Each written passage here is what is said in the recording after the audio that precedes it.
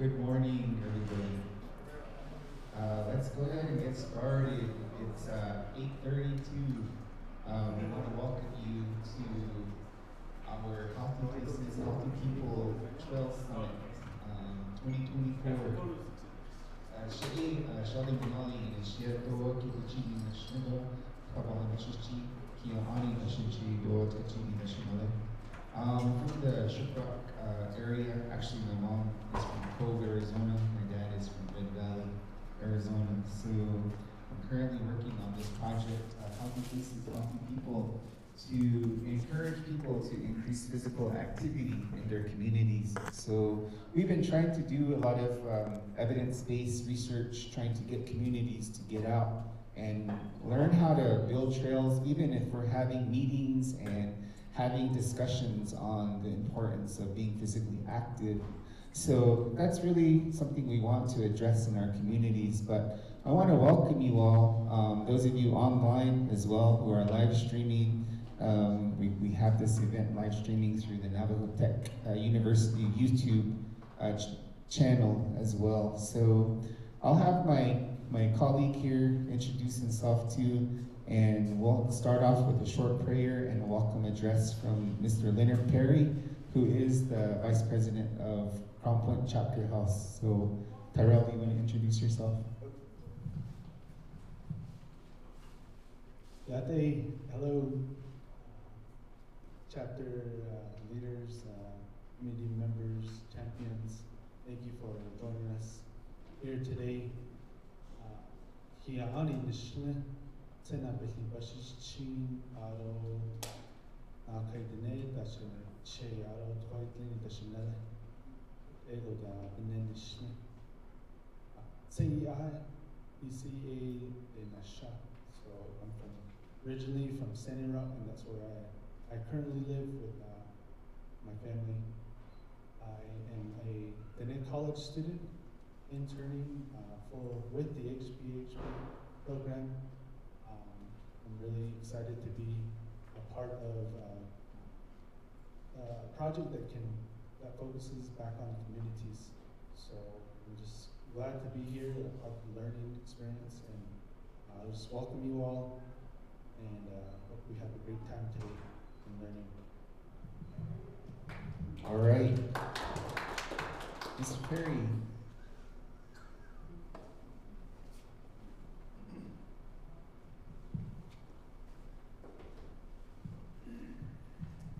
Thank you.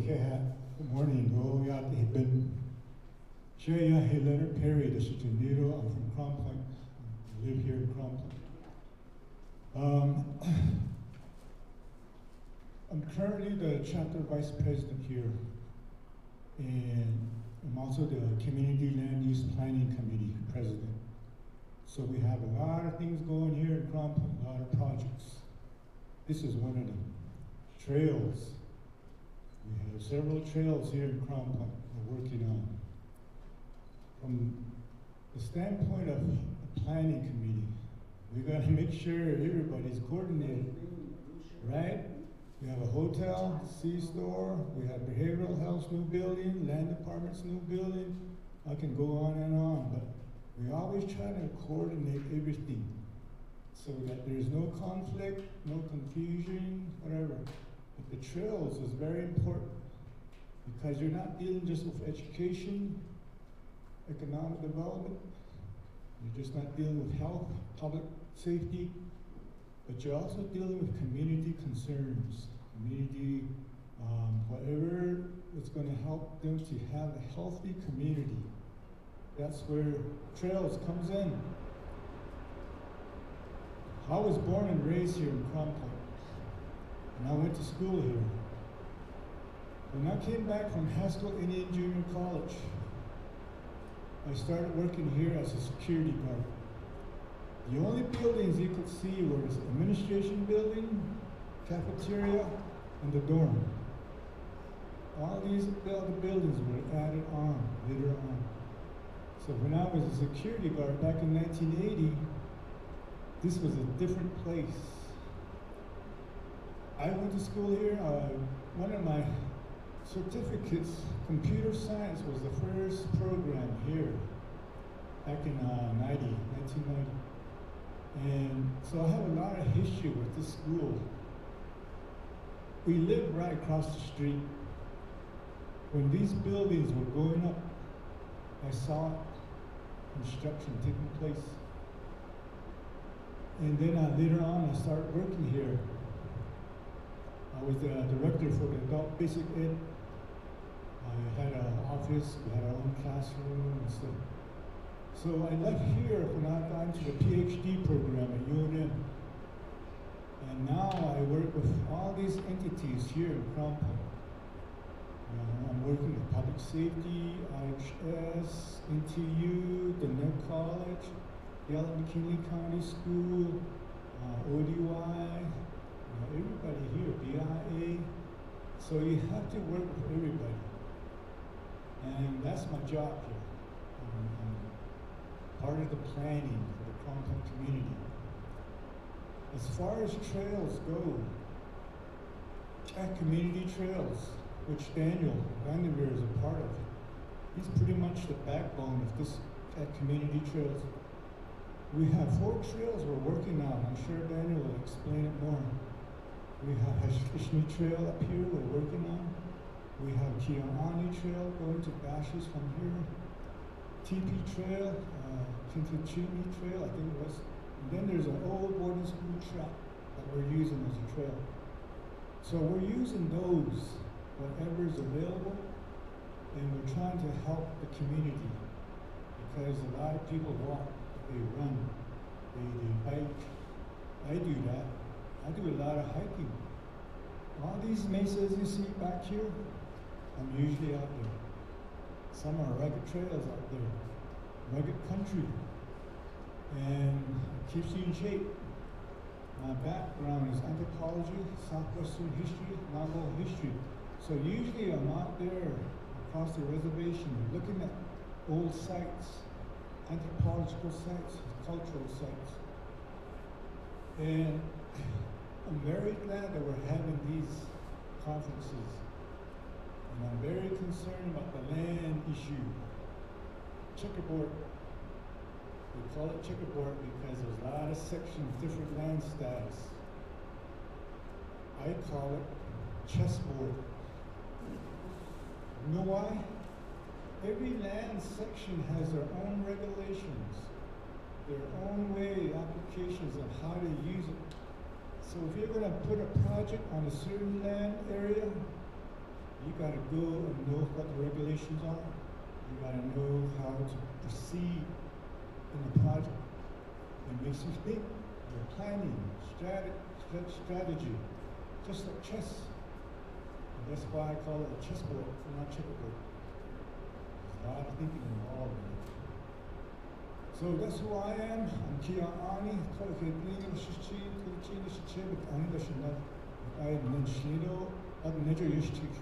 Usually the chapter meetings are bilingual. There's a lot of young people and older people. So right now I'm going to do a blessing for this event and also for the community. We have the Niflo citizen that they Kia Bolni, the Kahamasi, you could share your namas, Karo, Kaham, Navajo. No, Navajo, and they tear out. Ishibakai, they tear, Kadi, the Hika. And Jonashin, the Harago, before the Smith Samuel, Sanish Oda, the Afro, and Jonashin, Kida, Tunka, and Jonashin, before Nasi. Out of whom you know, the Ashin to know how one. So I have to do shit. I can't either. In Jesus' name, amen.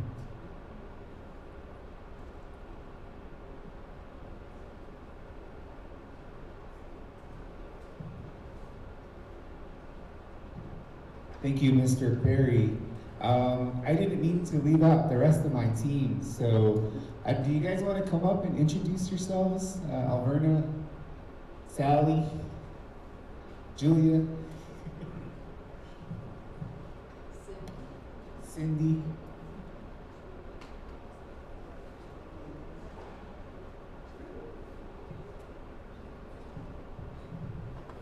Good morning. Yatebina, J. Alverna Bennett, and Kia Ani Shmido, Otabashi, Machida Shichido, Tachi, Dashanada, Taltore, Isinasha. I've been with UNM for about maybe 20 years. Also work with IHS as well, and currently working with Johns Hopkins with other grant projects. Good morning. Good morning, everyone. Thank you all for coming. My name is Julia Hess. I worked at UNM since 2009. I'm a cultural anthropologist. I was born in Albuquerque. Well, actually, I was born in El Paso, but I was raised in Albuquerque. And I'm just really happy to be here. My role on the HPHP project is to help with the research. And so I'm just grateful for all presence here today. Good morning, everyone. My name is Cindy Blair, and it's a pleasure to be here this morning and to be part of this great Healthy Places, Healthy People team, which I joined in, I think, June. So I'm kind of a late addition to the team, but the team is just so fantastic. They just do such wonderful work, and I'm so proud to be with them. I've been at UNM since 2015. I'm originally from Minnesota, so I really enjoyed my drive up from I-40 on 371 into this beautiful country. So that was new to me, and it was beautiful. So thank you all for being here today. And if you need anything, please let one of us know, and we can help make sure you're comfortable and you have everything you need. Thank you. name is Sally Davis, and I'm the director of the Prevention Research Center, and we're sponsoring this event. But what has been so wonderful that you're going to hear about today from everybody is that 10 communities have been a part of this project for the past almost 5 years. And this team that you just met have been working really hard with the communities even through COVID. And so we're delighted today to share successes and talk about challenges, and maybe you'll learn some new things, and we'll make some new friends. And I've already seen people that I've known for a long time. I live in Cuba, New Mexico, and I've lived there for 50 years working with Torreon, Counselor, Ojo Encino, all the way up to Naizi and Zitho Bidley, and mostly in the schools. But thank you all for coming. I know it's an effort to get here, but hopefully you'll have a good time and learn a lot of new things. And sharing is what it's all about. We want to share what we've learned and how we do it, and how to make it better. And it is about being active and making places to be active. So thank you all for coming.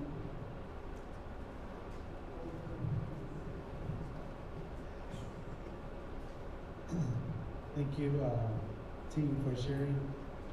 This is probably my first time meeting the team in person. Oh, except Sally. But thank you for sharing a little bit about your background with the communities we work with. I think that's a really important thing is Sally shared is sharing. And this is how our Navajo culture we share our relationship within our community. We identify ourselves, and that was a big thing. I just want to say good morning to my relatives. I heard a lot of Kiahani, my mom, right here.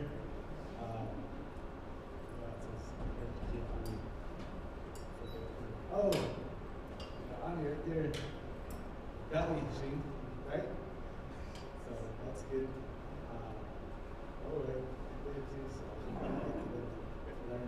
So I guess we'll move on with our agenda. And so I guess Sheldon and I will we'll take the lead with you've seen the show or the event. Sorry, I have a background in rodeo, so I don't know if you noticed about the hat. So, I don't do too much public speaking, but I try to work with the production and getting things rolling. So I say show. So it's kind of like I'm not saying this is a show, but it's our event. So we'll move on with our next agenda item. Sheldon, tell them what's in their packet, because they're going to be referring all during the day to what's in your packet. All right, so in your packet, there's a copy of the agenda in your packet. We have a copy of some presentations that are going to be talked about today. We also have notes that you can take. I think we have a note-taking form for some of the presentations that we'll have today. We also have a presentation copy of our toolkit that we're going to talk about this afternoon. And our toolkit is something that we've been really trying to work on as far as talking about the steps that we're working on for this project. So we would like you guys to give us some feedback about our toolkit and how can we improve it, what are we missing, those types of things. So your contribution is very appreciated, and we'll listen to you guys as community members. We also have copies of forms of being physically active and the benefits of being physically active. So these are some of the things that are in your packets, and you're welcome to take them and look at them, study them, and however you want to look at these forms. So we do have a couple of minutes, maybe like 10 minutes before we start our 9 o'clock presentation. but I just want to let you guys know that we have some door prizes as well. So keep an eye on your raffle tickets that are in your packet. We'll probably start one here just to give out the first prize before the first presentation. So coffee is here too. So the coffee is delivered by the cafeteria over there. So coffee is over here. So thanks to NTU, and also just a big thanks to Lorena and her crew, the PA, the marketing department, for providing the PA system, and also for helping us decorate last night and setting up for today. So thank you for your hospitality and the NTU hospitality room. So a big thanks to everyone involved, and thank you guys again for coming. I know it's a big effort to make this trip to Crown Point, but we can start giving out the first prize now. I have a first ticket here, so take out your maybe two prizes. So the first prize that we have here is, I think the first three numbers are all the same, 446. So the last three digits, 446. Vanessa's the winner.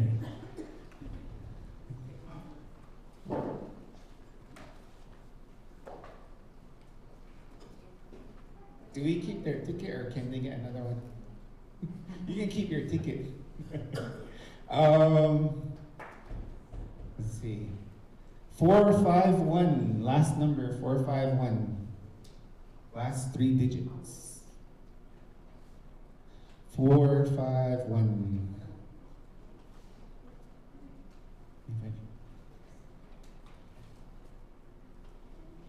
449. 449.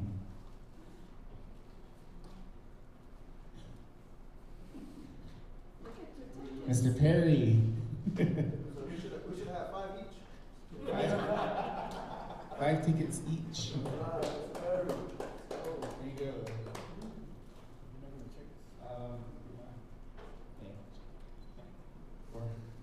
You're telling the truth.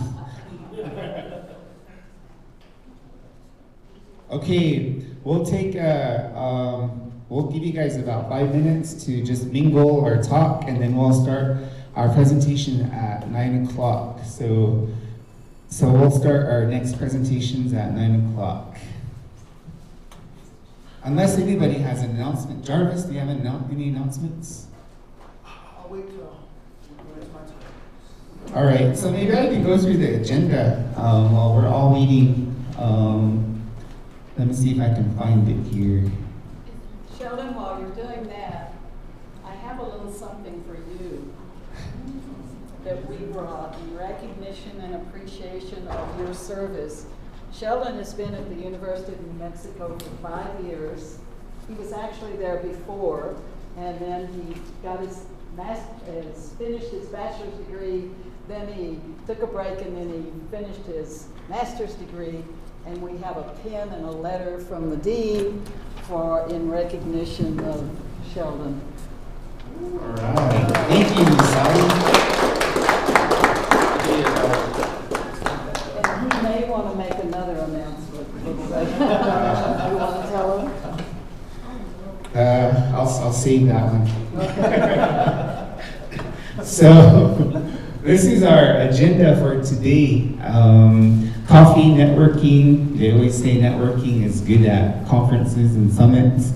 So we have welcome address by Leonard Perry, which he did this morning. So thank you again, Mr. Perry, for your attendance.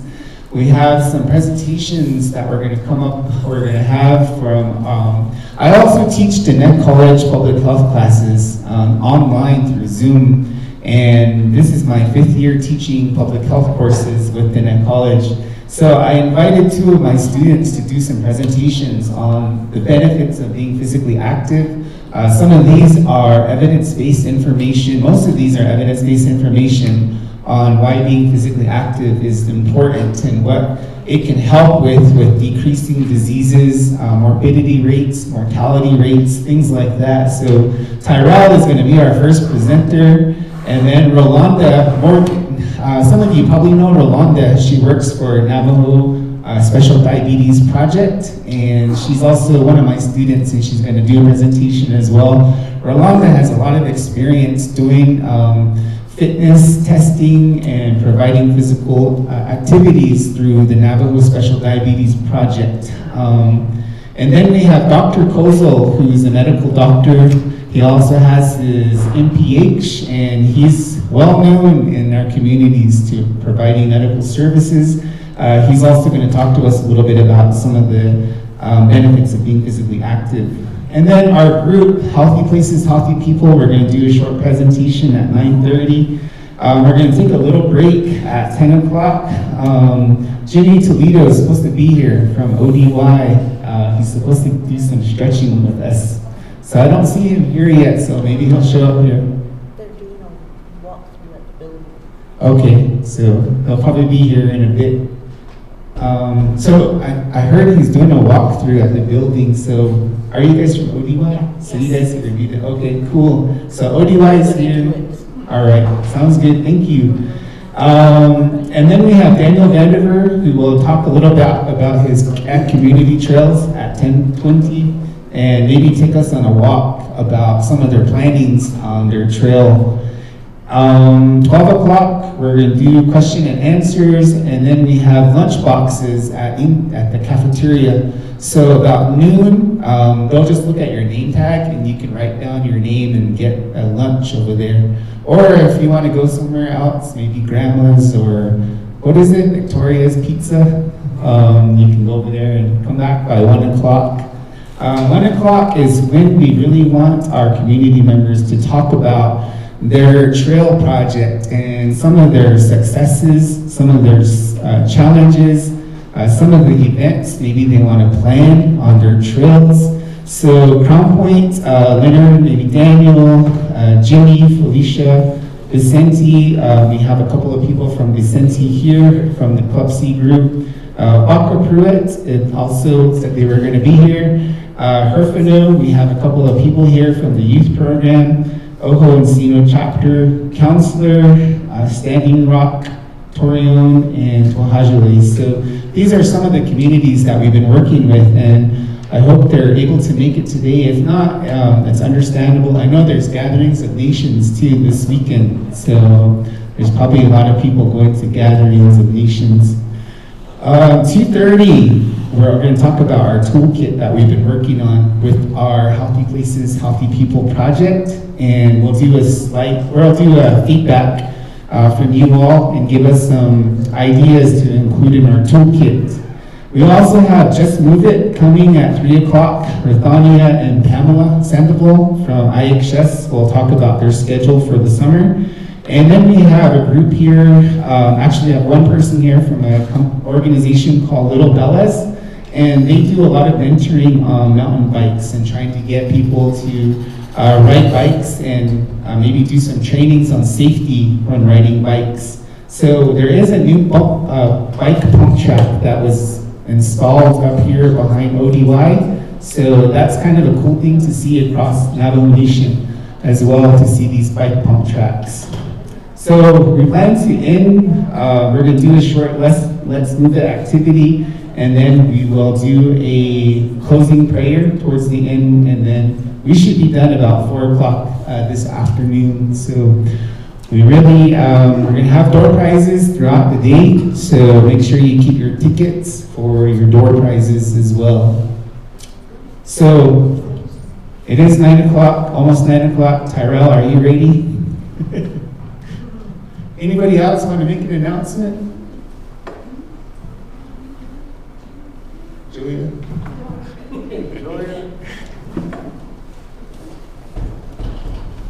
I think you can use this one too.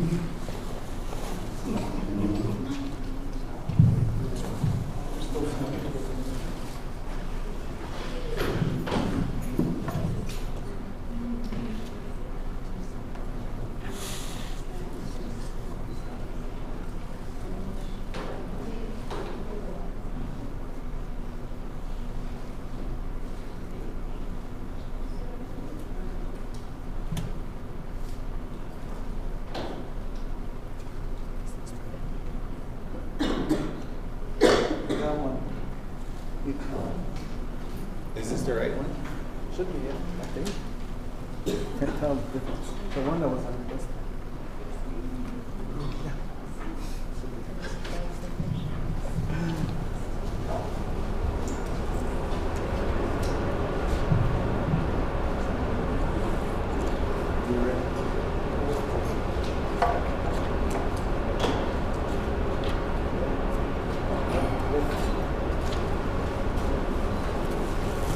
We'll give a few more minutes for the ladies that just came in. Before I start my presentation. So again, I just want to say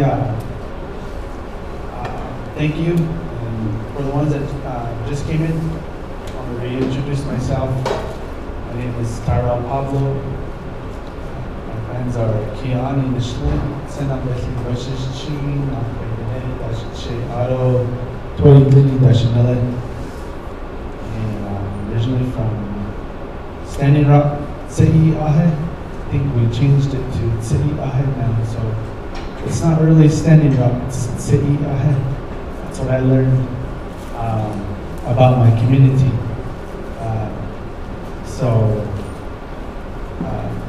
I'm a part of the Dene College Bachelor's of Science and Public Health program. I'm interning with HP this semester, and I'm really glad for this opportunity.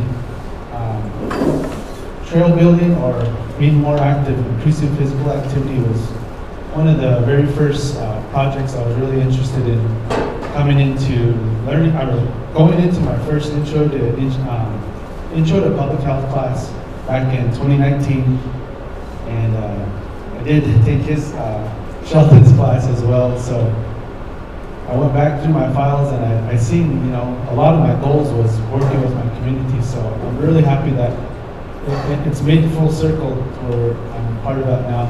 So hopefully I can continue. So I guess we're ready now. Everybody's settled in. Okay, my presentation, the presentation we were assigned to was benefits of physical activity for mental and brain health. Next slide, please.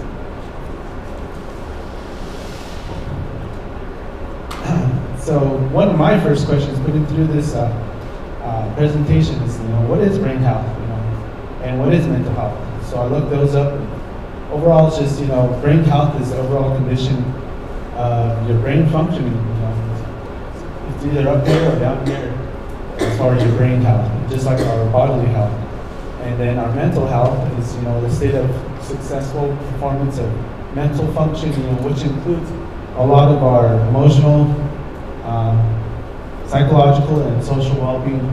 How you deal with, how you work with others, affects how you think, act, and feel, and it really determines how you handle stress, and relate to others, how you move forward through those kinds of situations. And in an imbalance of those things, it could cause some certain mental disorders. Next slide, please. And then just a little bit more background on mental health. One of the things that stood out to me was, it's one of the 5 adults experience mental health illness, and some of those are the key facts here. And the causes of it, it's the early adverse life experiences. So some trauma, especially with our Navajo communities and indigenous populations, it feels like that's a lot of that cause. But one of the things I found out is there are no single causes that cause mental illness. So then I was just thinking, that's the background, and then how does that tie in with physical activity? So I thought, well, what is physical activity? So to me, I got these 2 definitions off of NIH. But my own interpretation is pretty much, how do you make your body move using your muscles?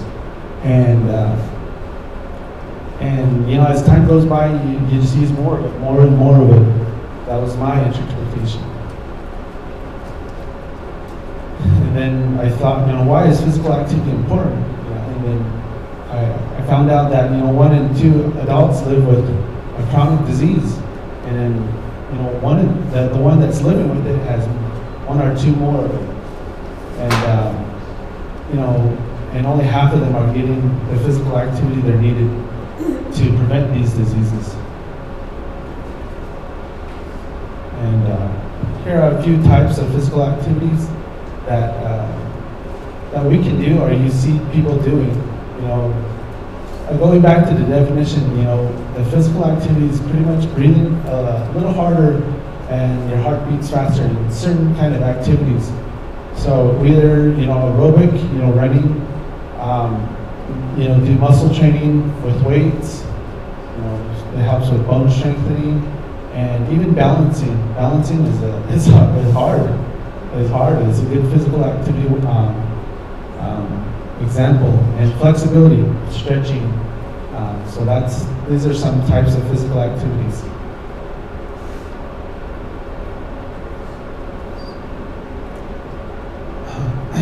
And one thing, I put this up here because being a part of the team, you know, I've been behind the laptop a lot. So I feel like this is one of the physical activities we can include in our daily living. If, you know, being at home, working, or in the office is, you know, walking during breaks, especially with individuals, you know, that's one good thing. Chair exercises, or using videos to follow that really help encourage you if you're going to be doing things on your own. And then just walking instead of driving. And then this is the recommended time. You know, being younger, there's no time needed or recommended. And then as you get older, you know, it's still enough time, but 20 minutes or 20 minutes a day is the recommendation.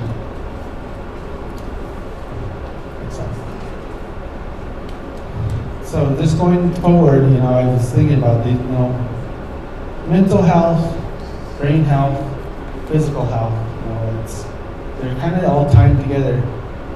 And I thought, you know, what are some of the challenges? You know, a lot of these 4 main things that really stood out to me in my research that kind of tie into home is, you know, lack of access, you know, and then distance. You know, hesitant to do it alone. And then one of the main things is lack of time.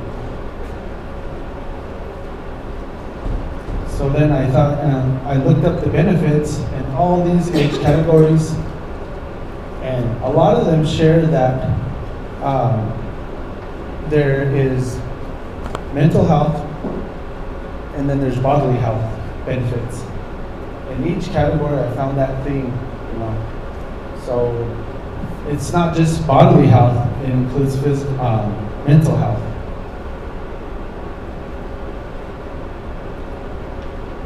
So a benefit from physical activity aids in mental and brain health. How? You know, how does it aid? So it takes care of your body moving more. It pretty much lessens your fatigue, your anxiety, your sadness. And it involves it improves ways of thinking in your sleep. One of the great things is that, you know, this is a part of our mental health, improve it and benefits, and then this is a part of our, you know, the brain health to help reduce and protect against, you know, certain neurodegenerative diseases. So then I thought, you know, it feels like mental health, physical health, they all tie together, and then just bringing it back home.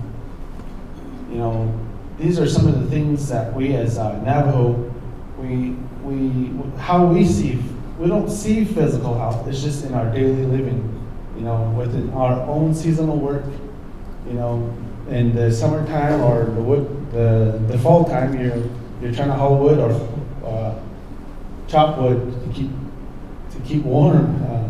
You know, some families, they have those fall sports for physical activity. You know, harvesting our cornfields. You know, I set this up to where it's like a seasonal movement. And on this side, you know, a lot of our daily things we do as far as physical activity at home.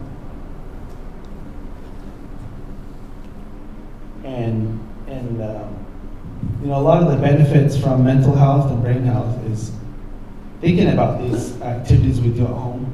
You know, it really helps you think and learn through problem solve. It's I felt like that's what I get out of being at home, doing my physical activity work, you know, helping my kids, and it brings me, improves my self-esteem.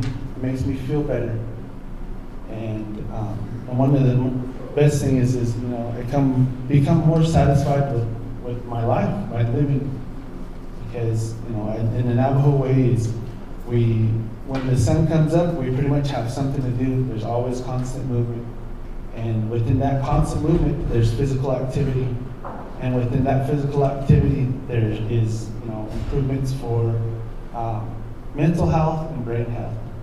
So I hope you understood my presentation. I tried to really make it at home, and use physical evidence-based material. Here's my references, and thank you. Yeah.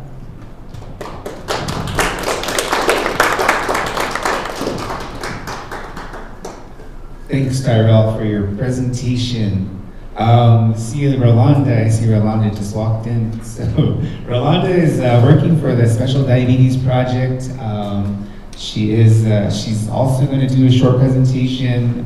She's also a student at Tenet College in the public health program. And so let me pull up her slide. Tyrell, can you share your microphone with Rolanda? And then she can start her presentation.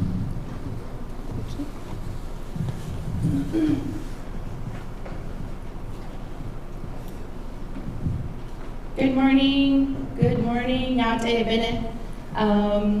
Before we start the presentation, I'll go ahead and introduce myself. My name is Rolanda Morgan.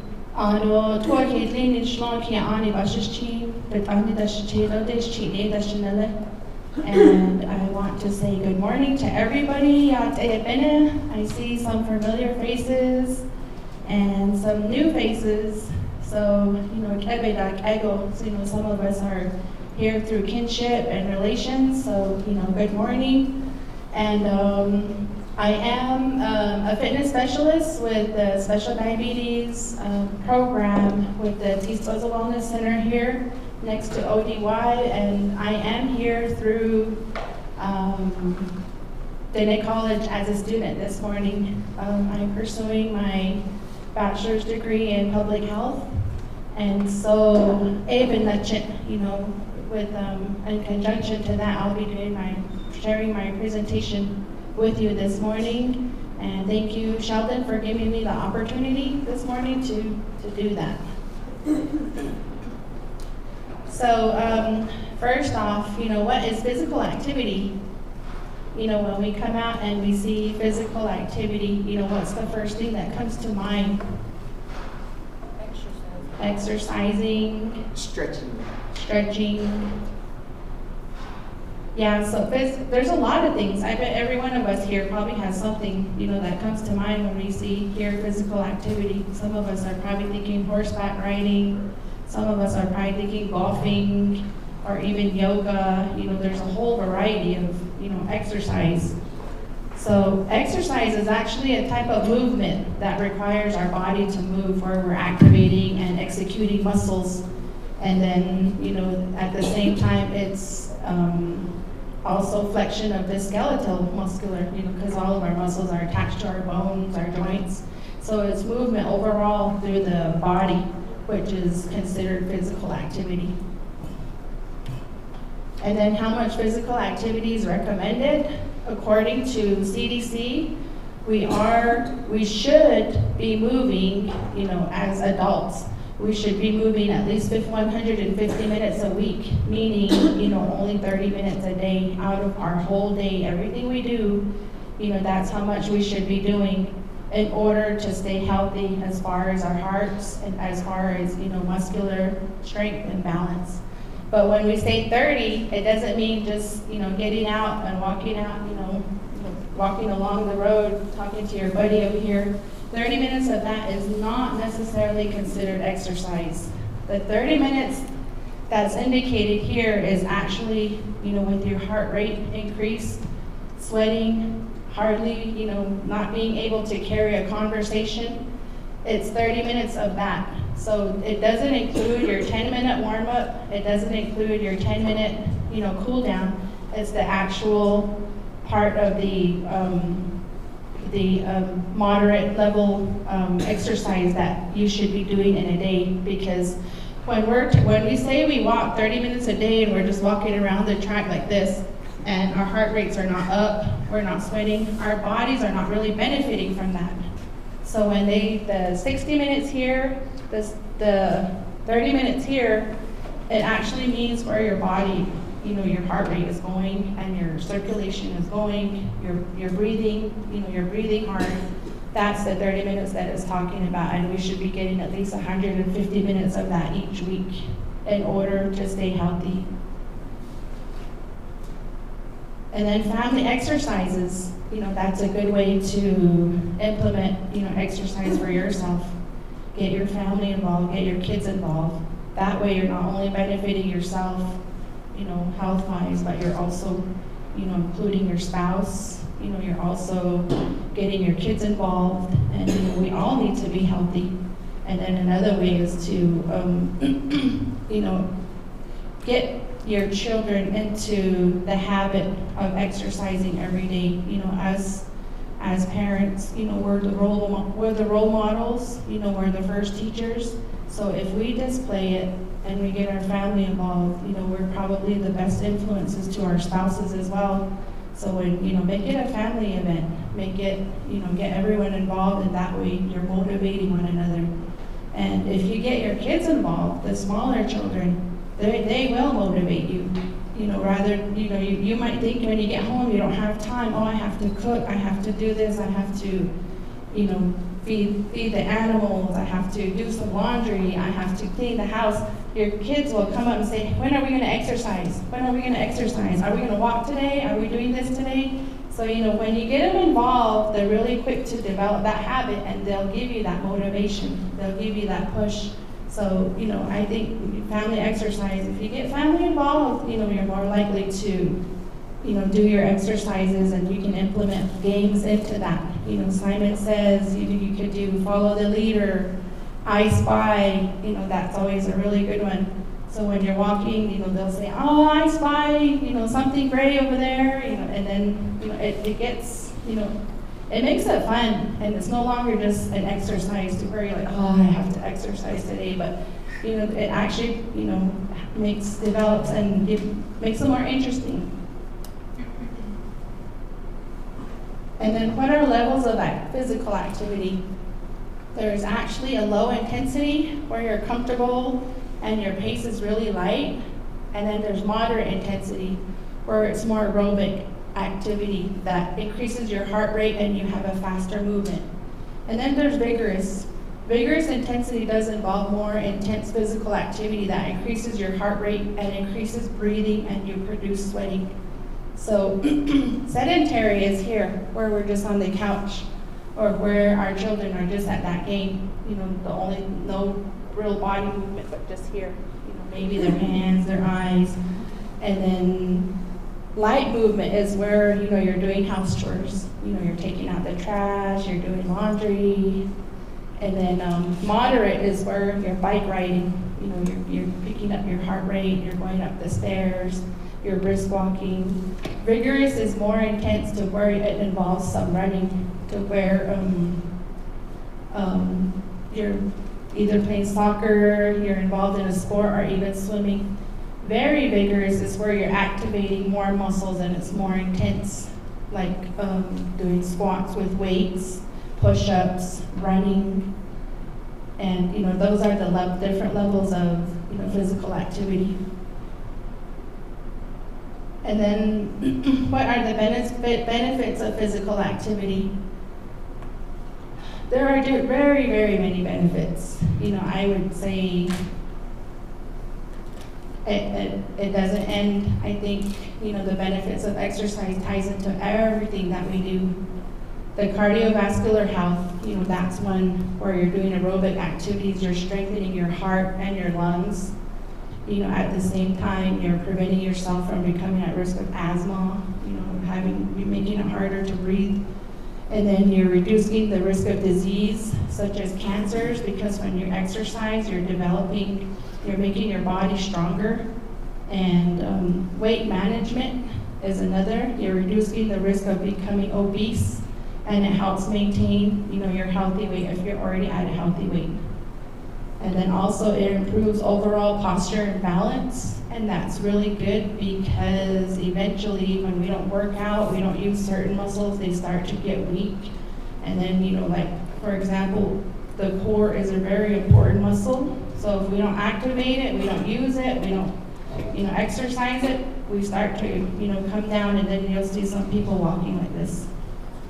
And then when it comes time to take their height, they'll be like, I shrunk, I'm shrinking. Like, no, you just need to watch your posture, activate the core muscles, and that will, you're not shrinking, you're just allowing yourself to, slouch and not use the muscles that you should be using. So, and then bone health is another one. Strengthens and improves bone health. And then reduces anxiety and depression. So a lot of times, mental health, they'll tell you go for a walk, go take a 45-minute, hour walk on the treadmill, reduce some stress. And then, even when we're sedentary in an office position, a lot of times we build that stress. So they even have tips to have you do chair exercises, a little bit of stretches. That does help relieve some of that stress and tension. And then overall, reduce stress.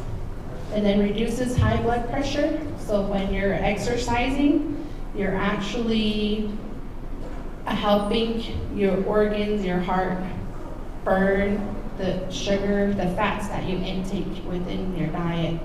And it reduces your levels of, that prevent you from becoming at risk of high blood pressure. And then it improves sleep. Because when you are, how many of you have those busy days where it's hectic, you're on your feet all day from morning up all the way to sundown, and so when you get home, you're out. You are out, and the next morning you feel rested. You're like, man, I was tired. I slept so good last night. I didn't even turn off my light when I went to bed, or we're just out. So it does improve sleep.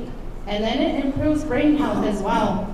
It helps you stay alert. It helps your brain, your cognitive, awareness.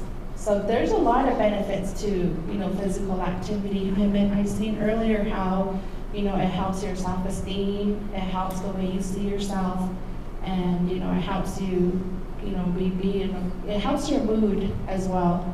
So it's when you go into benefits of physical activity, there's so many benefits. And then when it goes into depth, it reduces high blood pressure. It reduces hypertension, reduces and manages high blood pressure, and decreases stress levels, reduces cardiovascular risks. So when you become obese, you then put yourself at more risk of, getting a cardiovascular disease. So it does reduce cardiovascular risks. And then cardiovascular benefits. It strengthens your heart. We always forget that our heart is a muscle as well. We always think of exercise focusing on our main body parts, our arms, our legs. But, we always forget that our heart is a muscle. And when you think about it, the heart is going 24 hours a day, 7 days a week. And, that's something that we need to keep in mind. We need to keep our heart strong. And then it does improve your lungs, your breathing. It improves your blood circulation. So when you have a stronger heart, it's easier for it to circulate blood throughout your body. And that does also reduce health risks. And it lowers your cholesterol, reduces hormones that can burden the heart. And then reduces risk of disease and cancers. So it reduces the risk of chronic conditions. So it helps maintain your weight to prevent you from becoming obese. It helps, exercise helps burn your sugars. It reuses your fats, your sugars, and gives your body energy to exercise, and that's where it prevents you from becoming, developing diabetes, and then heart disease, cancer, depression, anxiety, dementia. So exercising can prevent you from becoming at risk of all those. And then weight management. Weight management is one of the most beneficial from exercising. There's no other way you can manage your weight than exercising. Some call quick fixes to where, they say, oh, this diet drink, if you drink it 5 times a day, you'll lose 10 pounds. And you have people say, I lost 20 pounds just drinking this, this milkshake. And, a lot of times, maybe it does help, but once you get off that milkshake, you're back to the weight that you started with, and maybe even more. So weight management, the top proven way to manage your weight is by exercise and a healthy diet. And then improves overall balance and posture by increasing muscular strength, improving body balance. It increases joint support, improving your body balance, reduces stress from painful joints, strengthens muscle, improving muscles, and maintains good posture. So a lot of times I hear people say, oh, my joints hurt, I need to take my pain pills, I have, a lot of times when you exercise, it takes away those pains because the muscles that surround your joints, we're not using those. So when you do the exercises that execute those muscles that support your joint, that's what your body needs. So sometimes when we say, oh, I'm hurting, it's because we're not exercising. We're not using the muscles that aid those areas that are aching and hurting. So exercise is also, it is its own remedy. And then bone health. It strengthens our bones, just as I explained, when we work the muscles that support our bones, it keeps our bones strong. It improves bone density, slows bone loss, conserves bone tissue, and reduces risk of bone injuries. And then it reduces anxiety, depression, and stress. Physical activity increases production.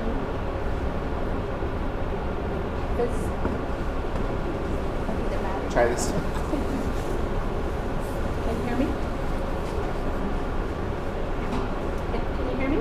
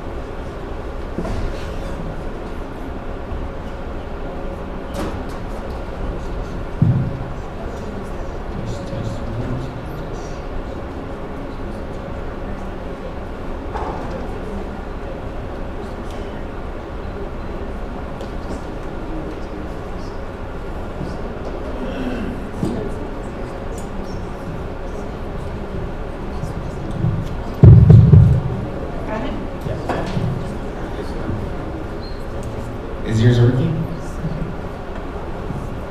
Yeah, okay, yeah, it's back on. Test, it went back on. Test.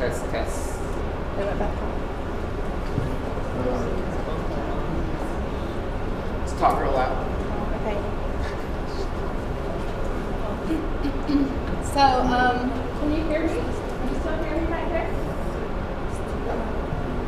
So on the next slide, it reduces anxiety and depression. So Doing physical activity increases production of good endorphins that ease that is the depression, reduces stress, and reduces symptoms of anxiety.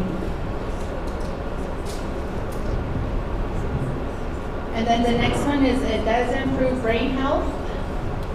So exercise stimulates psychological changes in the body, such as encouraging growth factors, chemicals that affect the growth of new blood cells in the brain, and even abundance and survival overall health of new brain cells. So it improves your thinking, improves your learning, improves problem solving, and improves memory. So those are some of the benefits of how exercise affects the brain. And then there's traditional history. We know thinking back, daily physical activity was our lifestyle. How many of us still sheep herd, which entailed daily brisk walking, riding horseback, and then, rocking water wells for the sheep, transporting buckets of water. So, a lot of that is no longer what we do on a daily basis. Gardening, seeding, maintaining crops, bending, squatting, crawling, stretching, brisk walking, and even chopping. Those are activities that entailed gardening. Hygiene, in order to hygiene, we had to transport water by foot and build a fire, warm bathe water, and then, even the outhouse wasn't a walking distance. When we had to go restroom in the middle of the night, you had to get out, put on your shoes and walk down the hill, up the hill to go to the bathroom. And, now it's just like you just get up, crawl out of bed, you don't even have to open your eyes, you just walk into the next room and, there's the bathroom. So, that is a lifestyle that we have now compared to then. And then, Kinalda ceremony, how many of us, still, have the teaching of the essential life with physical activity and the benefits of short and long. The benefits were, short and long term, consisting of holistic strength, physical, mental, spirituality, and emotionally. So we were taught, even through that, you have to rise before the sun, be out there and take a run, appreciate your health, appreciate your body. And then, all that in itself, it was a holistic teaching for us. And now, up to today, our kids sleep in until noon, they just walk into the next room for the restroom. A lot of it has changed. And then, we wonder why, now we have, elementary level kids, who are diabetic. And, when you see this, you kind of understand, our lifestyles have changed, making it, putting us more at risk of health risks. And then our lifestyle at the present time, daily work, we're sedentary at our desks for hours at a time with no physical activity. Our kids, our schools now, they don't even have PE anymore. They're so driven on testing, test scores, and attendance. Our kids sit at their desks most of the time, and they probably take them out for like 10, 15 minutes and consider that, physical activity for them. And then stress, burden of productive workload, family, financial responsibilities, that's what we're all about, nowadays. Children, daily life, sedentary, virtual schooling, gaming, hand-free devices, convenience of in-house restrooms, faucets, laundering, and hands reach of unhealthy food. Those are all, what puts us at more risk of, obesity and, health risks. That's your last slide. Okay. Yeah, so that was my assignment for one of my classes for Sheldon, and I'm glad I was able to share that with everybody, and I hope I was able to share a message with you that you could all take home and maybe even use in your daily lives, or I hope I was able to teach, everyone something. With that, thank you, and have a good day. Thank you, Rolanda, for that great presentation. I always learn something new from each and everyone's presentations.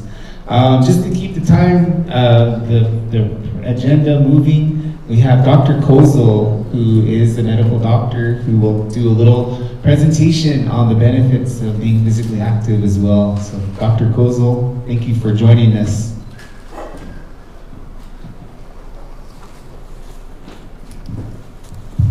Hello. Good morning. Yeah, thanks. I'm Richard Kozel. I'm a mostly retired, a little bit working, a family doctor and preventive medicine public health doctor in Cuba and Mexico. I'm originally from Chicago. I came to the Southwest in 1971 through as a commissioned officer in the Indian Health Service. I finished my training in public health and preventive medicine in 1975, and at that time moved to Cuba, New Mexico, where I've been practicing for almost 50 years. For the last maybe 16 or 17 years, can you hear me?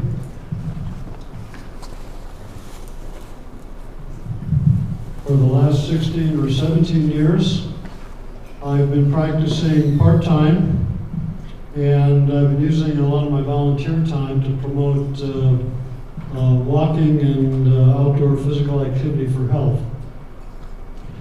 My community of Cuba has a real advantage for promoting trails. We have some of the most scenic public land that you can imagine surrounding our village. And we've taken ownership of a section of Continental Divide Trail, which you can see on this billboard that you pass on US 550 as you drive into Cuba. And we'll look at the next slide.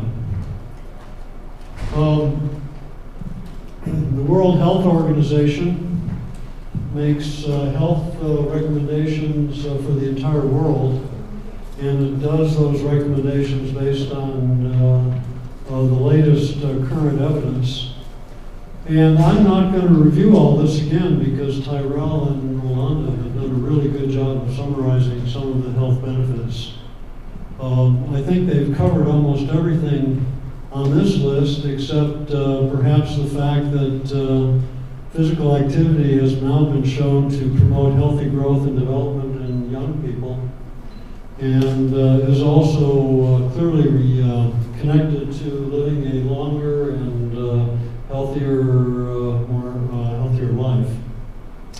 So let's go on to the next slide. Here's a group of high school students from Cuba High walking a section of Continental Divide Trail that passes right through the Torreon chapter. It's about, for those of you who know Torreon, this section of the trail is about 7 or 8 miles south of the Torreon Mission, towards San Luis.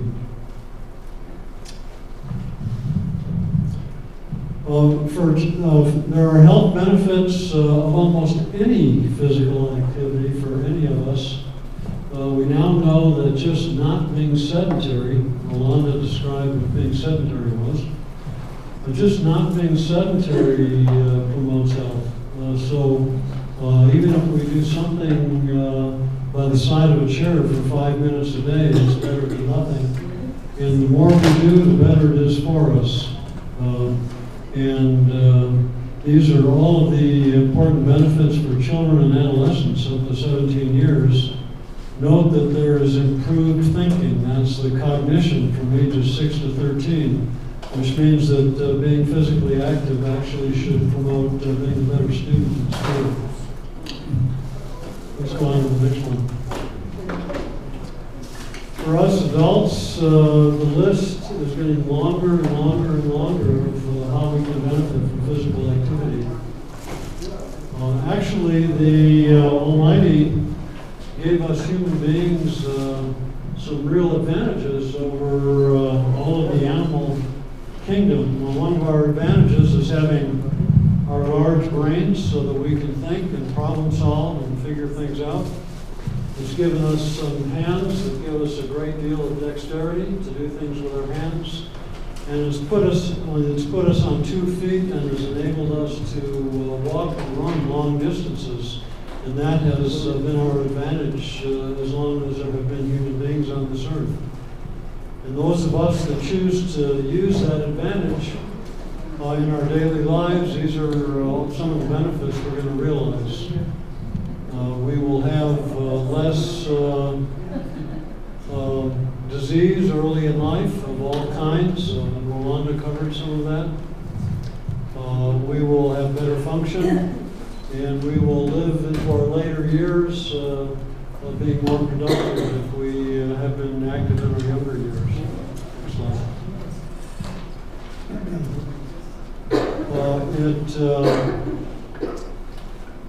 Something I might point out here, for those in my age group, we are lowering our risk of falls because walking promotes both strength and balance, and strength and balance are associated with preventing falls, and therefore we're going to have fewer fall-related injuries and less likely to have prolonged disabilities later in life. We'll go on to the next slide. If we can include a little bit of up and down walking, not just walking on a level surface, but going up and down the hills, will benefit even more. Here's that group of students getting off of flat terrain and going down a gentle slope into a scenic wash area on that same section of trail. We'll go to the next slide. So both Tyrell and Rolanda covered some of the brain health benefits. This summarizes those from some national activity guidelines that have been developed by the Department of Health and Human Services in 2018. This was the latest set of physical activity guidelines for adults. And I think we've covered most of these, except that I'll reinforce that people who exercise regularly seem to experience less anxiety, clearer thinking. They seem to sleep better at night. They don't seem to. They've been proven to sleep better at night.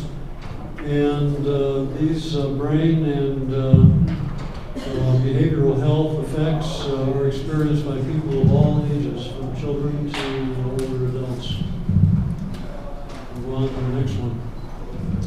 Here's a group of adults experiencing a section of Continental Divide Trail that's up on the mountain east of Cuba in the San Pedro Parks wilderness.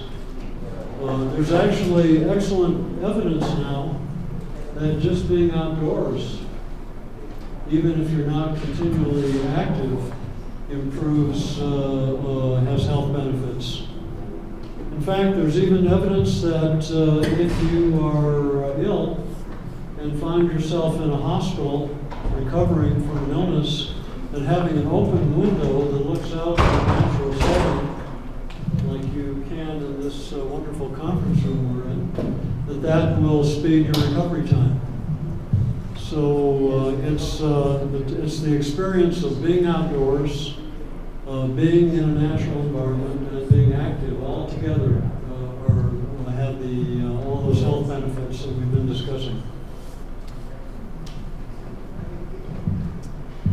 For those of us who are living with chronic conditions, and you can see a lot of them listed here related to cancer and arthritis, and there'll be some other ones related to heart disease and cardiovascular disease, metabolic disease like diabetes, that being physically active will actually enable us to control our conditions better and function better with less pain and be able to do more than those of us who don't maintain activity. So even people with arthritis will actually find that the pain of their arthritis improves with gentle walking on a regular basis every day. So there is virtually no reason for any of us not to do some weight-bearing activities. Certainly walking with an assisted device as long into life as we possibly can. Next slide.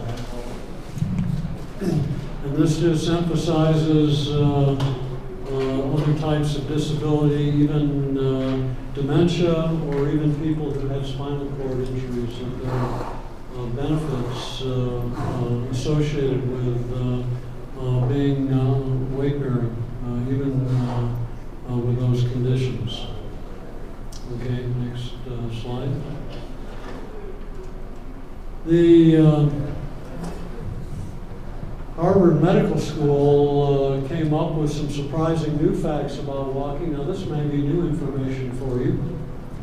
It turns out that a lot of us are carrying genes that have a lot to do with what our weight is in adult life. And it turns out that being physically active earlier in life counteracts the activity of those weight-promoting genes. So it actually helps us counteract some of the genetic problems that we might be born with. There's some good evidence that being physically active curbs our craving for sweets. And in fact, there's an interesting study that shows that a 15-minute walk clearly curbs chocolate cravings in people who, and for a considerable period of time during the day after they walk.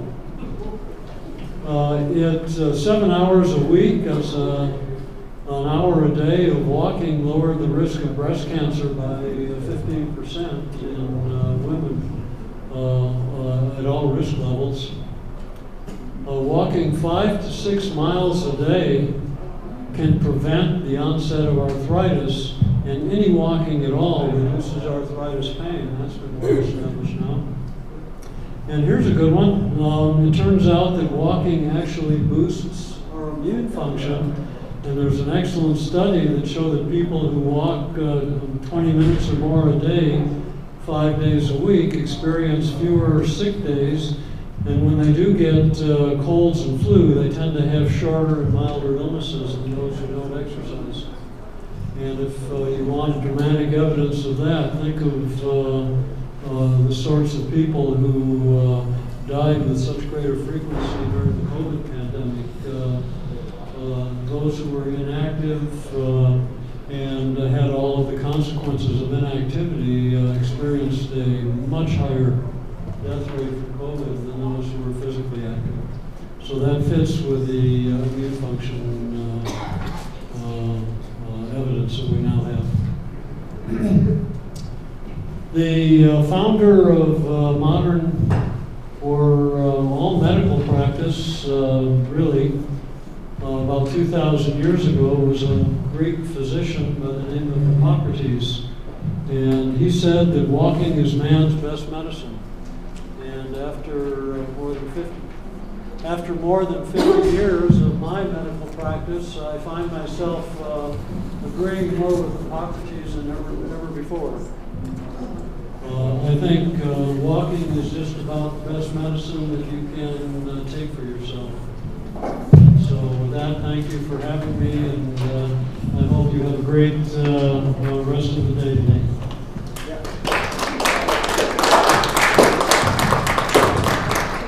Thank you to all the presenters on your presentations on physical activity. We have one more presentation before we take a break. Our Healthy Places, Healthy People team, we're going to do a short presentation on our project and what our project entails. So we'll probably try to do this as fast as we can. I know the agenda says we have a break at 10 o'clock, so we'll try to go through this as quickly as we can with our team, with our Healthy Places, Healthy People project. So let me put up our slides really quick, and then we can take a short break. After, we'll have the Office of the Net Youth from Crown Point lead us in a short exercise stretch after our presentation. So I think, Sally, do you want to come up and introduce our project?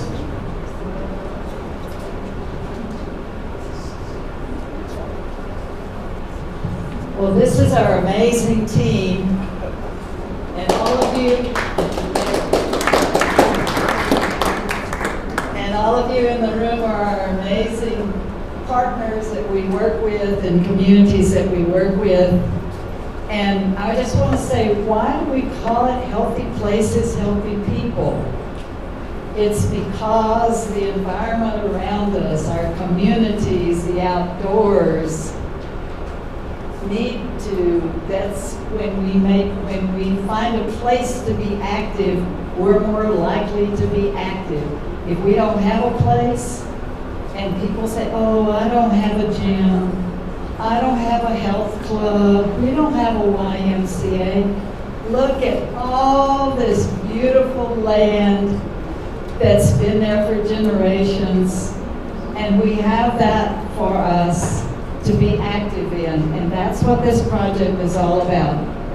Making those places easier to get to, easier to walk on, easier to be in, encouraging families to be together, to go for a walk, to be outdoors. And so that's what the project is about, is working with communities to take advantage of what's in the community and introduce people to being together, going out for a walk, etc. You want to show the next slide? Well, I should tell who all these people are real quick. I think you met everybody except Marla and Carmela. They were unable to come today because of family tragedy and from illness, but. Sorry.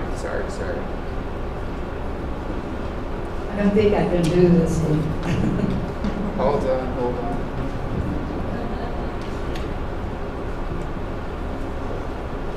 By the way, in your folder, you have copies of all the slides that we had and all the information. And I know that the one that, I want to hold it up while he's getting us set up. Maybe I need to turn it over to him just so it'll move. So in your folder, this comes from the Centers for Disease Control, the CDC, and it has Move Your Way. And it has little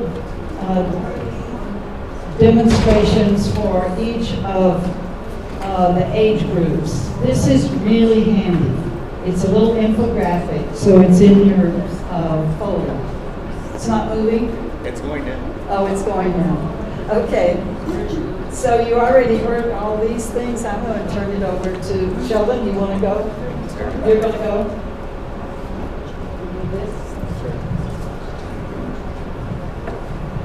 I just want to say before he starts, we're so happy to have a partnership with Dene College and to have Tyrell. And I just heard yesterday that we're going to have 2 more students for the summer.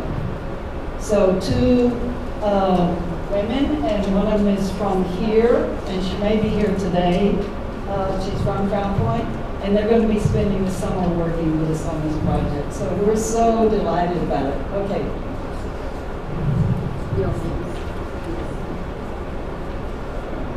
Thank you, Sally.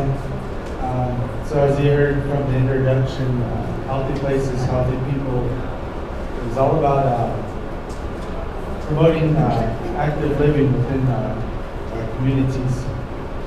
And so the reason why HVHP is, statistically involved because, by our surveillance here on Navajo Nation and, broadly, physical activity within the Southwest, about a quarter of them spend less than 30 minutes a week, doing any type of physical activity. And basically half of them, don't do anything. And then, obesity, according to the Navajo Nation Health Survey, almost half, adults are obese. And then, diabetes is one of the 4 leading causes of death here on the Navajo Nation. So that's according with the Navajo Epi information. And then 1 in 5 adults have diabetes. Even cancers. Cancers is involved with physical activity, as we learned. And it's the second leading cause of death here. So, and especially for the Navajo males, prostate cancer is one of the highest here on Navajo, and even for women, breast cancer is one of the highest, followed by colorectal and ovarian cancers. So a lot of these statistics basically is our for what and why healthy places and healthy people is here in our communities.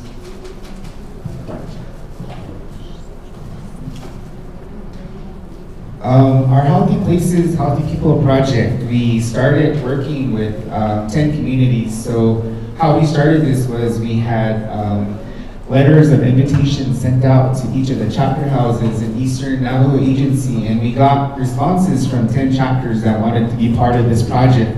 So there's Baca Pruitt, Vicente, Counselor, Crown Point, Herfino, Nagizi, Oho Encino, Tohajali, Torium, Starling, Standing Rock. So these are the communities that we started with and that we continue to work with on this project. So we are excited that you guys are all here today. These are some of our partners that we've been trying to work with on this project. So Alberta, do you want to talk about okay, so the partners, we work a lot with the chapter houses, the officials, Navajo Nation, the Dene Youth Programs, so Jarvis and Crown Point. Thank you guys for being part of this whole project initiative. Dene College Public Health Program, I can't forget Navajo Tech here as well, having us have this event here. Daniel used to work here as well, so he's very connected to Navajo Tech. The community club C groups and chapter houses have been very helpful because they're the ones who plan what the land is going to be used for in our communities. Just Move It, everybody knows about Just Move It. At Community Trails here in Crown Point, Daniel's going to do a presentation for us in a bit here after our break. Department of Health, New Mexico Department of Tourism, and other places, chapter summer youth programs have been very helpful with our projects as well. So these are some of our partnerships that we're working with this project. Our mapping, I'll have Alberta talk about mapping because she knows a little bit more about the mapping projects with the GIS programs. Hello, good morning. My part in this project is I have a degree in GIS and minor in business administration.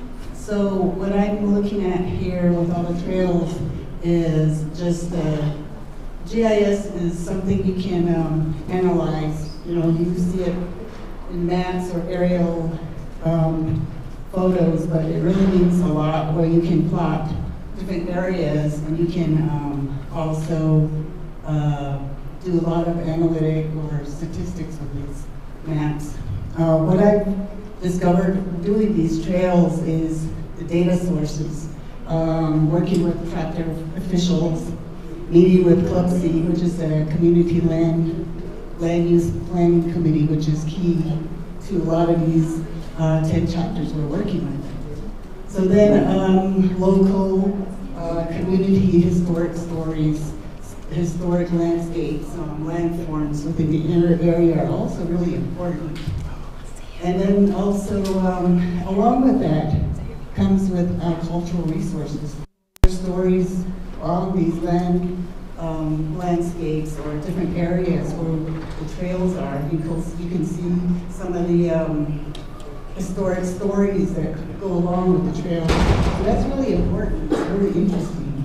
And then we also have the Navajo Land Department in Windrock that we work with too. So they have a lot of maps and a lot of land issues. Anything you need to know about GIS, they're there to, assist. And on top of that, there's also different types of maps from the state to the county, federal, forestry, USDA, they have all kinds of GIS maps. So it's just depending on where the area is. I think that's where you focus, where GIS can be applied. So that's what I've got. Thanks, Alberta. One of the big parts of our project is developing coalitions. Who's tried to develop coalitions in their community before? Anybody?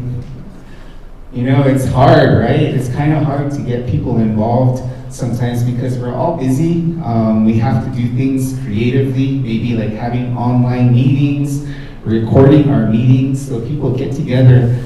But what is a coalition? Who is in a coalition? Those types of things we tried to develop in our project because this is a research project. And so you see people in our communities.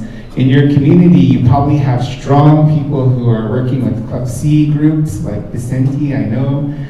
Some places have strong Dene youth programs, community members, chapter officials. There's IAC chefs, which is very common in our communities.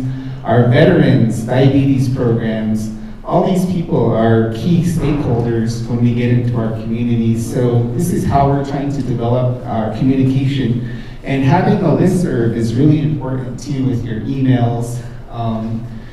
What we did was we went to our 10 communities. We did a walkability assessment and trail development. We actually went to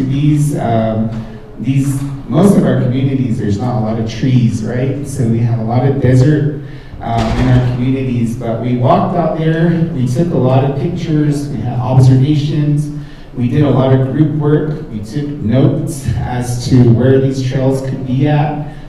Pedestrian safety is another issue in our communities.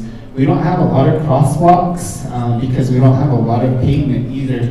So we looked at all these things like erosion, land ownership status is a big part in checkerboard areas, but Mr. Perry calls it chessboard areas. So there's a lot of areas that belong to different people. And then we have dogs. So dogs are a big issue in our communities. So what do we do with stray dogs in our communities? Has anybody come up with a solution? Hot shots? Okay. What else? You just have to carry a stick or carry rocks or something. So, has anybody ever used pepper spray on a dog? Does it work? It just blows. You might miss it. Just be the fastest in your group. I heard that if you pick up sand, if you throw sand in their mouth, it kind of distracts them too. So. Oh, just start feeding it. Jimson. Yeah, you just give them a treat. Yeah. Dog food or dinner. Okay, take dog bones. Then they're gonna follow you back home. Okay. All right. So we also have a Dene College partnership. Like Tyrell's our student, so we have 2 more students that want to be part of our project this summer. We're trying to just get them involved as part of like presentations, getting them to do walkability assessments, taking pictures, so many other things. So we're open to inviting tech students to NTU, so maybe that'll be something in our future as well. Every month we have a network meeting. This is what we've been doing on Zoom to invite all the communities to talk about their trail project, their events coming up. Jarvis has been good sending us all these flyers about what's happening in Herfinale, healthy food cooking, basketball tournaments. Basketball tournaments are huge because it's part of physical activity as well. So we try to do this every month, and if you want us to include you on our listserv, we can do that. You can join us. Our next one is probably going to be the third Wednesday in May, and then the third Wednesday in June will be the next one after that. So we're doing a lot of things like problem solving. We have guest presenters. We've invited CHRs like Sherry did a presentation. Ms. Brown did a presentation. We also had a person come from the Navajo Nation Breast and Cervical Cancer Prevention Program, and she did her presentation all in Navajo. So we have to go back and try to remember what these words mean. these are some events that some of our trail communities have established. Just Move It has been big. Rithania, she thanked us for starting some of these trails in our community. So we took some pictures of some of the trails.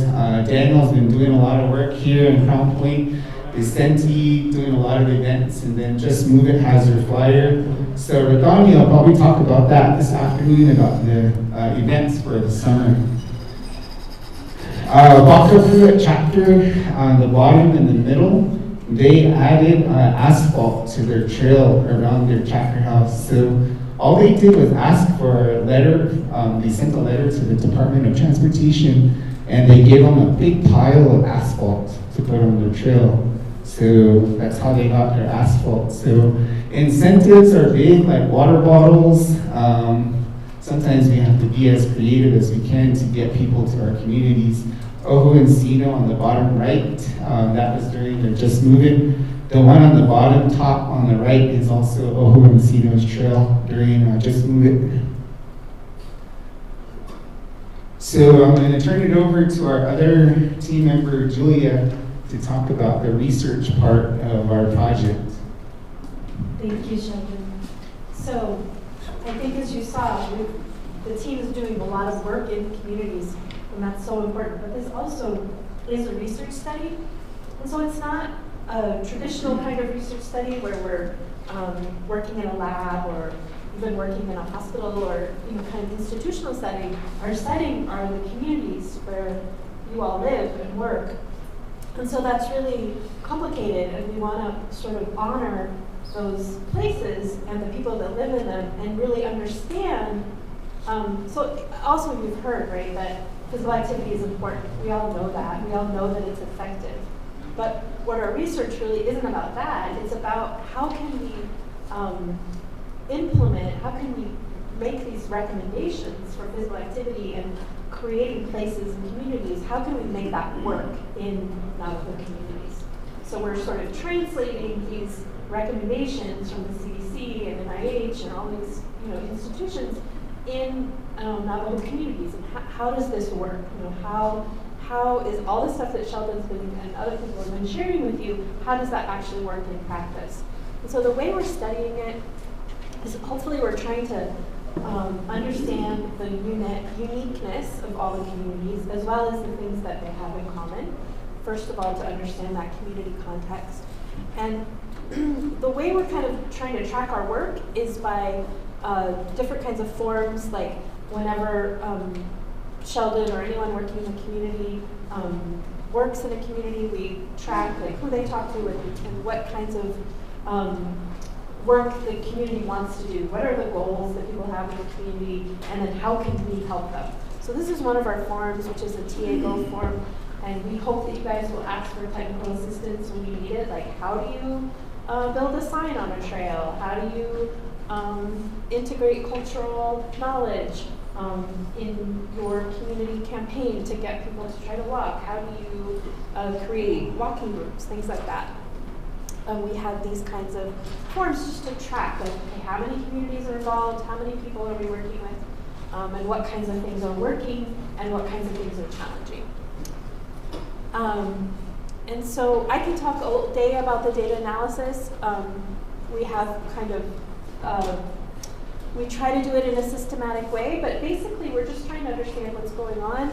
It's been really wonderful working with Tyrell the last few months and trying to work on some of this together, because basically we're just trying to tell the story of this project and how it's working, right? And what the challenges are. But I think what's really exciting is like how we get this information back out to communities. And I think I wanted to share we have these Healthy Places, Healthy People newsletters that hopefully you guys have seen. Alberta has worked so hard on these in the last 4 years, as well as all the team members, to try to get the stories out of the work that you guys are doing in your communities, and to show kind of the progress that people have made. And so those are really important, but we also report back to the communities during chapter meetings, during Club C meetings, during the Eastern Navajo Agency meetings, and that's really, I think, the most important part of our work that we do is to bring it back to you all, just to make sure everyone's informed and understands what's going on. And we always learn so much from you in all of these meetings. We also the project has been approved by the Navajo Nation Human Research Review Board, which is really, really important. We report to them quarterly, and they were really, I'll just say, also instrumental when Sally first approached them, 5 years ago with this project. They were saying, "Oh, this is so great. We hope by the end you can get it out to all Navajo communities." And so this is one step in that. Today, when we talk to you about our toolkit, we've done a lot of work on this toolkit to try to take what we've learned from you all and put it in a format that will hopefully be useful to other communities as well. We present at conferences occasionally, and we hope to write some papers eventually. But those are kind of the main ways we're trying to get this information back to communities. And so we're just grateful that you're all here to listen to us today and for us to learn from you today. I think that's the end. Yeah. Yeah, so thank you so much.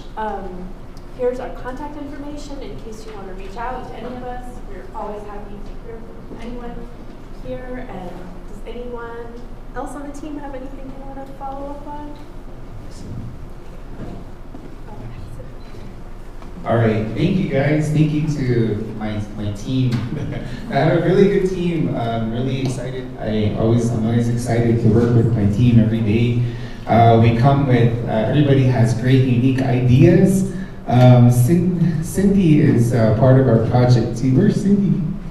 Oh, Cindy. Cindy, did you want to say anything? Or she's part of our project, and Marla as well. She's not here. She got ill and she couldn't make it out today. So Carmela Khan is from Smith Lake as well. She's a professor in the College of Population Health at UNM. So everybody's good. I really enjoy every day's a different experience, but everybody does their own piece of this project, and it takes a village to do this type of project. So with that said, I have an announcement on photos. So we're taking photos. We have a photo release form that we have, and we would really appreciate it if you fill these out for us so we can include these on maybe on our website or in a brochure. We won't take any close-up pictures or anything unless you want us to. We can do that. But it's just to give us permission to take a photo, maybe like a group photo in here or something like that. So if you can fill this out for us, we would appreciate it. But if you don't and you don't want to be photographed, just let us know and we won't photograph you. Or you can put it on the form and say, I don't want my photo taken. All right, I'm going to hand it over to the Crown Point Office of the Youth Project Program, and they can lead us into like a 10-minute stretch. And that'll be our break for this morning. And then there's still food over there. And there's still food over here too. And coffee too. For lunchtime, for those of you that came in late, just go to the cafeteria and write down your name, or they can see your name tag, and you can get a box lunch. Sheldon, we really need their names.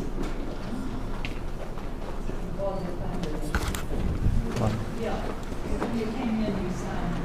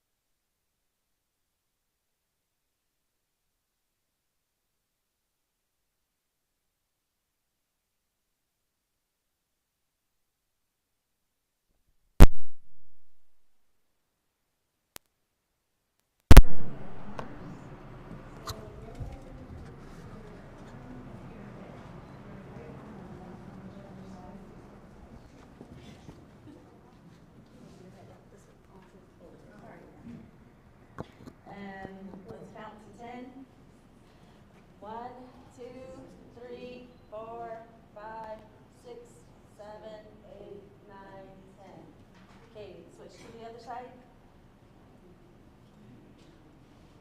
1, 2, 3, 4, 5, 6, 7, 8, 9, 10. Okay, and we'll do, pull your arm back, your right arm, or your left arm. 1, 2, 3, 4, 5, 6, 7, 8, 9, 10. Switch. 1, 2, 3, 4, 5, 6, 7, 8, 9, 10.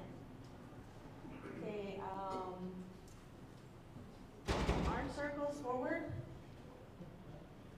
1, 2, 3, 4, 5, 6, 7, 8, 9, 10.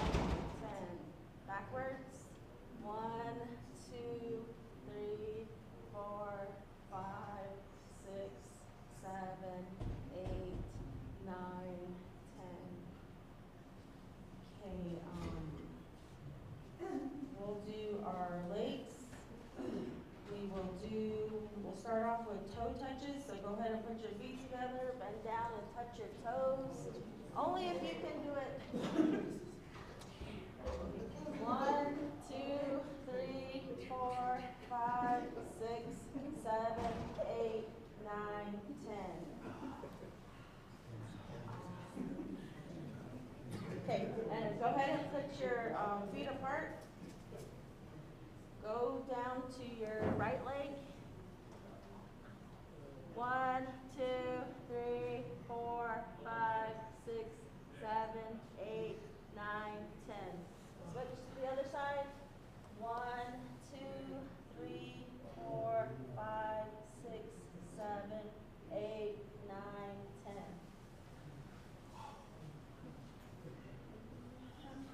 And we'll do heel raises. So you're just gonna lift up your heel 10 times. 1, 2, 3, 4, 5, 6, 7, 8, 9, 10. Okay, and then the last one, you can use your chair and just go ahead and lift up your right leg and grab your foot. If you need to use your chair. Okay. 1, 2, 3, 4, 5, 6, 7, 8, 9, 10. Switch to the other side. 1, 2, 3, 4, 5, 6, 7, 8, 9, 10. Okay, that's the stretches that we're going to do today. Okay, we have another activity. This activity is just gonna have you go around, just randomly. You're gonna find somebody and you're gonna play paper, rock, scissors with them. And then the winner, or if you lose, say I play car, and then you do paper, rock, scissors, shoot. Paper, rock, scissors, shoot. Okay, so I won. She's gonna join, she's gonna come behind me, and then I'm gonna find a new partner, and you're gonna play with them. Then the loser of the paper, rock, scissors is just gonna go behind you, and they're just gonna support you until you're gonna create this long train behind you. You guys understand? No? Okay. So right now, go ahead and find a partner. Find a partner, any random person. And then you're gonna play paper, rock, scissors. Okay.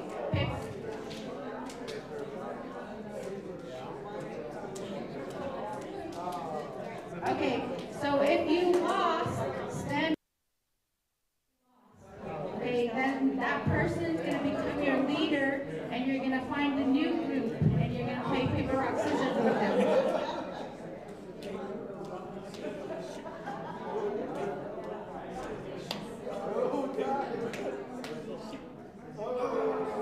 Okay, if you lost, then you go behind the other people.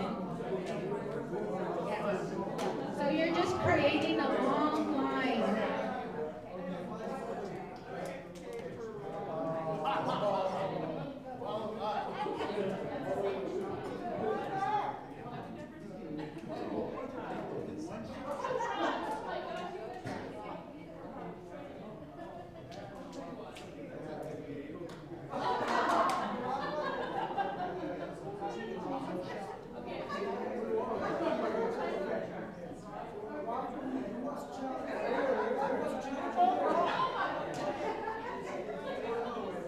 So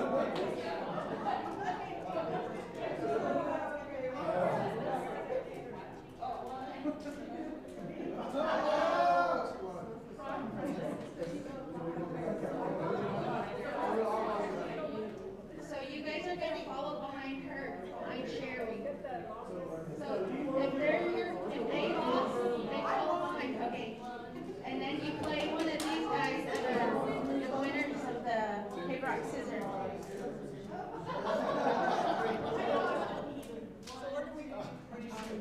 Right here. You're gonna play right here against Betty. Betty. Yeah, no. You're your own winner group.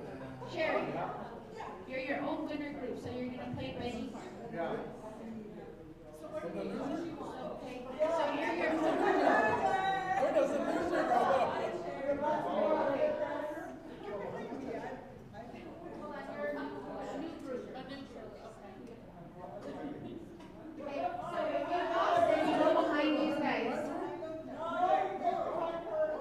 Okay, and then you're gonna play this group over here, Betty.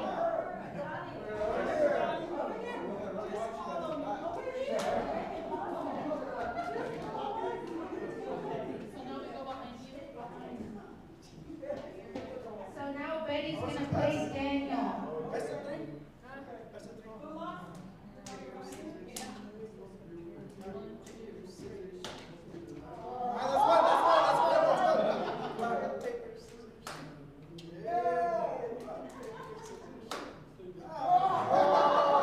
So you won. Okay, so Betty Waldo created the long one, so she's our winner. Good job, guys.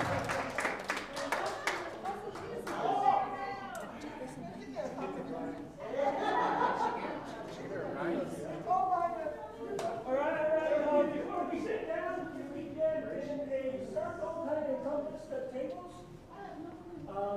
My name is Randy. And I'm a rec coordinator with the Office of the Navy Youth Convoy, but stationed in Brooklyn. So we can kind of form, I guess, a blob. You need a partner next to you, kind of encircle the tables. So everybody, you gotta kind of get close. You gotta get close to each other. As a rec coordinator and as a staff officer of the Navy Youth, one of our tasks is to make physical activity with kids fun. Fun enough to where they don't realize they're being physically active. They're more about winning the game or being better than their friends. So that's, so we incorporate games, different types of, this one's real simple. There's another way, but we don't have, usually I meet in the middle when we get that, but this one is different. So we can kind of close in to each other. I was going to give you real simple commands. The girls got us warm, stretch, prep, ready to go. So you have neighbors, right? I'm going to give you a series of commands, and you got to listen, follow, and you're going to do these commands with your neighbor. Okay. So real simple. Turn to your right. High five to your neighbor. It's hard, right? Yeah. So so high five. Both sides. High five. Both sides. Oh, there you go. Now we'll double high five. Both sides. A lot of times when we do these activities, we incorporate music. It gets them going. You see these kids, some kids get very, very animated. The other one's elbow to elbow with your neighbors.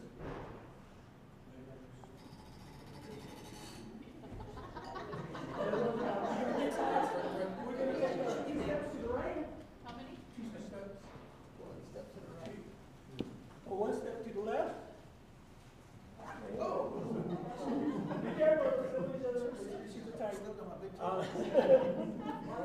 Another one is, you have to spin around, 360 spin. Okay, so these are just series of commands. And I know this is very active. Okay, now it's where we add music. And I'm going to pick up the tempo. Okay? So be careful. You may want to have bumpers, because if I say step right, some kids like, no, that's my right, no, that's my left. You'll collide. So, all right. So be careful with each other. Watch the tables and chairs. We're going to go a little quicker now. Okay? You guys ready? Will you focus? Will you tune in? Okay. Hey, what's that? 360. Spin. Double high five. Okay, this one I net in. Toe to toe. Both sides. 2 steps right. 2 steps right. 1 step left. 3 steps left. Turn around. That's it. Double high five. Knee to knee. And then cowboy stance. All right, thank you. Well, that's a little bit geared up. We do that.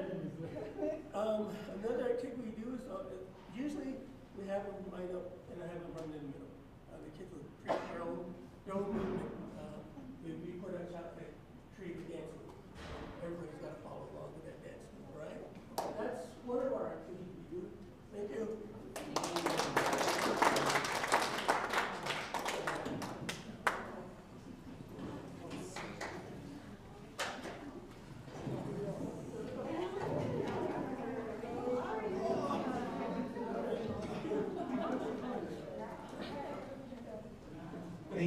Thank you guys. That was a really good moving exercise. I started breathing kind of hard. We have another presenter, Daniel Vanderberg, who is leading the Community Trails Project here in Crown Point. He has a lot of good background information on their trail program planning and all kinds of cool things. So Daniel, I'll give you the floor. Good morning. You're all official up here. My name is Daniel Vanderberg. Irish Slay, Kiani Bashchi, Irish Tashim, Tachini Tashinale. This is the chief Dana Shah from Haystack. She's right over the hill.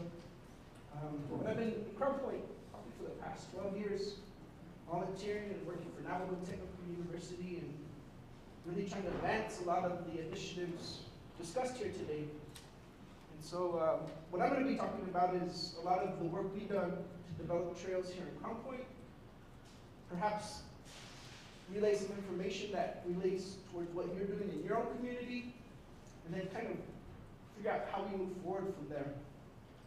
Just to begin, I want to see what chapters are here. Is there anyone from Bako Pruitt? That's my chapter right there. You're always saying, hey, why are you over at Crown Point? You're supposed to be over here. Bako Pruitt is my chapter. How about Vicente? Okay, we got Vicente here. Okay. Yeah, give him a round of applause.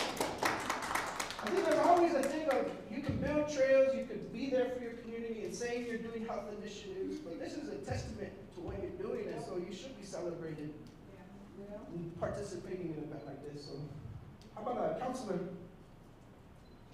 Here, Nikki today. Crown Point? Hey.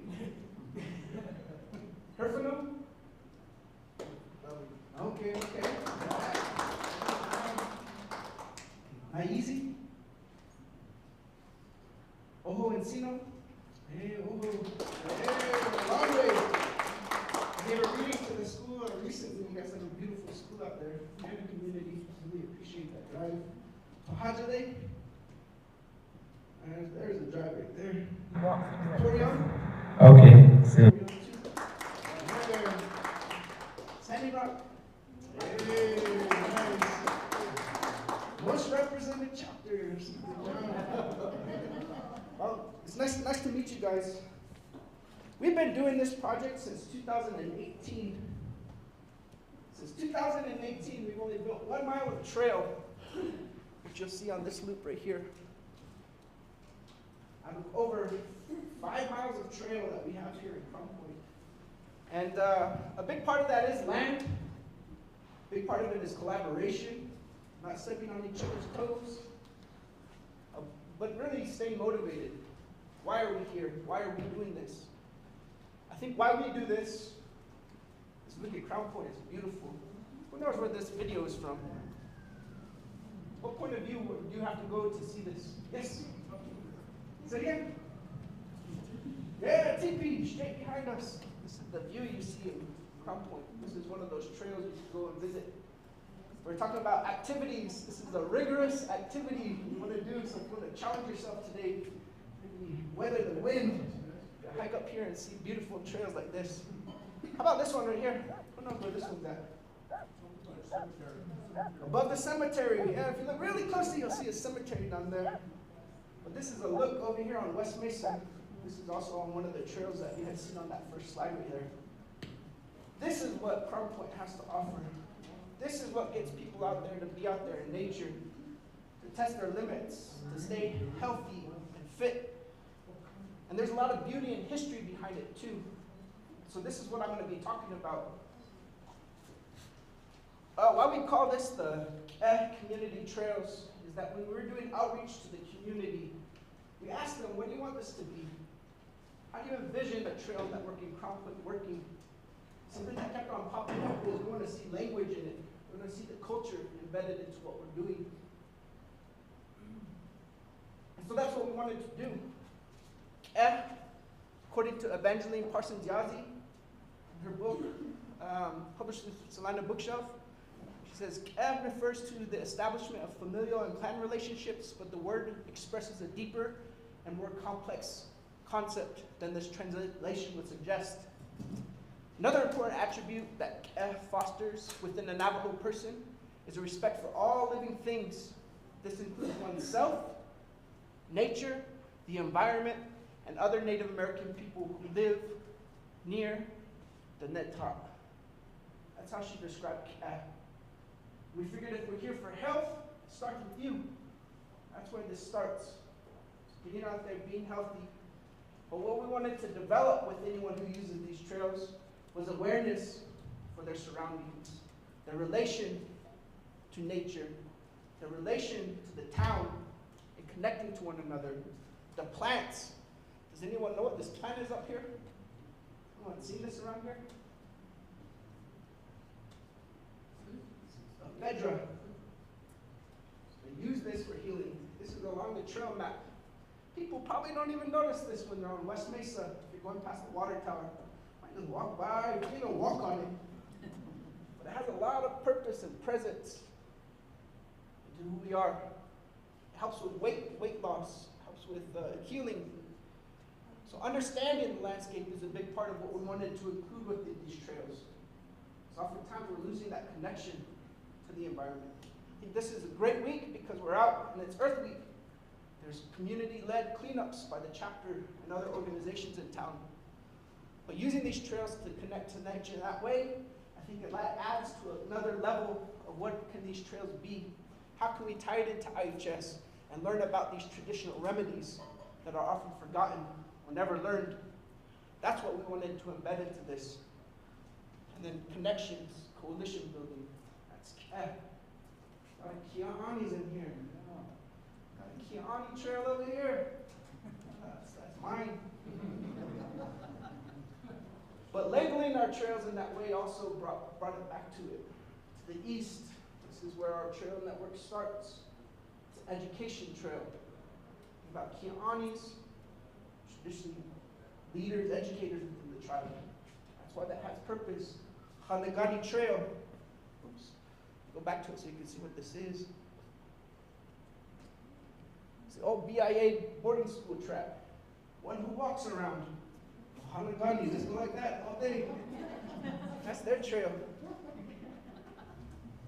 That has relevance to the south. What does that promote? To the west, Todachini Trail, or Tipi. It has cultural significance. Hashkishna, up there by West Mesa, that has that cultural significance. So in creating these, we wanted it to be contributing towards the education of that culture. So if nobody was familiar with those things, they would be embedded into our trail network, and that's what you would see. So that's how we wanted to apply it to our trail network. It might be something that sparks your interest in creating yours. that was at the heart of what we wanted to do, and it came from reaching out to the community. Our goals for developing these trails really are about connecting our town centers. This started out of a community watch and awareness meeting from the chapter. About 5 years, 2018, there was a threat of a white van going across Navajo. And they saw it up here. There was a story during one of the meetings of a kid who was getting picked up by one of these vans. That kid was with a dog. If it wasn't for that dog coming and attacking those people who tried to snatch him up, they would have probably been kidnapped. This was after Ashley and Mike up in Shiprock. So a big part of this was how do we provide safe pathways within our community so our youth could walk from school to home, to the chapter, or to bashes. A lot of the trails that you saw up on that map, we didn't start, they were already in existence. Little sheep trail paths that developed over time. Or Leonard walking over there to Bash's Deli. Seeing boot prints in there from here to there. That thing is a security guard. That's one of the main things we wanted to do with these trails, and perhaps that's what's motivating your community. How do we connect within our community so our kids are safe walking from home to school, school to Giant, Giant to ODY, ODY to the post office. They're already there. How do we then formalize them and make them safe? We also wanted to maximize the trails to improve health, which we're all here for today, promote education, and celebrate the diverse cultural and environmental history of the region. Who knows where Crown Point is? What this town is named after? Yes? Where's Crown Point? It's this way? This way? Wait. South? A lot of people say, and Leonard Perry will tell you about this. I'll tell you about it for about an hour and a half. It's like that thing that when you're cruising in from the Continental Divide, and there's a big thing that looks like a crown up there. So that's not it. So Crown Point is from all these mesas you see in here. There's one right here behind the chapter. There's another one beyond the way. So it's like all of the crowns popping out of the ground. That's what Crown Point is. It's all of these formations in unison. This is the point right here, Crown Point. And so we wanted to provide a way to talk about that. We're talking about vegetation, knowing about what's out there. We have plans of eventually including augmented reality into our trail system. So if you're walking along a trail, you have your phone, there might be a signage that says, stop right here, do a scan of the area. Maybe a yucca plant will pop up. You'll see a holographic form. If you click on it, it says the Navajo name, the scientific name. What was yucca used for? I never used yucca to clean your hair. Anyone in here? Your hand itches a little, huh? But knowing that, yeah, ceremonies it was used for. That's stuff you could integrate into your trail system, where it's providing you information about the landscape, the history of the land, perhaps what it's used for. You're able to tie in medicinal, tie-in, then also learn about the history of the region. That's what we wanted to bring into this system. And lastly, we wanted to address the safety and environmental concerns that can impact the sustainability of a trail network. So that's what we were doing going into this project. What we started with was coalition building. It was mentioned here already. It's in the packet that you guys are going to get on the toolkit. But if we're going to develop trails, we knew we couldn't just do it alone. At the time I was in Navajo Tech, couldn't just do it alone. The big old fence around us. Oftentimes, I don't know if it's keeping people out or keeping us in. That's how it seems like when you develop here in Crown Point. Everybody's in their own little world, even though we're just right next to each other. So the big first step we did was we wanted to develop a coalition. Ours consisted of all these entities right here. Started with a grant. This is something you could pursue. If you wanted to, it's through the National Park Service. It's the River Trails and Pathways Program. They offer a technical assistance grant about going out to the community, collecting input, figuring out where trails are situated in your town, and how should they be developed. worst thing you could do is put up a trail and no one uses it. You just go in a circle, like a sheep all day. So how can you develop that? How can you develop it to the needs of your community above all else? So it started with a grant with Navajo Technical University, National Park Service, a letter of support from Crown Point Chapter, Special Diabetes Project, and we were awarded. And over time, we picked up some superstars like ODY, Healthy Places, Healthy People, a lot of community volunteers, and then the Hojo Center, which is out of Borrego Pass. And it's this collective who's been working towards all of this. It's this collective who's been doing everything up until this point, including putting up signage and trails. So having the strength of a coalition was a big part of starting this. Since then, we've been expanding that. We realized we can't even just do it alone, especially when it comes to funding streams or opportunities of collaboration. So of course, we're always accepting volunteers. If anyone wants to join our coalition, you can. Sign up with me afterwards. We're always looking for locals, people who know the land, people who want to develop in this way. We've also been looking statewide, connecting with organizations like Viva Connects, which is associated with the PRC, and sharing ideas across the state. This is what we're doing. This is where funding is available. This is what we're doing in regards to signage over here and QR codes. How can you do that at Crown Point? That's what we've been making connections with. We've been working regionally, so there's a Navajo Trails Task Force. We connected with Navajo Yes, Clara Kelly, Tom Riggenbach, figuring out a lot of the things and developments that's happening across Navajo. A lot of it is in western and northern. There seems to be a gap up here. Maybe that's the function we serve. Maybe we show them how to do it on this side. But they're doing great work. A lot of programming, a lot of trail development, a lot of rails. We're doing a big project on that. So looking at having allies in that way, and then national, we're also participating in a national Navajo Youth Cycling Coalition that includes organizations like Little Bellas, Free Bikes for Kids, Outride, organizations like that, that might, if you wanted to do biking in your community, that might be another option for you guys to get involved. And so that's been our goal, is building that coalition of people who are willing to go out there and do the work, volunteer their time, sometimes talk about nonsense. You see this guy? He's always talking in pictures with his hands. I'm just kidding, that's Leonard. But that's what a big part of what we did. So that was step number one in building our trails. We didn't put shovel to the dirt. We didn't buy gravel. We made sure that this was strong before anything. Because oftentimes, like I said, we're all siloed off, we're all division. Sometimes you need to break down those walls and work together. There's resources out there that you can share.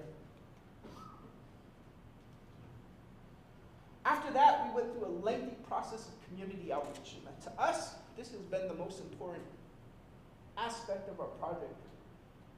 Primarily now because we've been developing trails that are being used to the wants and needs of the community, but it's also opening us up to funding that's out there. Can't build trails, put up park benches, put up pergolas without money. So having data, saying you went to the community, saying this is what they want, we heard, we listened, now this is what we're doing. This is a big responsibility, but it provides a lot of return. How we started was with the community mapping session. And so you'll see 3 maps up here. It started with the Navajo Technical University student. He worked in GIS. They have a GIS program. So maybe you guys could collaborate with NTU if you wanted to get this mapping done. But he walked around and he did a map of all the trails you see in Crown Point. He identified all the city centers, buildings, educational institutions. And what we did is we took it to the community. We went to the Eastern Fair, we set up at the chapter house, I went to the Elder Center, they had a youth summit here at NTU's Wellness Center.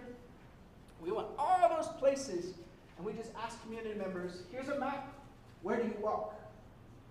All right, now that's where you walk. Where on this map do you see it being a safe corridor, where you can walk without being attacked by a dog, or getting yelled at for being on somebody's property? we did this. So you see all the lines of where people had run. The thickness is based on how many people responded in that way. See some reds. Oh, I heard shootings over here. Stay away from that mesa over there. Oh, there's dogs that pass through Shanding housings. They'll chase you if you don't have a stick. Watch out for this area. And what we did is we went to those areas and you saw where people were walking. You saw what's being used. As you can see, we're not building trails here at Crown Point. They already exist. The idea is how do you then formalize them and then develop them to be sustainable so anybody of any age and abilities can use them. If I have shaky ankles, be able to walk from here to Bashes without falling over. What we heard from a lot of elders is the only place I walk is the old BIA track. I used to work at the high school. They kicked us out. Many people were littering. But because I could shuffle my feet over here at the BIA track, that's where I walk. So you hear information like that. So this is a good first step that you could use, that we took, in identifying where these trails are. Even put it into some GIS program, and then mark where those things are located. After we had those mapping sessions, we had... I'll be here in a bit. I thought that was here. I don't think I have a video on here. Is Jackie talking right now? But what we had to end up doing is we went around and we had visiting sessions. We identified 3 user groups: adults, caretakers, elders, youth, and then we made a general one for the community. We had 5 events, I think it was. We ended up having a brisket that we served, because food tends to be things that drive people out. People were just showing up and like, we're just here for the brisket. I'm going to take a plate and leave, but what we did is we then took that data. All right, this is where we saw where people work. This is where we're seeing where they're walking. Tell us some things. What do you love about these trails? Reverse to that, what do you hate, or not hate, but what would you change about those trails? Where do you see us walking? So we collected all this feedback. When we were also doing that mapping, we made a word cloud to see what people were talking about and where they walk. We saw stuff like health. I think the only word you could see on this is community and health. Those were the big themes that came out of it. But basically, we took that information to the community. They saw what they loved, what they would change, and then at the end of it, they voted on, this is what I'm most passionate about. I love the views.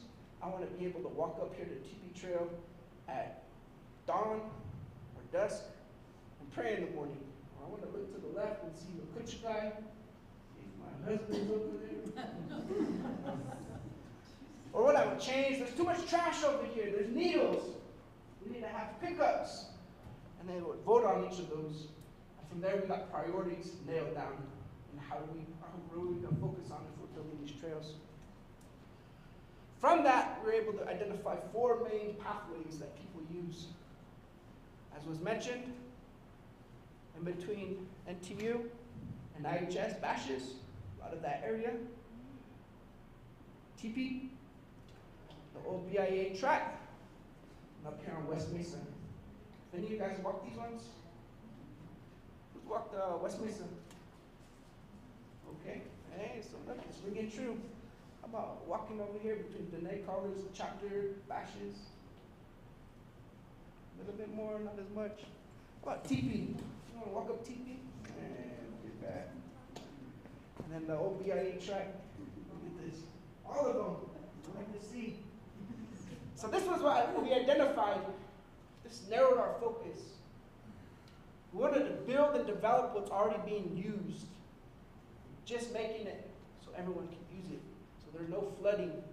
So if you're putting up a trail and you put down gravel, the water doesn't take away, so you waste $10,000 on gravel. That's what our focus was. After that, we ended up doing a survey. One of our members here is Caitlin Freeland. We hosted a climb run. We gave away t-shirts. You could sign up and say, hey, I'm Kiani. I want to participate. You got a Kiani shirt, you got to run. And one of these trails being used for that 10K fun walk, but we also collected surveys. We had over 120 responses, 126 responses. And we asked questions like, how do you use Crown Point's pathways? If you haven't used them, how would you use them? Number one answer was walking, running, exercise. That's good. That's why we're here. That's how they're being used. How do we then tailor them so they're accessible to everybody? Another one, relaxation, connecting with nature. Being out in the environment. Getting to and from school and work. Traveling to and from places. So you're seeing what they're being used for. How do you then develop around that? Either leverage what you love or try to minimize what's dangerous. So we knew we needed to provide access to exercise. We asked questions like, rank which pathways should be improved first. Education was a big one. So there's a lot of people passing this area, West Mesa and such. So prioritizing, if we're going to be developing trails, what should we focus on? We don't want to do all four at the same time. We want to have a pathway to getting that. We asked the question, what keeps you from using Crown Point's pathways? Number one question is, I don't know where to go. So maybe signage is something we need to focus on. Giving up links and showing people where they can walk. Dogs. After you. Maybe you need to do some public awareness campaigns. Get on the radio explaining how to tie dogs up. I always found that a lot of the community here in Crown Point said it wasn't stray dogs. They're not so much the problem. It was dogs that are tied up in NHA chase after you. So you get this type of information, then what do you do with it? So survey was a big part of that. Afterwards, our data collection wasn't done. We then did a work session. At this time, COVID hit. So ideally, we would have been in a room like this, had the maps out, had all of the feedback, the display of the word cloud, the survey results. But COVID happened, and we couldn't do that. So we held one virtually, where we went over each trail individually and saying, this is what we heard, this is the length, here's the West Mesa Loop right here. What should go up there? We had books that showed some feedback. Maybe put up trailhead signage. Maybe be aware of these safety concerns. We had little boxes up here. This one got stolen. So if you took it for the wood, they took everything but the word book. And that's something to keep in mind. But having this work session, again, helped narrow down what we wanted to do. You'll see feedback from these things, and this is a lot of the information that we received. This was for TP. Somebody said, wow, it was here all this time. How did I miss it? Heart, heart, heart. Beautiful views. There are some fun, challenging spots along the trail. It's a nice length and easy to follow without signage. Although someone had natural markers, such as roses, stories, or they did cairns of rocks. And then you got that type of information, but we also talked about the changes. What would you like to see changed about it? And then at the bottom, we had a section about prioritizing. If you had $100, what would you invest in this trail? So then there we got to see stuff like how much do you think, how much should go to things like shades, benches, public art? This individual put a 40. How much should go towards safety improvements? 20. How much should go towards signage and storytelling? 20. How much should go towards continued management and maintenance? 20. And then $0 for how much should go towards trail surfacing. Let's leave this natural. That's not a priority. That's what we hear. So it seems like a lot of work getting to this point, but that data is rich. It's data that you could put towards developing your trail, but then you could also go towards those funders and say, this is what we heard from the community, this is what they want, help us get to that point. And that data-rich information is what helped get our trails going. So this is often very overlooked. People just say, Jimmy always says, oh, I thought you just get a big old backhoe and you grade it and then there's your trail. But if it's not being used by the community, if it's not used in that way, what's the point of having it besides scarring up your land? And so this is the process that we had taken. I'm going to display really quick. If you guys wanted to use our workbook, this is how we developed it. And by all means, use it if you wanted to use our surveys, if you wanted to use this document itself. This is what we had taken out to the community. We included a QR code, so if you're out there and you didn't want to touch the pen or get into the box and get a physical copy, because that's when, surface touching, and we don't want to do that with COVID was a big thing. They could just scan it and then do it on their phone. But we provided detailed information prior to. We talked about, all right, if you're going to be doing trail surfacing, here's some considerations you might have in regards to asphalt. If you want it rubberized, if you want it to be stabilized stone, crusher fine, keep it natural. I provided a lot of information on that, especially keeping in mind things like accessibility, the costs, and then maintenance. Do you have somebody who's going to go out there and have to do the maintenance every summer, like a car? If you don't have a car, then maybe you don't want to do that much trail remediation. Signage was a big thing. This included not only having a trailhead sign, but looking at things.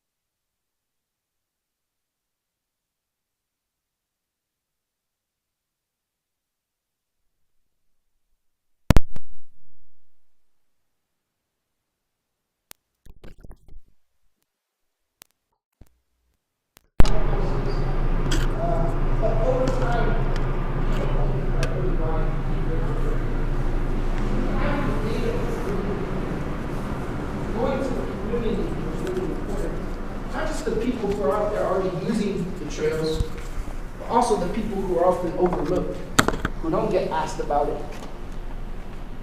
So that was a big thing of what we had done. Any questions on this? It took about 2 years to do that outreach.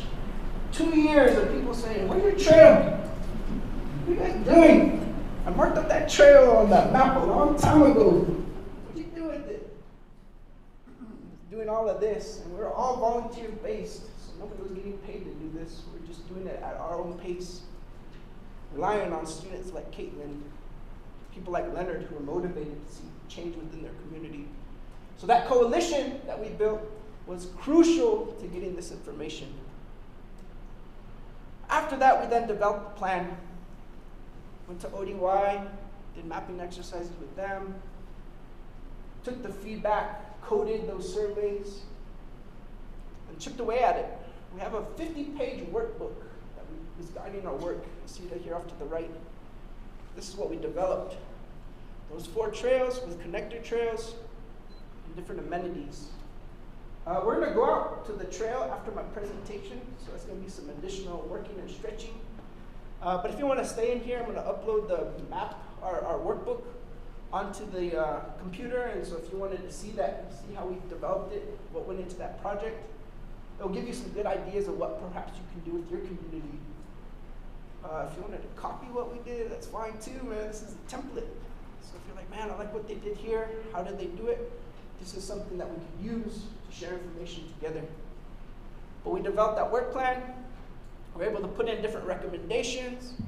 For instance, here it's Kia'ani Trail. We need some public art. We need some things that our kids could climb on if they're doing loops. If I'm doing it with my grandkids, something that they could do here while I do my little circle. Surfacing was a big thing. Talking about lights.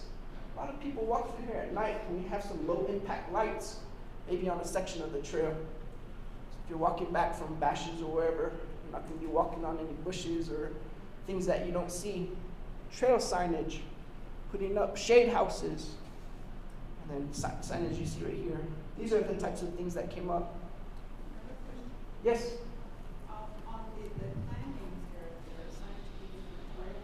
How did you come up with that? Is it just restricted to the Navajo, trail? Yeah. Well, the thing we heard from the community was we want to see Navajo embedded into the trails, so we wanted to have Navajo words as a part of it. But then culture, since we had 4 that were identified, what we started with was the 4 original plans. So that's how each got designated, was from there. And then our thought was maybe it's going to motivate other people to develop other trails in town. I know the Crown Point chapter is doing one that's south or east of their track. Maybe that's Kinsmachini Trail, and then it's developed that way. So then you're learning about the different things, but it all started from the 4 original plans. And then learning kind of extends out from that. Yeah, so that's how we developed that. It came from the community. From the community feedback. So you'll see from here, the old BIA boarding school loop, having trail signage up there, but there was also a need for parks. Like, there's no parks. Where do kids go to recreate in Crown Point? You can go to the elementary school, I think around 2020, they got kicked off of that too. Went to the high school, used to do loops, then people were littering. So they fenced it in, they kicked people out. They had one in this housing over here too, but it's just kind of dilapidated and sitting there, right? So they said there's nowhere for parks. So one of the things is we wanted to incorporate different types of climbing, recreation, maybe even a playground in that area. So if you're walking with your kids or grandkids, you're doing your loops and they're playing in that centralized area, and you're having a place of gathering. So things like that were embedded into the plan of what we want to do with that area. A dog park was a big thing that was discussed too. TPs, having things like shades, benches, at least on the beginning portion, signage, identifying certain historical markers was a big thing. But then TP was also embedded into it. And then the last thing was this Hushkush's Trail on West Mesa. A lot of it was we don't want playgrounds with slides, we want things where kids could climb on. And it kind of being naturally within the environment, so you see a lot of that stuff right here. So we developed that plan. It's one thing to have a plan, it's a whole other thing to put into action. So I want to talk about how we then took that plan and started doing stuff. It started with ODY. Does anyone know why we started out of that whole trail network? Even though Kia'ani Trail was the #1 thing that people wanted to see developed, why we developed here first? Any ideas? Just yell it out too. Why don't we start right here? Huh? Not established. It's central. Most active. Second? Most active. Most active? Yeah, they do stretching and paper scissors. I worked up this way. Already established, maybe programming is already in place. Cross country trail is over by them. Hey Daniel, Yes. can I interrupt for just a second? This security guy has a question. If anyone has a Cadillac, is that right? Cadillac? Yeah, so we've got. It's just, it's in the way. I think they need to move it. I'm sorry.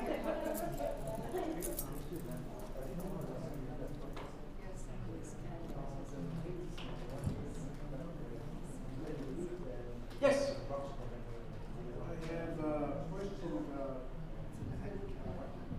What are you talking about when you say Kia'ani Trail?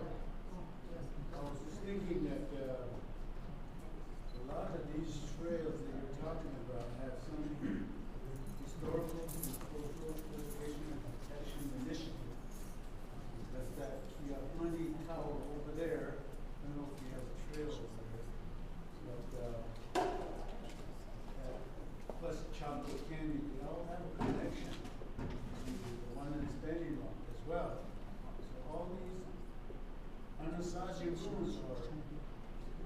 centrally connected. There's all these trails.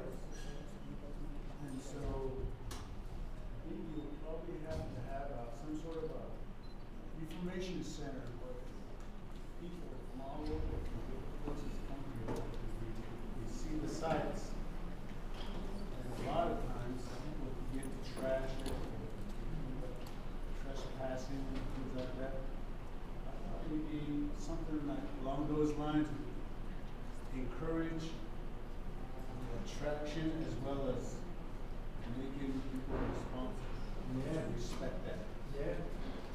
Yeah, I think what went into it was about what you had said. It's speaking to the history of the land, connecting the culture.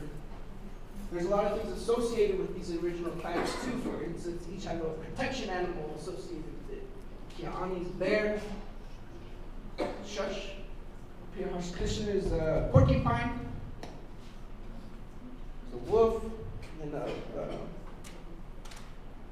bear cat, I think it was. So that also maybe contributes to the signage. How do you identify each of them? You can talk about those histories and the cultural elements attached to each, so it becomes an educational thing. Then you are invested in seeing it's more than just a trail. So my culture tied into it. Maybe I will take better care of it. Maybe I won't litter or do those types of things. So our whole idea is with our signage, we would hit strong with that, reminding people of why these areas are significant. Some of those overlooks. Crown Point's layered, not only in land status, but history as well. Leonard could talk about ancient highways that go from that tower all the way to the Kutchikan Mountains. There's a highway that goes through there. There's a defensive site from that video we had showed that was used in time of war. There's only one way up and one way down. Not many people know that. There's also a history associated with that. When there's a Crown Point jail back in the 30s or 40s, there was a jailbreak. And those criminals dipped out and thought they were going to head south and go into the foothills of the mountain. They went up that one way up and one way down. When they got caught, the police didn't even have to do anything. Like I said, they're just waiting there for them to come back down. Nobody knows about that. They're just like, oh, there's a cemetery right there. It's the only thing that's known about it. But if you talk about those histories, you show it, and you're making this trail more than just a walking trail. You're bringing that keh into it. Realizing yourself in your relation to the history of the area, the environment of the area, the culture of the area. Since doing this, we've had the goal of establishing a museum in town. So it's the old BIA superintendent's office, right there at the corner by the elementary school, curling around, going towards the Giant. Is it Giant or Speedway now? Speedway, but I'm just changing it. But that building right there in the middle of their campus, just sitting there, being controlled by the BIA, BIE, one of their departments. Why can't we turn that into a history museum that connects people to our trails, that passes out information about Chaco? So if they're passing through, they don't just pass by Chaco or Crown Point and go to that Chaco Canyon attraction. They're stopping here. They're spending money. They're looking about that history. That's one of our goals since doing this for that exact reason. Is how do we then reinforce that identity into the trails? So people know it's not just, oh, this is where you walk. There's a deeper meaning to it. So that's what we want to do, is connect to things like that tower I mentioned. I want to talk about that defensive site. Talk about those criminals who went up, came down, and cuffs. That's important history. Why we started with ODY, besides them being all-stars who seem to do everything here, on development, I see mostly new wellness centers going up and trails and pump track, because they own the land. They've already done the withdrawal. They've already done their archaeological survey and biological clearances. And they already have the programming that's in place to utilize it. They have the consistent youth base that comes in there every day after school and puts it to use. So up until this point of putting that plan to action, is we were able to put up a trailhead sign, which you see here, constructed by MTU's welding and construction technology programs. This was through a grant through the New Mexico Clean and Beautiful program. If you're in here and you're New Mexico based, this is something you could apply for. We had justified these trails as saying, don't litter.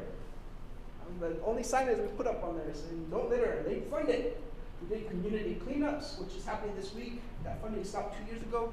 But we were able to put up signage like this through that funding. Almost $70,000 I think we had gotten. So if you're looking for money in Vicente or Herfinale, that might be a funding stream. It's the state outdoor recreation department. New Mexico Clean and Beautiful program. We were able to put up a trailhead sign. They use their youth program, their youth workers, to go to work. So any trail development you've seen out there, putting up aprons, retaining walls, all those types of things you see with trail development, that's who put it to work, and you'll see them breaking their back and they're going to work and being slave driven by Carr and Jimmy right here. We helped too. Yeah, they did. They were out there every day. And so she's going to do a demonstration when we go out and show the tools. But this is what we had done. We utilized our coalition. We received that feedback that we got from the community of what we want to see. And then we applied it, putting it to use. Signage was a big priority. How do people know where to walk? Where do you walk? And then putting those practices to use. As Jimmy mentioned, I thought you just get a big old backhoe and then you clear it. And your trail. But there's a lot that goes into that, and we'll talk about that. We've also been collaborating with that Navajo Youth Cycling Program. So IHS, the Navajo Area Service Office, had funded $99,999 to put up one of these in our community. Pump track is basically something you have for beginning riders. The first thing we heard from Jimmy was like, we got youth, but they don't know how to ride bikes. They don't know the concept of balance. They're inside on their devices, and that's what they know. So we made an active effort towards hearing from Leonard that they wanted to do this, partnering with Jimmy and ODY and getting it done. And now we have a nice, beautiful pump track along that Hushkushna Trail. Call this the creative, the weavers are up there, right? They're weaving in all of these student activities that are here in town. So after today, take your bike over there to ODY and you'll be able to use this. Something getting kids out there, doing healthy activity, opening up their minds, getting them away from screen time, and then putting it to use. This is something we pursued. So you might partner with IHS, Navajo Area Office, for your communities in Vicente and Herfinale, and everywhere else, Standing Rock. This could be something in your community too. This summer, we received the New Mexico Outdoor Equity Grant. This is another funding stream you could pursue. Again, the New Mexico Outdoor Recreation Division received $78,000 again. We're getting $78,000 because we're going through a nonprofit. If you're going through your chapter, you could receive up to $500,000. And they want to give tribal communities that money. $500,000. There's funding open right now. Trails Plus program, New Mexico Outdoor Recreation Division. And what we're going to be doing this summer is we're going to be partnering with NTU, Navajo Technical University, and using their summer dual credit program to put their students to work. Every summer they have dual credit students come in and they learn in the realms of business administration, culinary arts, construction technology, pre-engineering, and welding. So what we're saying is you guys are having this summer program anyways, how about you put what you're learning to use on our trail system? And they're always looking for community outreach. So if you wanted to partner with the NTU, this is one of the biggest resources we have in Eastern Navajo and in the colleges Sheldon had mentioned. But what they're going to use that program for is to build a pergola. See it outside of this building right here. We're getting one of these on our trail network. They're building picnic benches and a grill. So if you're walking on ODY Loop, you're going there with your kids, and you have a birthday party over there, and you're doing something underneath that. If we have extra material, we want to put up nice public art like they have right here, this welded rug you see here, and then they're doing trailhead signage as well. So we're going to have another one on that loop. It's going to be all happening over here. We're partnering with construction tech to do these benches, to do signage or public art, bird houses, and then here's them putting up that trailhead sign. So using your resources, that's how we're putting it to use, is we're using the human capital we have here with this education institution. And then we're putting up things like trail counters. So the pre-engineering students are going to put up trail counters. One of the big things we have to always worry about with our trails is who's using them? How many people are using them? Especially if we're doing reports, right? We've got to report those numbers back. So we're going to put up some trail counters rated by the pre-engineering students. There's some dangers that we were informed of by Dr. Kozel. These go missing. So be prepared to put up another one. And another one, and another one. You might think about sheep passing through or cattle getting counted. That's another thing. But at least it's a start, and we're starting to make that attempt of who's using this, how many people, how much traffic is coming through there. So we're going to have several of these for not only the pump track, but then the trail as well. And then we also received the money to get funding for peach trees. One of the things we heard about that trail is it's nice, it's good to walk, but it's hot. There's no shade. So we're going to put on a stretch of there planting Navajo peach trees. We got seeds from Utah State that are being incubated at the Hazo Center right now. But we need to show the grant that we're putting that money to use. So we're going to buy 10 from Home Depot and then use this summer program to plant them. And then those engineering students are also going to rig up soil detectors and then put in a, what's it called, a drip system to water them. They're going to get a $12,000 gator with the water tank on back, so they don't have to be up there watering each. They can just go over there, unload it, and then you're then having their. Leonard talks about Crown Point once having a lot of trees over there by the rodeo grounds. They used to grow trees over there. So bringing that history back into the trail system, something you could talk about. Really building up a sense of place, and so our youth, our community take pride in it. It's difficult because there's still people who are driving over ODY's loop, destroying their work, knocking over signage, and there was even somebody who did a motorbike on their little pump track. You know, it's not for a motorbike. Those are things you got to be aware of, but that's what we're working towards. And so this is happening this summer. Our next phase and what we're doing right now is we're now looking to extend beyond ODY Loop. Since it falls on tribal trust land, we got to go through this process. Who's all done this process? Anyone? I need your help. Has anyone done this? This is through the General Land Department. This is the land withdrawal designated checklist. So you have to go through this process if you're going to be putting up a trail on tribal trust land. What that requires is an application with a cover letter, which were completed. We needed to get a legal survey. This is what's holding us up. On their site, they have a list of about 8 different legal surveyors. One phone number is inactive. One guy never returned back to me from Shiprock, and the rest are out towards Flagstaff. So if you're going to get this, you're going to have a legal survey attached to it. And then you get a supporting chapter resolution, then a letter from your grazing officer stating there's no grazing permits in that area. After you get all of that, then you're able to do your archaeological and biological clearance, and then you get that designation. That's a long process, right? Especially as a nonprofit, we're having to go through this. If we were just to go through the chapter, we could skip all of this stuff. We just have to do this bottom portion. But you work with what you have. If you're with Vicente, Herfuno, Standing Rock, you guys are ready to do this, you could jump right into it and get it going. But that's a long process. On top of that, we're going to be crossing different landowners. Who owns this right here? What do you think? Yeah. McKinley County Schools. It's going to be the top portion of our upper loop. So we're going to have to work with them. We reached out to the superintendent, Jalissa, give her name. She said that they're up for it. They wanted to do a traditional plants project too. So how can we collaborate with them? How can we make use of that area? You then come up here. This is all tribal trust land. But we're going to be infringing on Shandin housing. We don't want to be up there on the trail looking down into Katie's backyard. Oh, look at Katie over there, tying up her dog again. Oh, somebody's peeking into my backyard. Those are things you got to be worried of.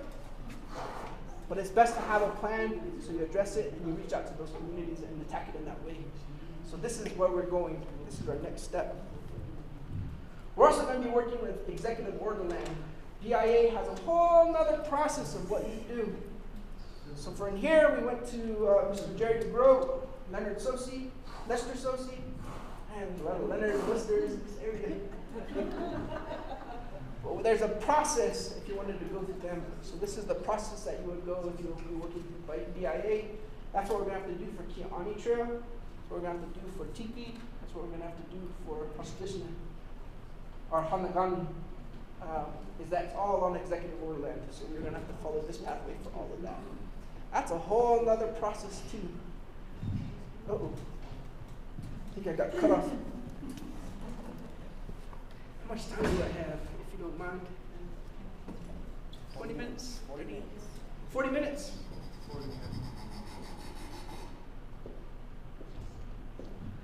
I'll get this displayed. Oh, sorry. Okay.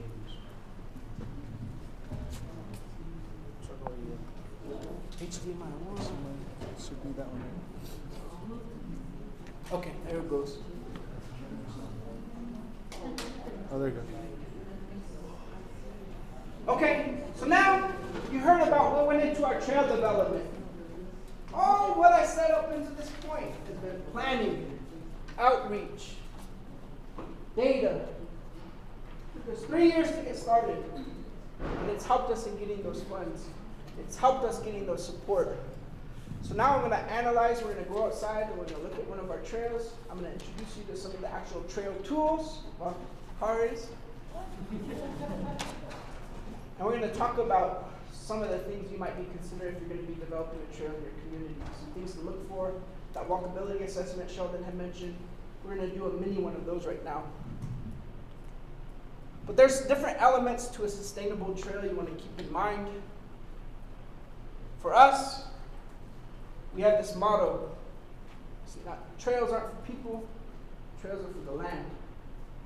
People can walk anywhere they go, and destroying it. We want to keep people on paths so they're not walking on vegetation, those things we're talking about. So above all else, sustainable trails are mindful of the environment, working with water paths, not taking rocks away from certain areas that contribute towards flood mitigation. One of the things we got to keep in mind when we're developing these trails is protecting the environment. Second thing is meeting the needs of the trail users. As I was mentioned, we want to build trails for everyone who's a toddler walking, to our elders who are on shaky ankles that shuffle their feet. So this is where building trails that meet certain grades come into play. What grade do you think you don't want to build more than? What percentage would you say? Anyone know? 5? Close. It's 6. So 6 degrees trail grade is what you want to maintain. Anything less than that. Anything more, you have the risk of falling over. We're talking about trail width. 3 to 6 feet is where you want to try to aim in for keeping on people's paths. Something that you can walk side by side with somebody. You don't want to be walking back and say, hey, Jimmy, how was your day? There's purpose and design that goes into these trails that you want to keep in mind. Our users is a big part of it. You want to be able to develop a trail that requires little maintenance. There's no point in investing $10,000 in gravel, putting it down for people to walk, for it just to rain over the summer monsoon, and all that gravel gets washed out. You did all that work for nothing. So you want to be able to provide a trail that requires little maintenance. Also because nobody wants to be out there doing that anyway, so little maintenance you have, the better. And last, you want to minimize conflict when you're putting up these trails between the different user groups. The number one dispute among all Navajos is land. Oh, that's my land, don't come over here. That's something we have to be mindful of with these trails too. So what we're going to go out is we're going to go assess one of these trails, look at how they're developed, keeping all of these things in mind. And you'll see things of what you can do with the trail. Building trails on the res. Wait. Go. Got one. Go. Oh, yeah. Go.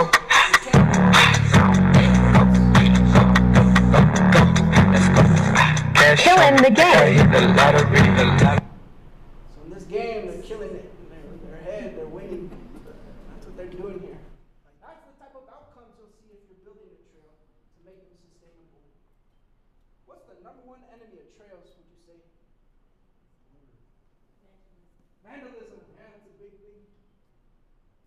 AK-19 boys, what's the 70 boys that I see around here sometimes? That's a big thing. Vandalism is big. People driving on ODY, that's a big thing. Somebody said it over here though. Water. Water is the number one enemy of trails. Water is life, but it can cut through right through your workings. So if you're thinking about somebody who shuffles, maybe if you want to put somebody who's needs ADA compliant, that's something that will cut right through and provide those barriers to you. So that's what we're going to be doing. Just a preview of what we're going to be walking. Here's an overview. This was something that we had done during our community outreach phase. Not everyone has a drone, but this provided an extra layer of understanding for the people who are seeing these trails of what they look like. So here's what Education Trail, Kiani Trail looks like, just outside of where we're going to be walking right now.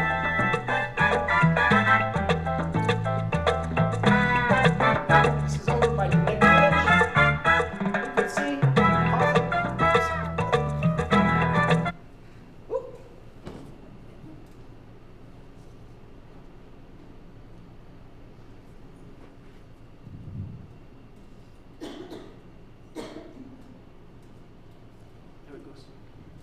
Look at how many different paths are on here.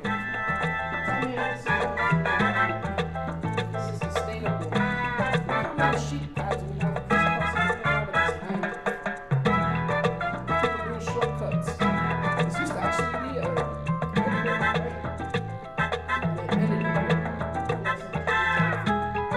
so all of this. Where do people access this trail?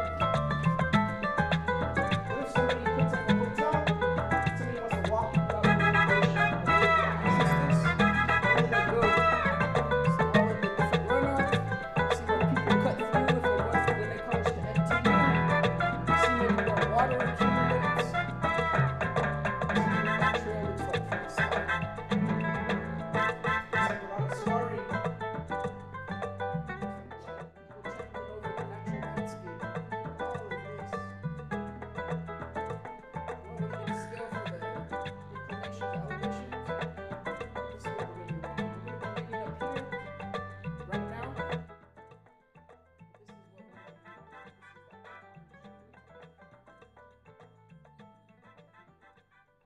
Here's some images of what that trail looks like.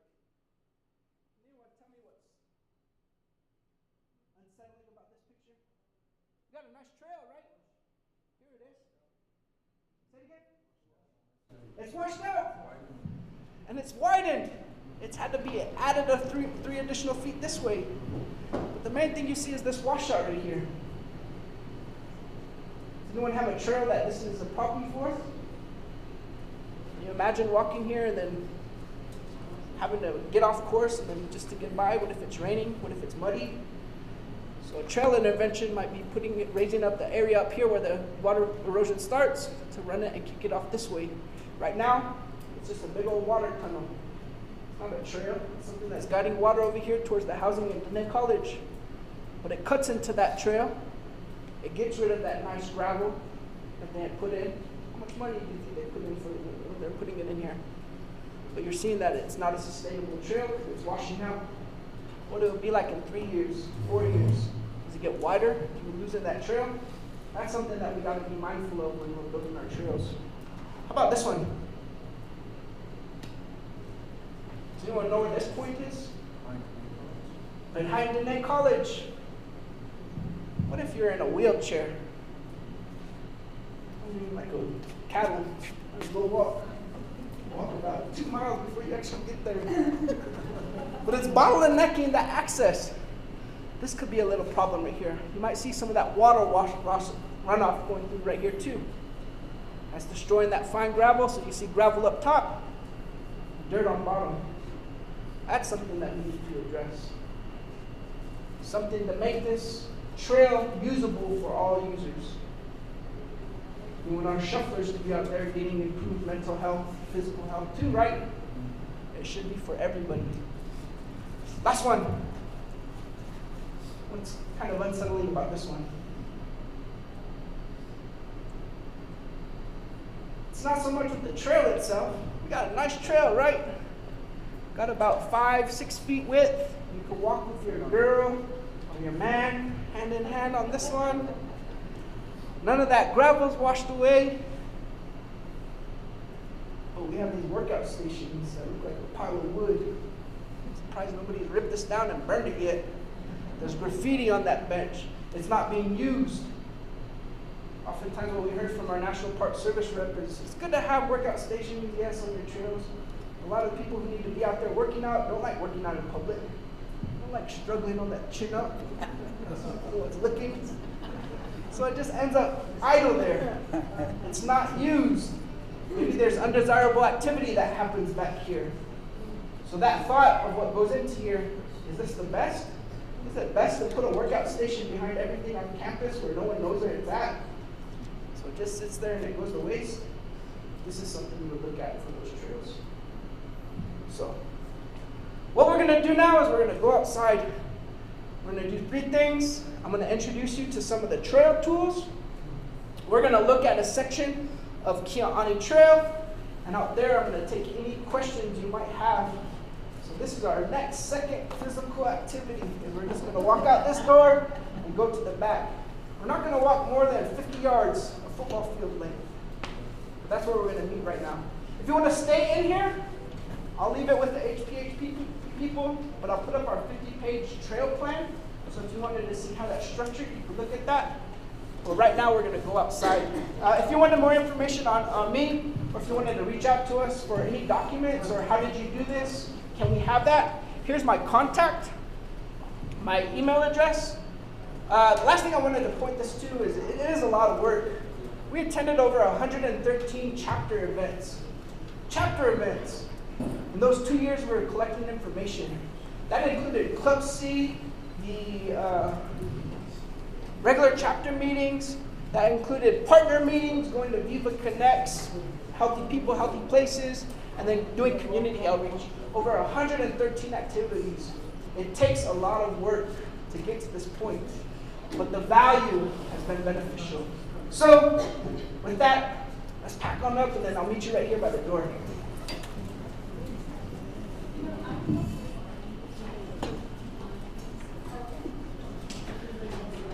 Excellent. 113 activities.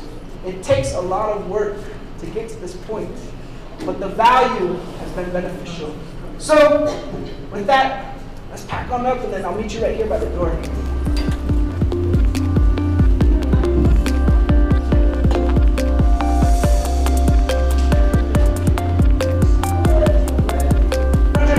Activities. It takes a lot of work to get to this point, but the value has been beneficial. So, with that, let's pack on up, and then I'll meet you right here by the door.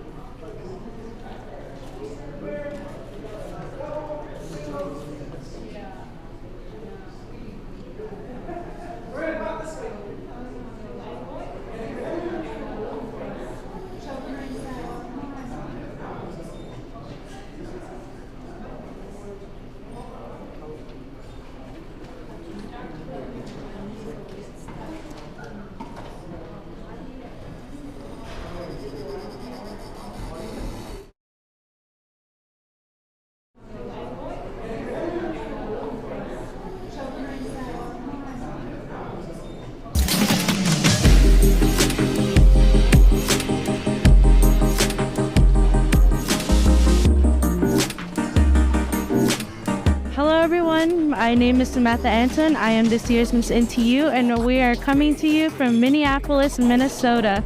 We are here at the AHEC Student Conference for 2024.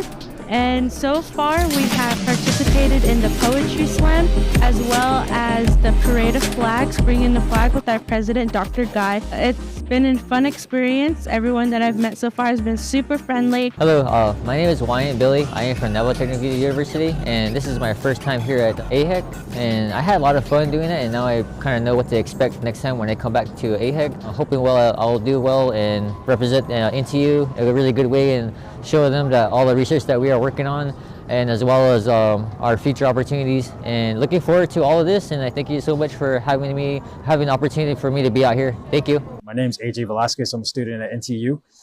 I had the honor and privilege to running next to Dodie and Antonio in this 5K event. I came in at 21 minutes and 8 seconds, I believe. And I'm proud of Dodie. I'm proud of Antonio. We came in, we finished it. My name is Dodie Begay. I work with NTU as a staff, and this morning I decided to try the running out. I registered this morning, and it was great. All the way down. This morning was cold, but once we started, getting our blood pumping, it just got all hot.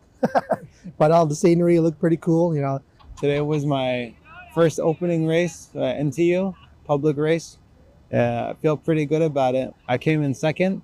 I kept an overall good pace this whole race. I see a bright future for cross-country team. That's what I mean.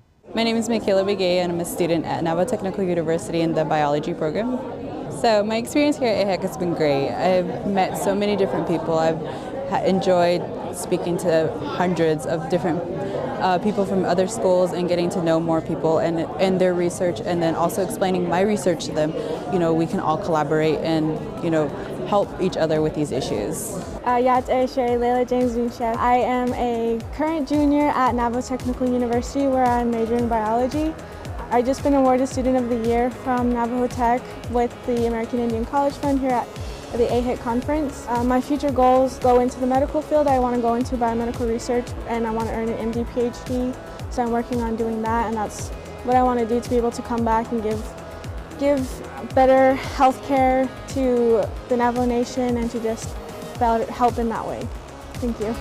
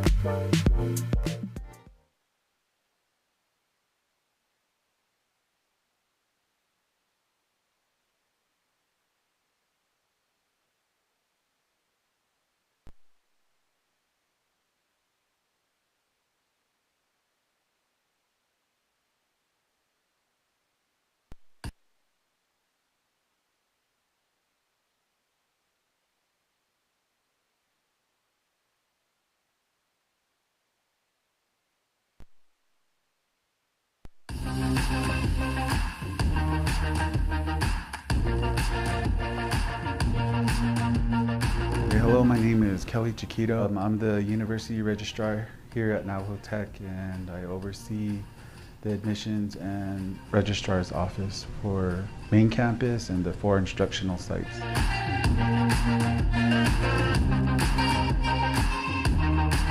The main advantage of enrolled in an online program is that you do not have to leave the comfort of your home location or wherever your community is. You can take it from home, being able to center around your thinking, your learning, and applying all of that to your way of educating and learning things. It's all centered around the Diné philosophy of education. A great advantage to all students, no matter what ethnicity they're from.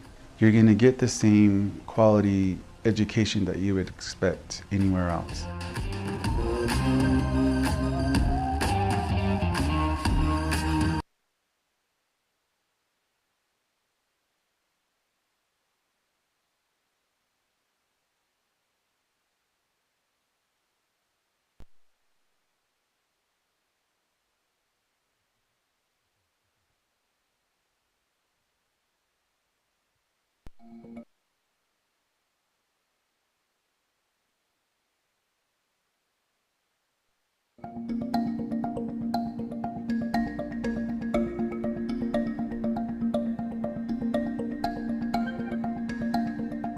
My name is Kelly Deniazi Hunter, and I work for Navajo Technical University. NTU primarily serves Diné students, and the Diné philosophy of education is embedded into the framework of the university.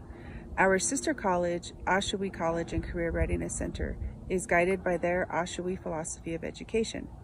The holistic teachings and wisdom comes from our elders and family. We seek them for guidance to restore balance.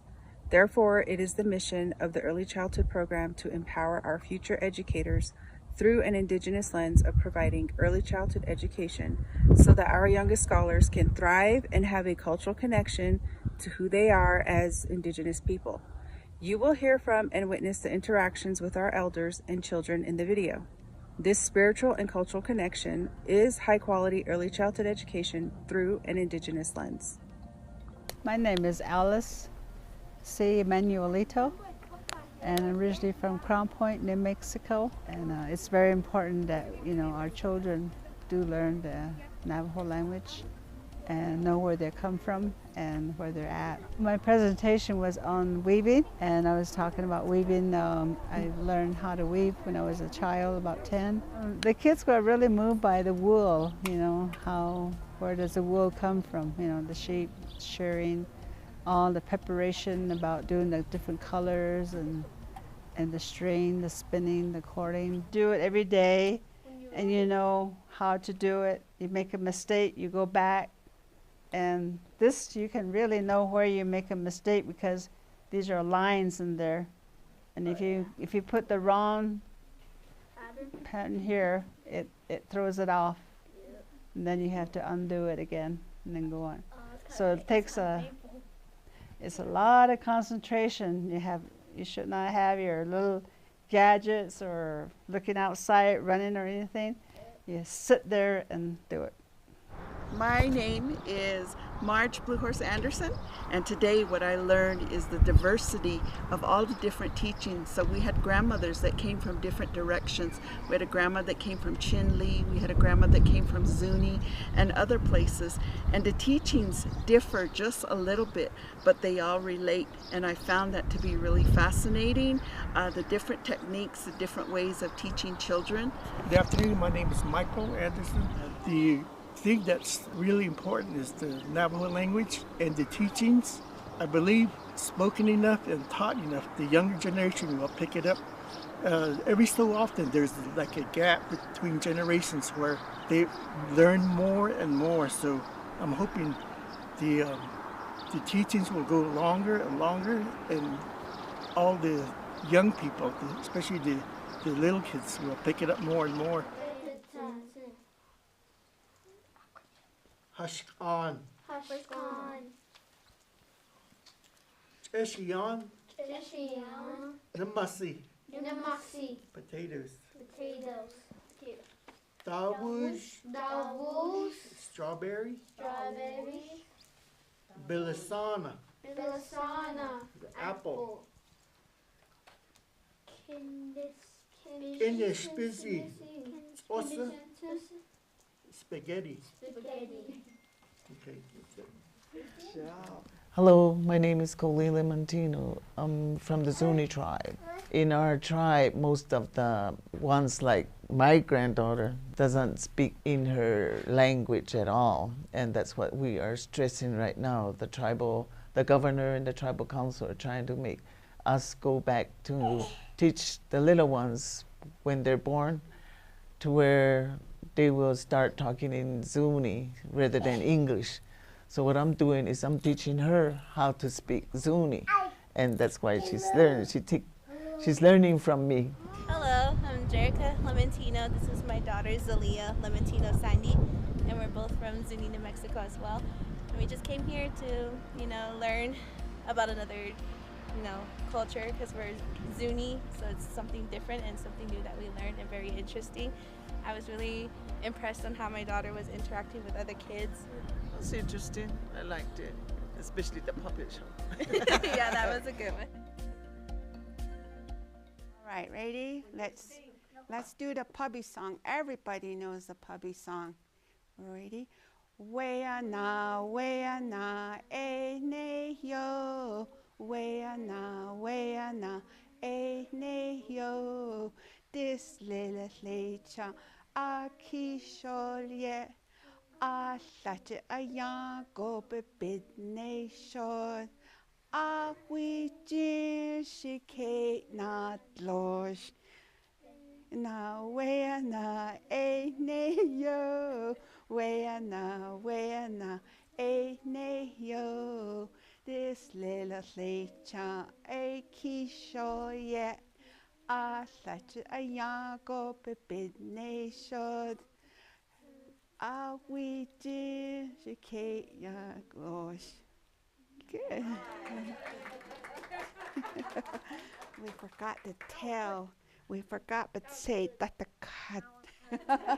Okay, all right. Yat kwaye tlasitli tsaga hotsan holye keti ho wana mazip sa ani biyone do ko ya ne hakre che rosita clar in chia sani be benantien do be on in do ye yaltigi do ye nantinigi dasdits en jono konchini denestra dolchini ko ya da hotel ado ko de da ist ota anza de nana has krego ko de sani dan lo ko ni tsi de is krego ko de atlasi li ko apenil so git an dat ni tiendo at el ni culture da hollo do ben dan hit nestragi e ko is jane sa delia ado ko ya na tiendo da ga an so god ya ko be has a ko katishjide na den tienot ya beni ahot a de sanchitodle ahot a et netchitodle ko huitis kago ha de ship and nation tiendodle which zige hatchinale hanalele hatokale ben nation tiendodle chip in yeta enti de koto Yat A She'e Sarat Largianchia. Our TCU Head Start partnership team understands the disproportionalities that exist in the various communities of Navajo Nation and Zuni Pueblo are due to the rural geographical location and lack of economic mobility embedded in our communities. We understand that Indigenous students' academic success should not be defined by ineffective systems and, most importantly, inhibit access to Indigenous knowledge. Historically, the intent of the current systems was to separate us, but through the partnership, we've been allowed to come together to refocus on the need to serve the children and families of our communities. Partnering with the Navajo Head Start and as an extension, the Zuni Head Start has really allowed us to begin to think critically about how we are increasing staff access to higher education on the terms of Indigenous people. We showed them what it takes, what it means, and they believe in it. They believe culture is good. Culture is a blessing, and it's in a good way. To bada di kata out there.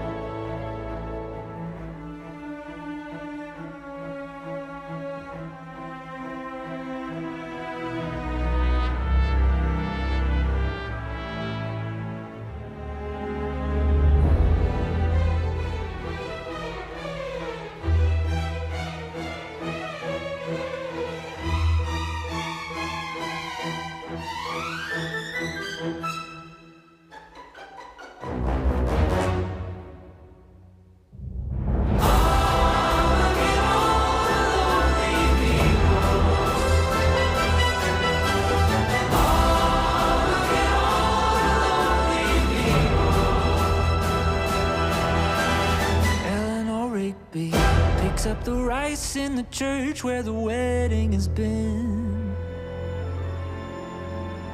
Lives in a dream, waits at the window, wearing the face that she keeps in a jar by the door. Who is it for? All the lonely people. Where do they all come from? All the lonely people. Where do they all belong?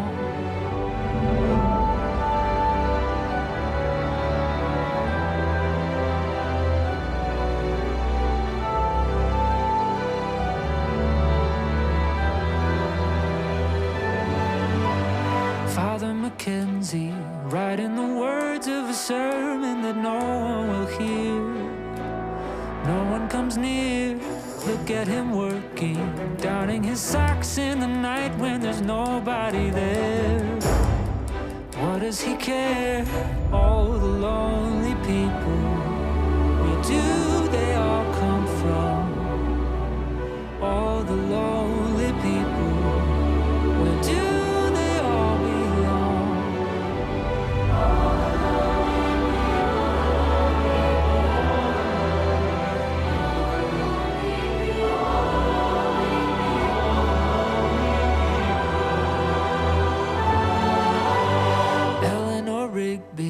Died in the church and was buried along with her name. Nobody came. Father Mackenzie, wiping the dirt from his hands as he walks from the grave. No one was saved. All the lonely people.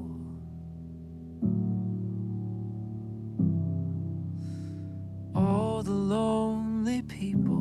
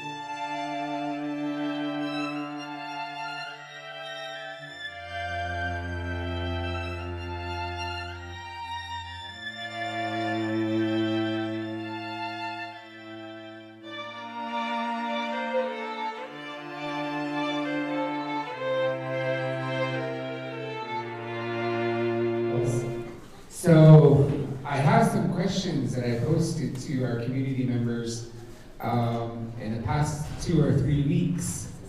And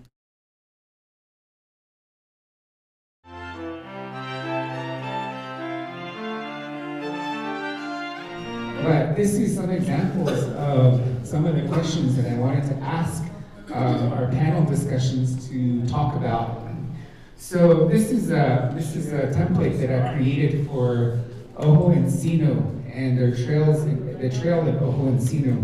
So one of the questions that I really wanted to ask is, tell us a little bit about your trail or the plans that you have for your trails in the future. Like what is on your wish list? What are you guys currently working on? So one question that you can talk about is your community trail built? Or if not, if it's in the process, what is your current status looking like? This could be one of the questions you could talk about. But we're gonna limit the questions, the communities, to about 15 minutes max. So those of you who really like to talk, I apologize for only making it 15 minutes. So Jarvis? I'll keep it short and sweet. If you have your trail built, you can talk about your successes for your trail. What are some challenges that you have faced building your trail? How have you tried to overcome these challenges? Could be another question. So the coalition too, do you have a coalition in your community? Do you have a community action committee that works on your trails in your community?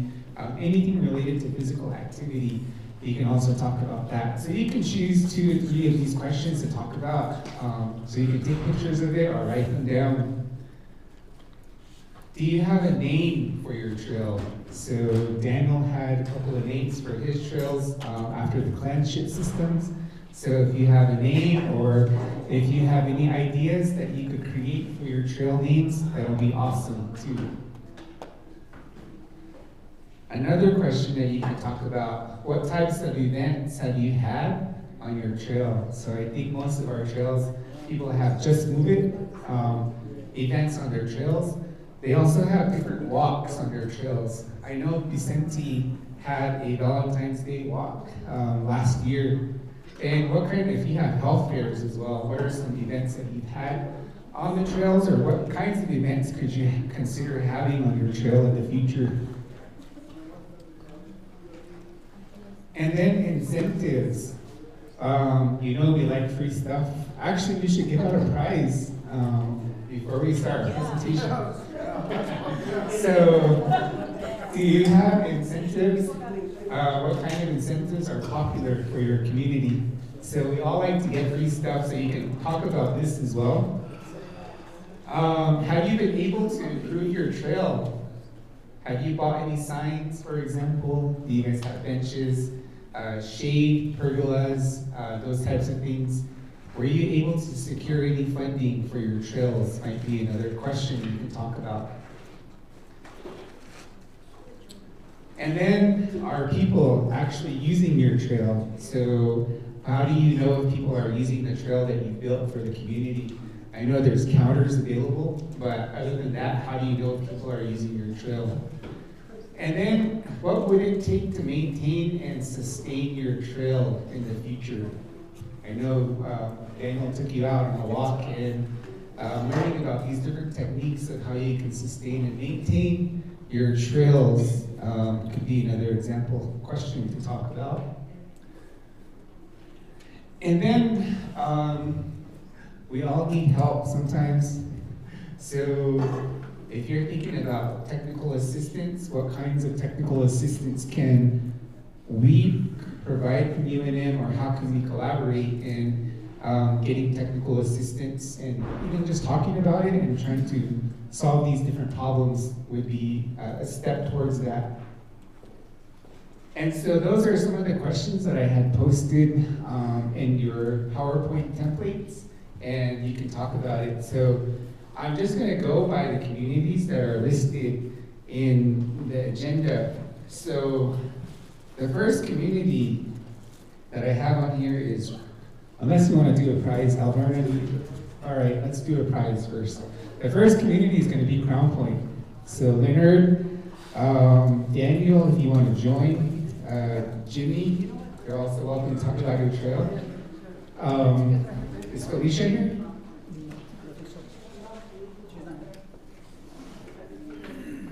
But I'll give you guys 20 minutes as a whole group for Crown Point. Does that sound good? Sure. But let me see who's gonna win first. Yeah, 488. Wait a minute. Not everybody has a ticket. You should bring your bag. Yeah.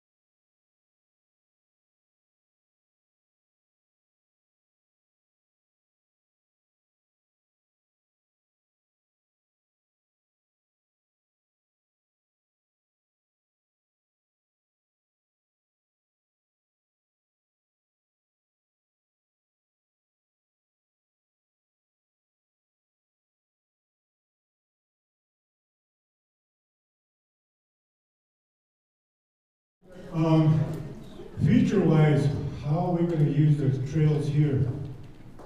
We're working on, I think Daniel mentioned it, a museum, visitor center right over here. So that's going to be part of the package with the hotel and the Indian market. So we're going to try and use the trails connected with that. Trails, and we want to do educational walks up there. That's what I'm planning. So we can talk not only about the history, the culture, but present, contemporary.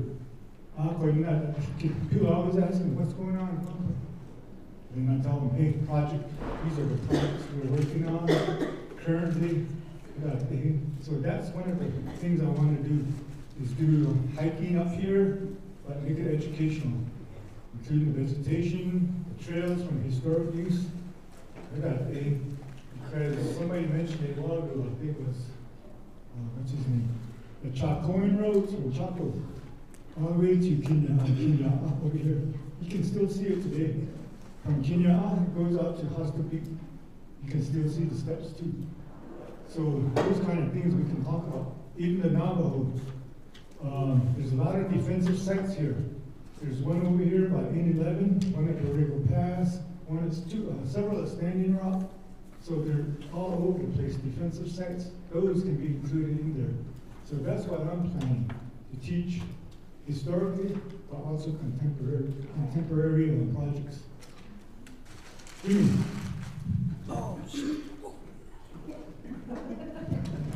Good afternoon. Toyate, Shea, Jimmy, Toledo, Chia.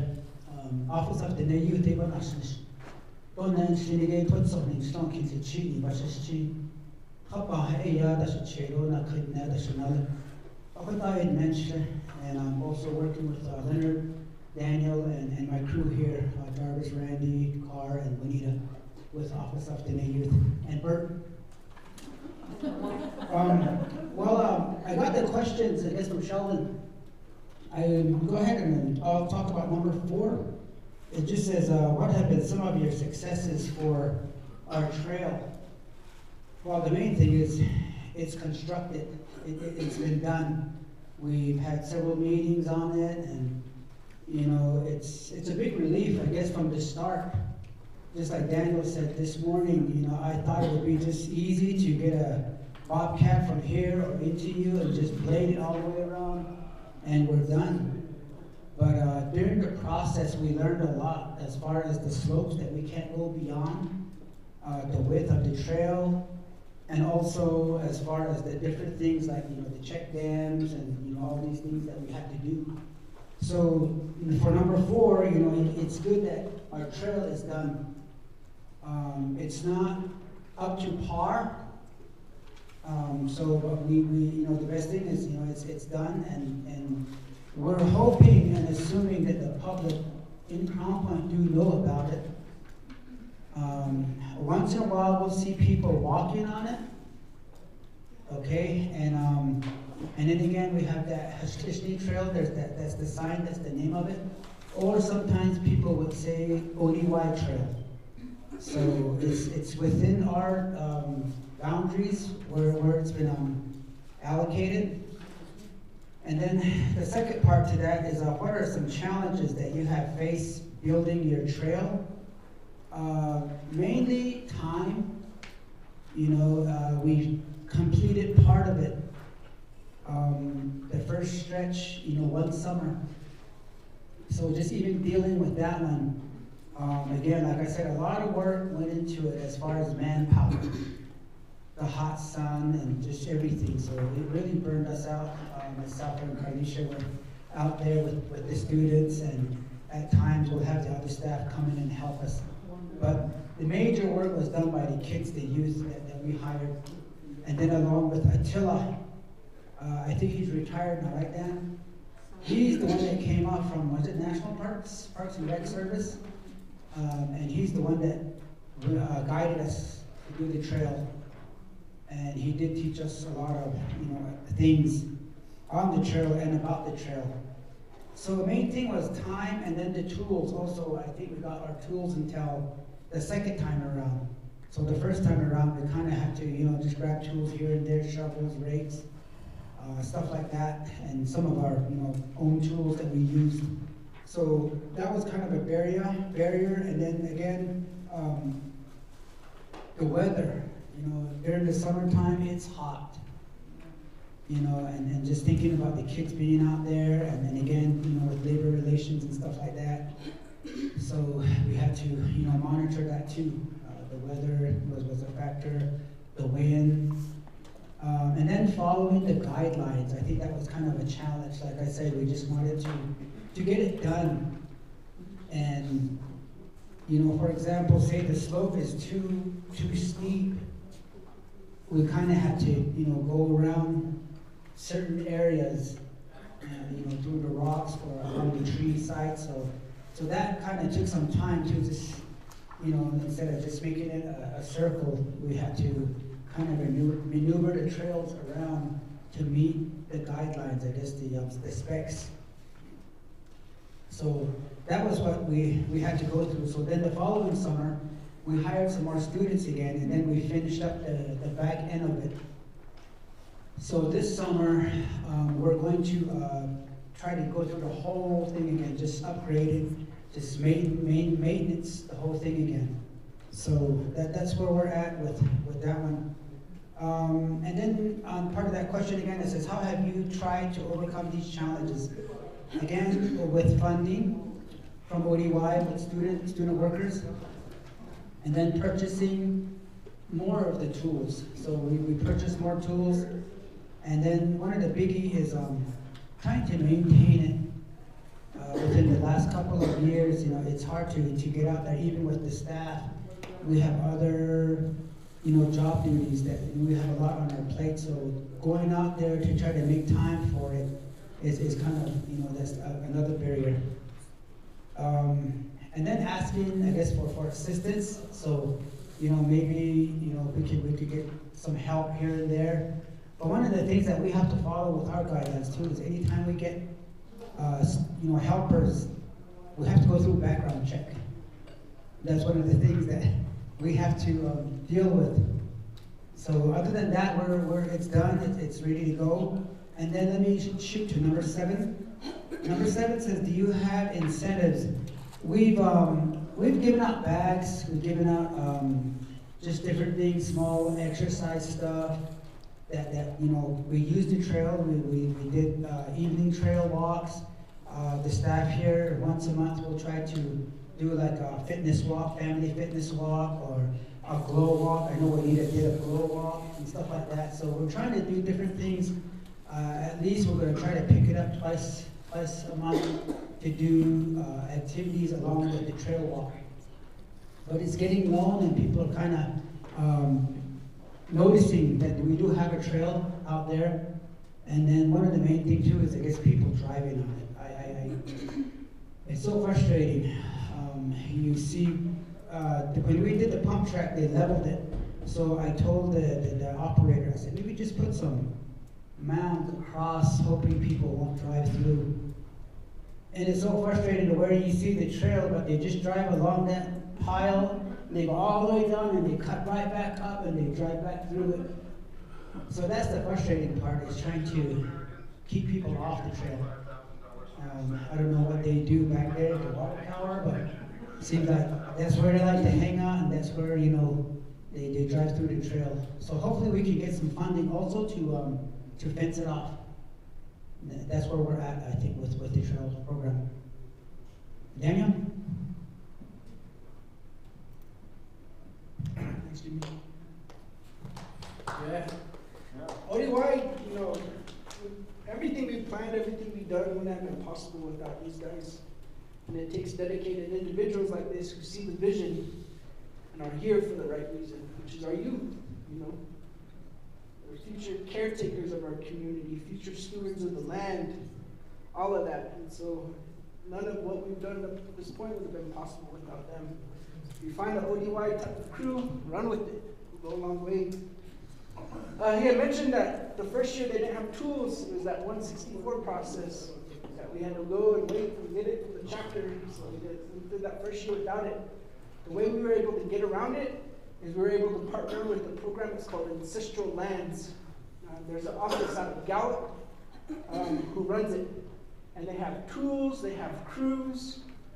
So if you wanted to start a summer program, or if you wanted to partner with them, Ancestral Lands is what they're called, and they'll come out with crews and their tools, and they can help you in that way if you wanted to do serious trail development. They do trail trainings as well, but if you coordinate with them ahead of it, at time, they might be an option. The other one is Forest Services. So we borrowed some tools from Grants. They have an office out there, and we were able to use some of their tools. If you're gonna buy what we had purchased, I think some of them sell at Home Depot, but they're really flimsy and they'll break really quick. So who we went through to purchase those is a company called Forestry Supplies, is where we got all of our tools, and they just hold up a little bit more. So that's something to think about. We got a wheelbarrow from Lowe's, and it broke the first day. So it's important to have a real fortified wheelbarrow, maybe with two wheels to go with that. But it's something to think about when it comes to those tools. Again, using your resources, building out your coalitions. Who can you go to for those types of resources? There are active teams out there, and they have Navajo teams out of ancestral lands too. So if you wanted to have your youth go in there and work it, I think that's something that's important. When we did our summer youth program with ODY, I think what was the coolest and most unique thing about it wasn't just, all right, here's some tools, now go out there and work. Free labor, you guys got nice young backs, go do it. We had planned it out over a course of a 4-week program, and we were able to partner with different community members who have careers in fields of trail development. So we had taken a field trip to step into Cuba, and they were able to speak with not only Dr. Kozo and Sally, but they had the mayor come out and speak with the students. They had different community and crew members that they were involved with that got introduced to it. We got somebody from Chaco Canyon Parks and Recreation, and they came out and did a whole workshop with the youth on doing storytelling on trails. So they did this whole thing with pack-a-rats and how do you identify that, and those guys had come. Attila was there to do some insight into careers with National Park Service. So that was what was kind of cool about it is you don't want to just kind of use these youth for cheap labor and then have them break their backs. We were really trying to focus on providing pathways and to career options. Sure, this summer you're moving dirt and building trails, but this is what it could lead to. And there's a lot of job opportunities and careers that are out there for the youth. Chaco is one of them. A lot of people might say, yeah, stay away from there. We don't go over there. But there's work to be doing, welding, putting up fences, and working the parking lot. That's something that they were kind of pushing and letting people know about. So that's something that you might want to think about if you're doing this. But I don't know, we had 20 minutes? Are we good? We're at 13 minutes. Well, I was on Facebook the other day. I think what the future of what we're going to be doing and all of our successes have been building off of that is just continuing our network. I mentioned the land process and going out and doing stuff with executive order land, venturing out and doing stuff with museums. But you'll find that the biggest challenge has been keeping people motivated. There's data overload, data drain, getting too much information. And so it's important to integrate things like programming into what you're doing. These guys do a really good job of expanding programs for the youth and community. They've done stuff like glow walks. Have you guys ever participated in a glow walk?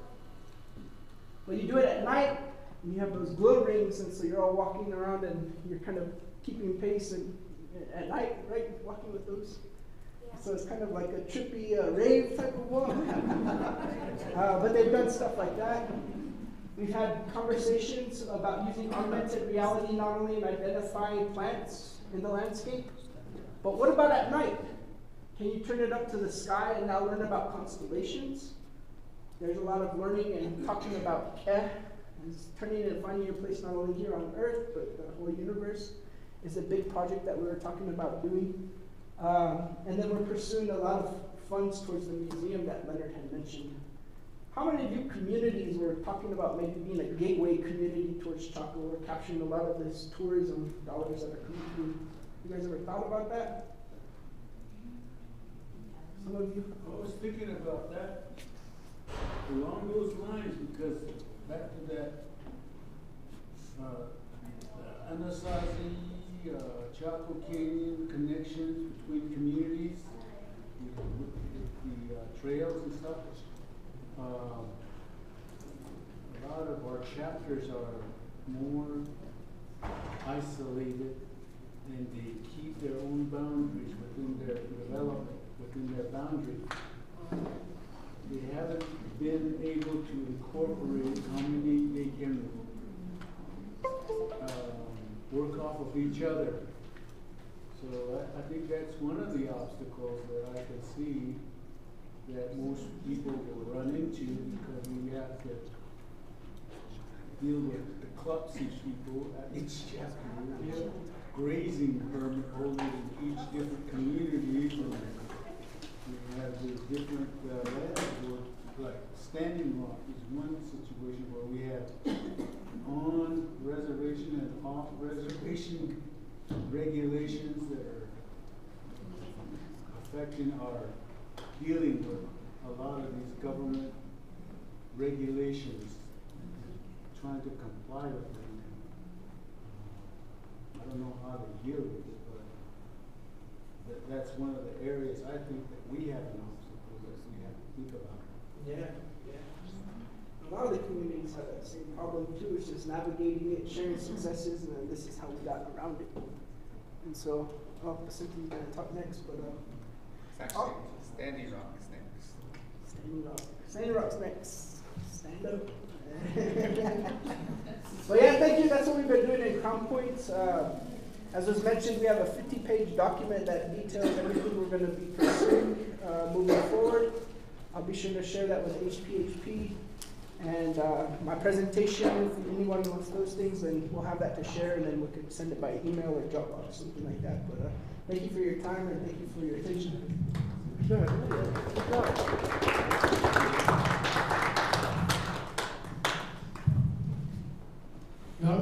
afternoon. Before we all fall asleep, I'm going to make mine real quick. Johnny Johnson, I'm the chapter president there, community. I have some chapter officials here with me, my vice president, madam vice president for this. And Mr. Lancer. A few community members here, thank you for coming. Mr. Stone, Phoebe, and Tyrell's the other one too, a community member. Thank you. Although Betty, whoever it is, she says no, but she got away from her. So thank you. If I miss somebody, I apologize. Shade asked something about say I did a small brief presentation. It's not all perfect, but hello.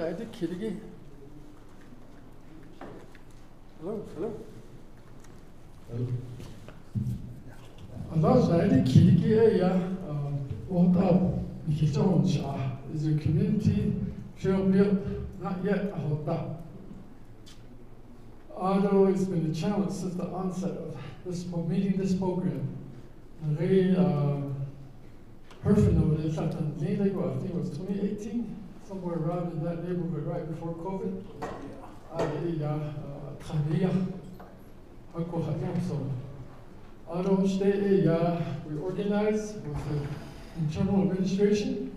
It's the chapter official, comprised of the chapter official, the CLAPSI, and land board. Also some programs within the immediate area of the chapter track. Our initiative was building a coalition. Community participation.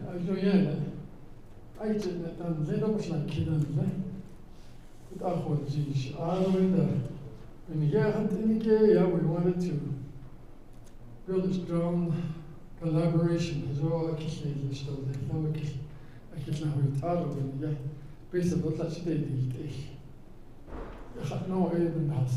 Although we wanted to plan, design, and construct the trail, and we broke it down by phase. The biggest question was the maintenance operation. And that's all about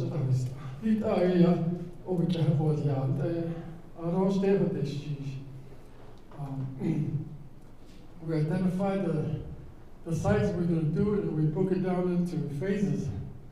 But the biggest obstacle we had, and that was shown earlier, was the obtaining the consent from landowners within our chapter tract is the phase one.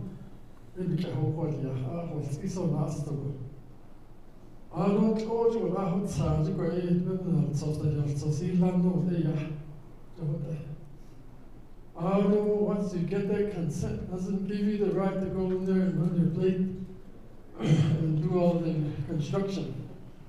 Based on before you get the money, you gotta have the land withdrawal process complete, and that's the biggest challenge. So, grad certificate. I've been so trapped in there. I'm doing that. COVID-19. I see you hidden so. Flashing down the electronic need. Grandhadot, so don't know that original line. I don't have this street. The Christian is not the original permittee vision card, for example, like Jimmy. He's a permittee, but they pretty much tell their mom, their dad, their grandma, grandpa, no, we'll sign it. And that's where you get stuck with them too. And you have to keep going back and visiting. It's really not that easy to do that with permittees. And no, we have to give back to the nation to innovate domain, and that's what we don't want to do is create that kind of environment. So we identified the 3 sites, and it's still in planning stage. And in 3 phases, GK within the chapter track. In Itopiki, Jingo, 805, I'm going to hate that of this. I don't know what you would. There's a BIA cross country track. They also part of this. I don't the community trail that they NHA did out to keep on the classes. Zobato, Bahados, Nish, to Edota, Cambodia. So, but we feel comfortable, community is willing, they support it only in Kedok Ayanada. So that's what's comfort, but we just need to go through that process. Ado Khela, who's all involved in decision making. We have a list, but there's probably more that could be added on. But right now, the chapter official chapter administration, Tapsi beyond it. Ado Santa, Ado Senior Advisory Council, Ado in the school board, not school board, but period in education, Head Start, preschool, that. Ado in the chapter community center, Hopi Navajo project, you're welcome to participate, and we're really lucky that under this Navajo Hopi project, there's a guy there that can do a lot of mapping and GPS coordinated, so we have tap on his shoulder, and we ordered the equipment or the software for him to help us, so that's where we at. Doing the community membership, doing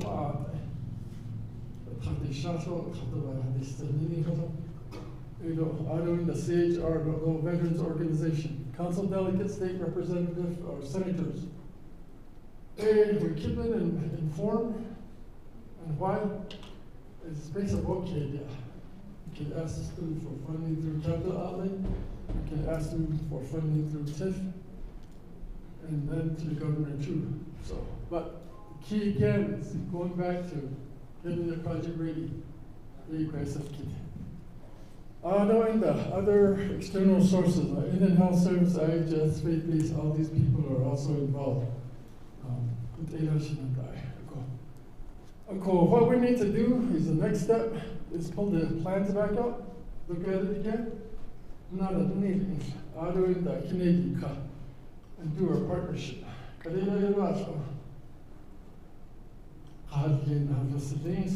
need to come back together and do that.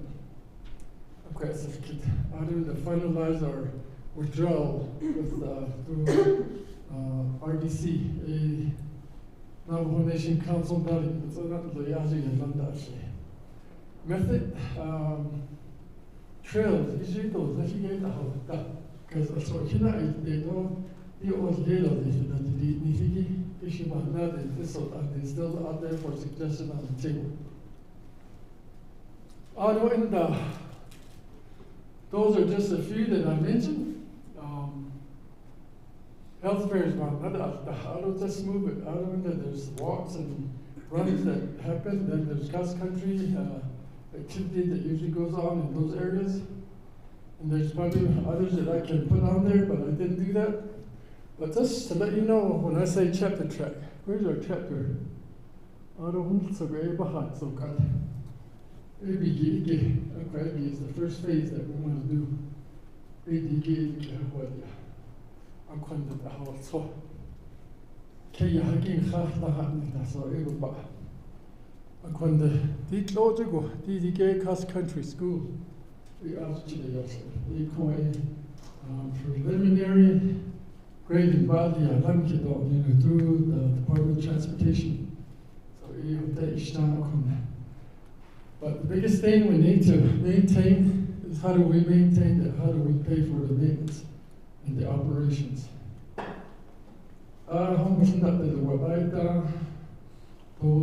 ATV that was and they created erosions and other form of damages to those trails. We like to get those trails side graded. We like to gravel them and find more dollars to see if we can put asphalt on them so it's permanent. How doing that? We need to get science and other methods.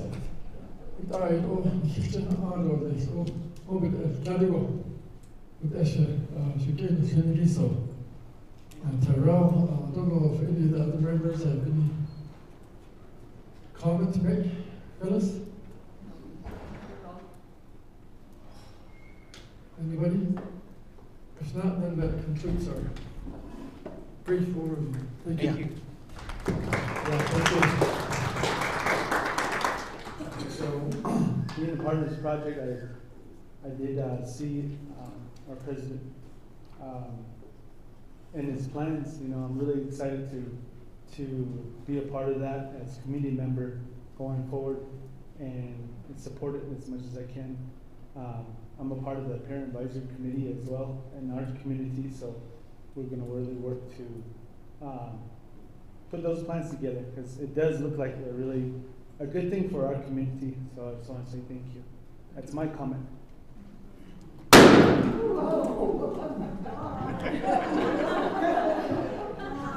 All righty then. Wake up.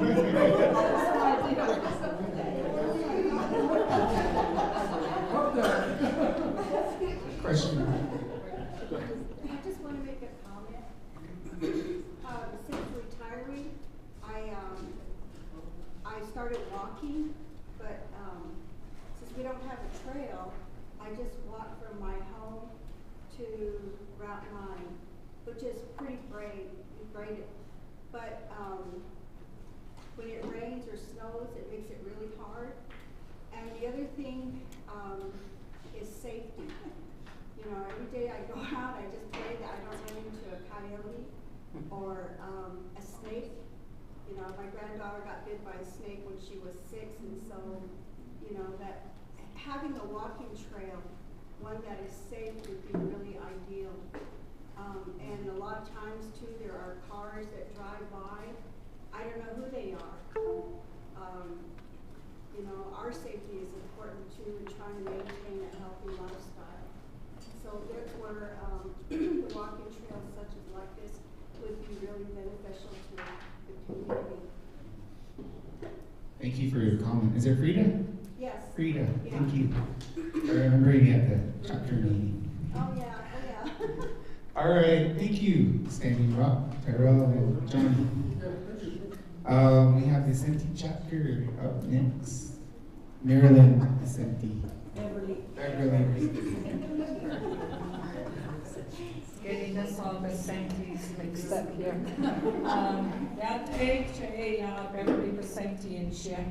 Aroi Sanat and Shaw Toadri Bashichin, Kiahane and the Shiche. Although I currently reside here in Crown Point, but I belong to the Vicente chapter, which is about, 8-10 miles north of here. So I'm also part of the Club C. I'm the Club C president. And then I have here with us Marilyn Harry. She's the Club C secretary treasurer, and then our chapter chapter manager. I just promoted her, Charmaine Hosting. Okay, and I don't see anybody else that's from the chapter, but I'm going to go ahead and present our, give you some insight to our trail. It says we had to answer some questions. I tried to answer everything that Sheldon sent to us. It says, tell us about your trail or your plans. Well, historically, the initial discussion when we became members after we retired, we became members of Club C. And so the discussion most likely had been already in some discussion prior to 2021, but we picked it back up in that same year, 2021. In 2022, there were assessments, feasibility studies, and mapping of the trail, where we got help from Sheldon and his group. And so, again, just like everybody said, you know, we thought just doing a trail was simple as getting our little tractor out there and just grading here and there, but no, we had to do all these studies before and get some sort of input and an okay from Sheldon's group. So they were very helpful. I think that was our first introduction to what it was going to take for us to begin our trail. And then we physically walked, all the Club C members, the chapter administration, and then some of the chapter officials. We physically walked through where we thought we wanted our trail to be. And so then we put little flags along the way so that the maintenance person can go ahead and clear the way, clear the area for us. So the chapter tractor, that's what it is, to clear the trail. And then through the help of Sheldon and his group, there was an approval of a grant of $2,000. Oh my God, we had to go through the 164 process with the Navajo Nation. That was 2 years ago, and we just got it just within the last 3-4 months, or maybe 2 months. Finally came through, so we're spending that money, we're not saving it, we're spending it, okay? So we ordered our signs, and you'll see in one of the pictures some of the signs that we've ordered. And we also named our walking trail, which is Otlitzen Walking Trail. So we will continue future planning of the planning of our trail to make improvements. Okay? And so here's the entrance to our trail, and here you see some of the signs that were ordered. And of course, there's going to be more signs to come. Is our trail built? Yes, but not complete. It covers about 1.98, maybe almost 2 miles of the entire trail. And it's within our chapter track. So that's why it makes it easier. So the trail is challenging. It's got, you know, upward and downward hills and sandy area, but always room for improvement. And the trail is long, it's a brisk walk, and it takes you through beautiful scenic nature, you know, surrounded by shrubbery. And we have plans to identify like antelope. Jarahatitkin is what we call it out there, but we plan to put, point those, sceneries out along the trail. So that's still yet to come, okay? And so what have been some of your successes for the trail? First success is the collaboration among us Club C members. I think that was the first start. And the chapter staff to swiftly move forward with ideas and participating and making it happen. So it started at our local level with our Club C members, and and then we began to collaborate with HPHP to hear and learn ideas from them, and also listening to the monthly meetings and what other organization and what the chapters are doing in different areas and establishing their trails. So also coordinating with local organizations to have them be part of our trail, and our walks, our health fairs, or having walks like for Mother's Day walk. We had Shahart walk in the month of February. We're always the first ones to say we want to be the first ones to do JMI. So if you look at the list, Vicenti's first on the list. And then we have our Easter egg hunts. Our bunny came out and joined us in our Easter egg hunts for the little kids all the way up to us seniors. So that was fun. And then of course we always have snacks available for everybody. Likes snacks, they like food, so we always try to have something available. And then with our summer students, they're always out there to help us as well too. So we're going backwards. Okay, so our chapter track is here in the blue. Okay, so that's about 160 acres. And in the green is where our walking trail. Here's our chapter here. So it starts off going south, and then we head west, and then we go north. And right in here, this is the sandy area right in here. And so we go up this way, and then all along the chapter track back down. So it's a good, I would say, 2-mile walk. And that's currently where we're at right now. So what are some of the challenges that you have faced building your trail? And how have you tried to overcome these challenges? I think the first challenge was to try to develop a path where natural habitat were not disturbed. So, and then also knowing where the culturally sensitive areas are, and which our local members as well as our chapter officials were aware of where those sites are, so we pretty much avoided those areas.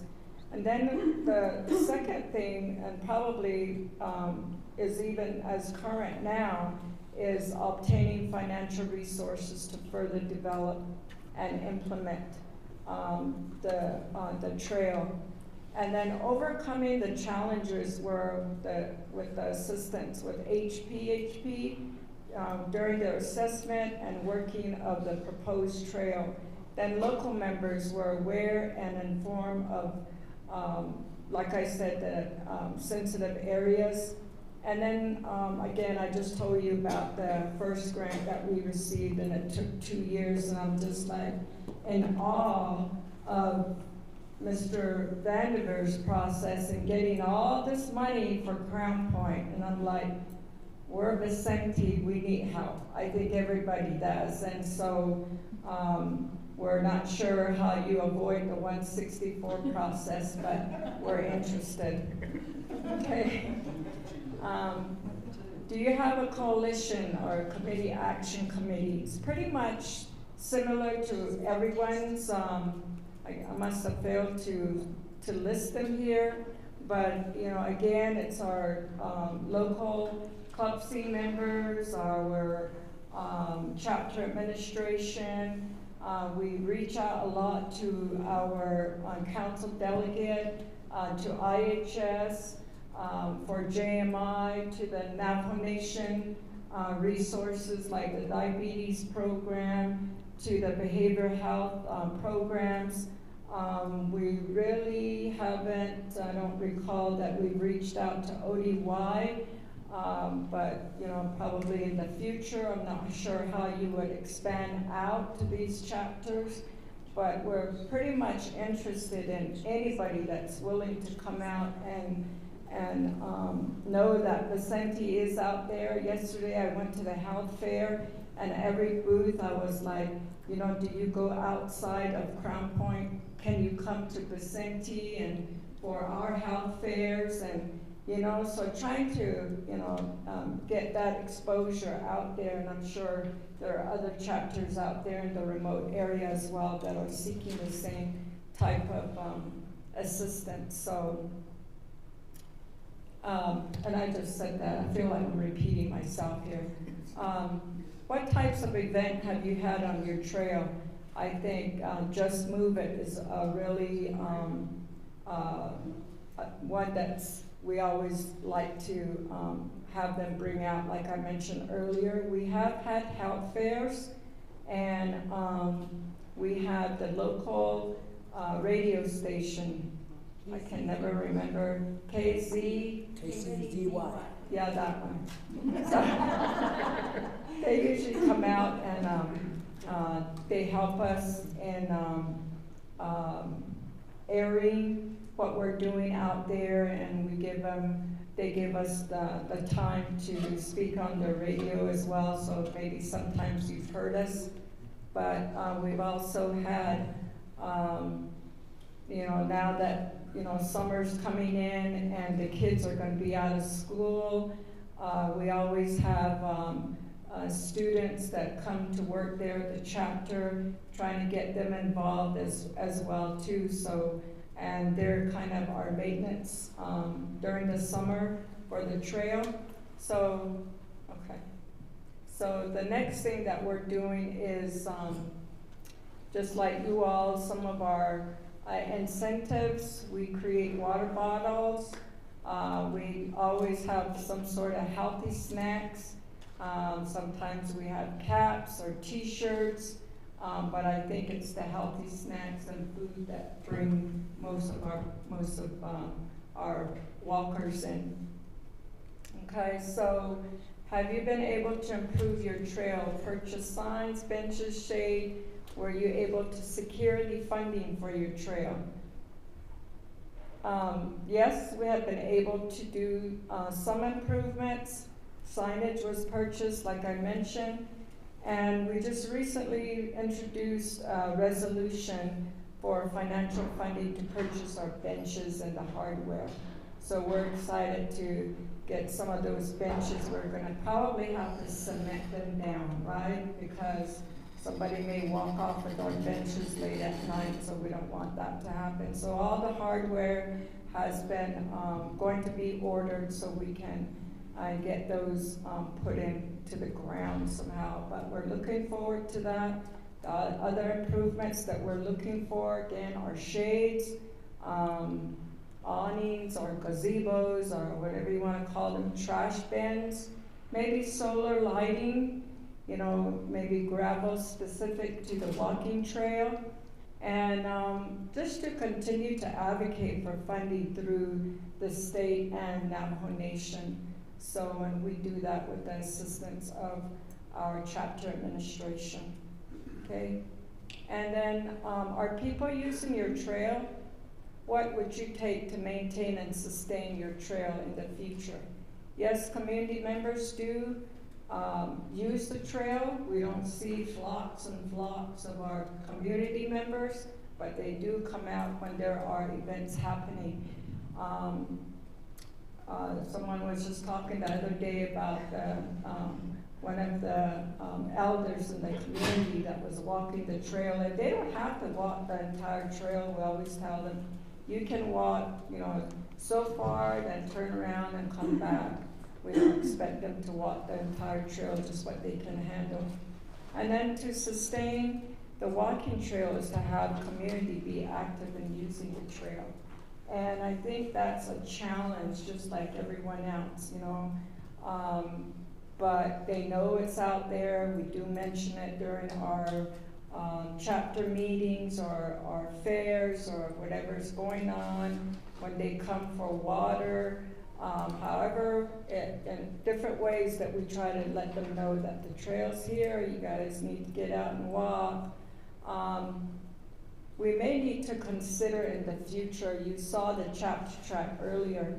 Of course, the chapter level, we're always looking at developing within our chapter track things like maybe a new chapter house, a new warehouse. So in one of the areas there of the chapter track, we may have to move our trail up along the fence. So that little sandy area that I showed you, that might be the area we may have to move up against the fence. So, but in any case, it's easy enough to do, and you know, we're not too worried about that. And then the other thing that I just learned was to celebrate National Trails Day, which is the first Saturday in June. Did I know that? No. I was doing some research and I'm like, hey, they have a National Trails Day and it's in June and a couple weeks away, or months away. So that might, and that's on a Saturday. So we may do something before that day, but we're always thinking of something to do, and sometimes you'll see our flyers on Facebook, getting the word out there that this is happening. Here's our little Easter egg hunt flyers, and so if you see that, come and join us, please. And just like we always join Crown Point during their JMI, during their health fairs, whatever, you know, they may have going, we try, because I live here, so I can, you know, go over and participate. But, you know, we ask that you come out and join us as well, too. Okay, so what do you need technical assistance with? Grant writing in general, and just organizations out there that are willing to assist small communities with resources. I think that's probably our biggest technical assistance, you know, as far as some of you that have GIS savvy and GIS, you know, we may need your assistance to try to get some maps going, or, you know, because we always have to pay somebody to get those maps for us, or we have to go to Window Rock to get the maps for us. You know, so if somebody's willing just to give that helping hand to some of us that don't have the type of resources that Crown Point does, then, you know, we would really appreciate your assistance there as well. Okay, thank you for listening to me. Anybody have any questions or comments? Daniel? I guess for you and for Standing Rock, has anyone tried going and utilizing the junk food tax that's allocated to chapters? Do you guys use those? What are you using that for, and what's the process? Because I found out Chronicle got 3,000 something, and that would be nice to use and put towards the trails, because I think there's restrictions on what they're used for too. What's that process like? The 164 process? No, it's mostly beautification, food demonstration, healthy, that's all it's used for. Not trails? No, trails, it's part of beautification. It can be used for anything that goes with fitness. Yeah. And even like exercise equipment, you can purchase those too. What if you guys use yours, or you're using them now, what are they going towards? Benches. Yeah, benches, trash cans. And you just go through the chapter? It's the fund is already at the chapter, so.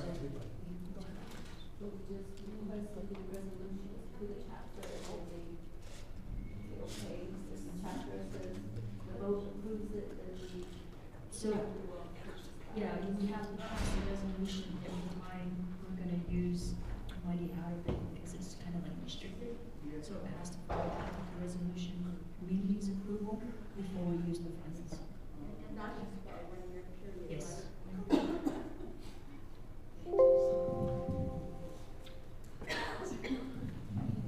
There's one thing I want to mention. You have 140 acres, chapter K70 right here. Right on the south side of ETU. We're working on a trail too, in addition to the 4 trails, community trails. The chapter is working on a trail right here. And we're going to get 50,000, I think it was, from ARPA funds. So we're all going to put some benches, and we're going to fix the gravel, the level of the area, some heavy, what do you call it, lifting equipment along the way, stuff like that. So it's going to be inside the chapter track right here. I didn't mention that, but so we have the 4 trails plus the chapter trail. We're going to be trailed out. And through us together. And then Manuel, we're planning a tour up there to look for a howler. One of the things we saw for that National Trail Day, there's a coalition who promotes it. They said we need somebody out there to get people out and running that was helpful to them. And they purchased a Bigfoot suit. And so it's come run and walk with Bigfoot. And that really got a lot of people out. They just wanted to run on a Bigfoot suit. That was just me there. I have another question though, on the trail building and using your youth workers. Do you ever come across liability issues?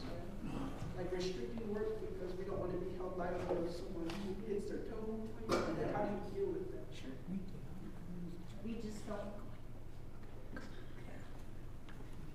We just let them do their things, you know, we don't try to push them.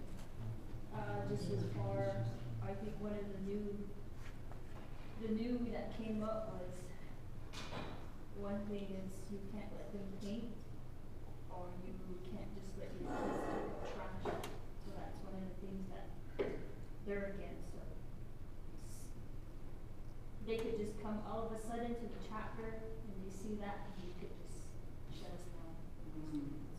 It's kind of a lot of restrictions. Remember, Daniel, that's what we ran into. We wanted to use the chapter student workers to help, but that's what the chapter told us too, that they can't really do labor.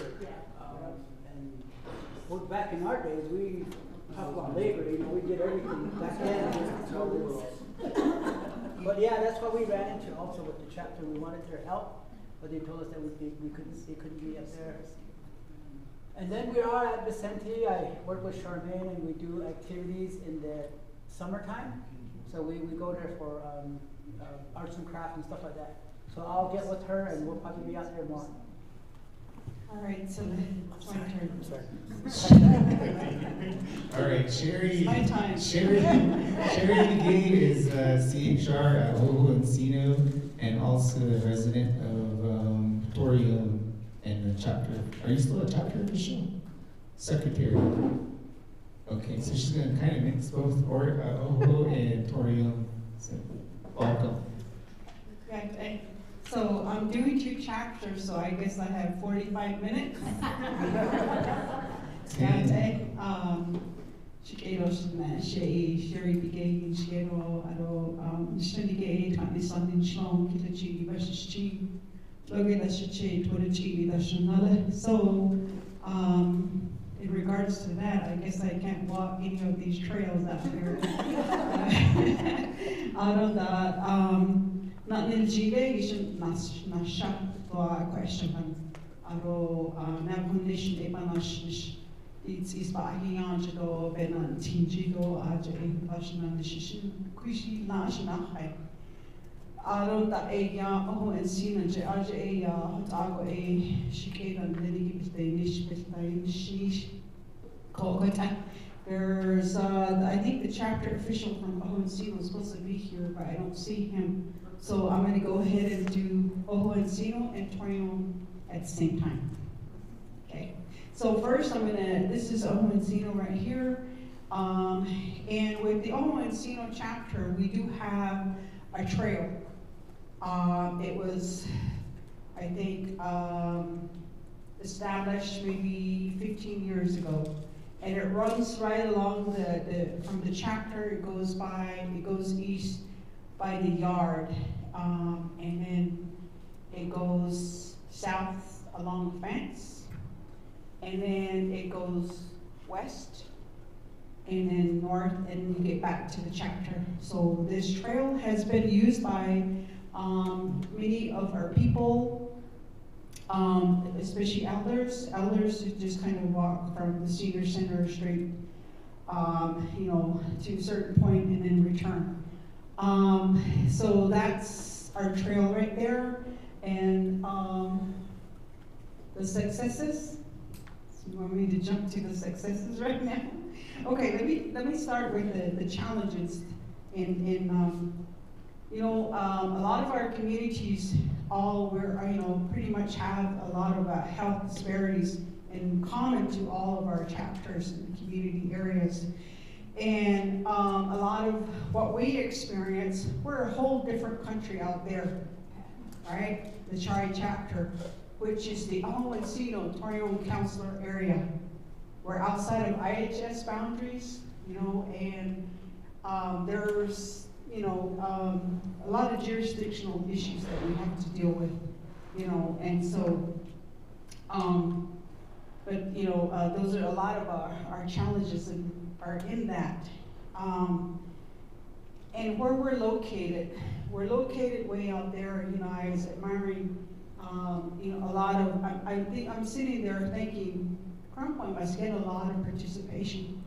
It's because it's kind of centralized. You have all of your housings in one area, the students and so forth, But for us, it's different. We live far apart, and even the Katagusag. So it's kind of hard getting people together. Those are some of the challenges that we have. And then, with this trail, it was pretty much set up. We had a little tractor that kind of kept it, maintenance and all that, but that just kind of all died down, okay? The maintenance is not there anymore. The trail is still there, but people are not using it because it has, the water has had its chance on it. There were some benches that were set up along the way. So this trail that I'm talking about in Oho Encino, it's about a good 30-minute walk, okay? It's kind of sandy in a lot of areas, and there's a lot of sagebrush that you have to, step over and things like that, But there were some benches that were set up, along the way. But our benches are gone. Somebody said something about, cementing them down. These were cemented down. These were like blocks, cement blocks that were made into makeshift benches. They're gone, okay? So, our people are very, smart and, so anyway, that's one of the other thing is that somebody mentioned dogs. As you're walking from to the east and then you turn south, along the fence, there's some homes on the south side.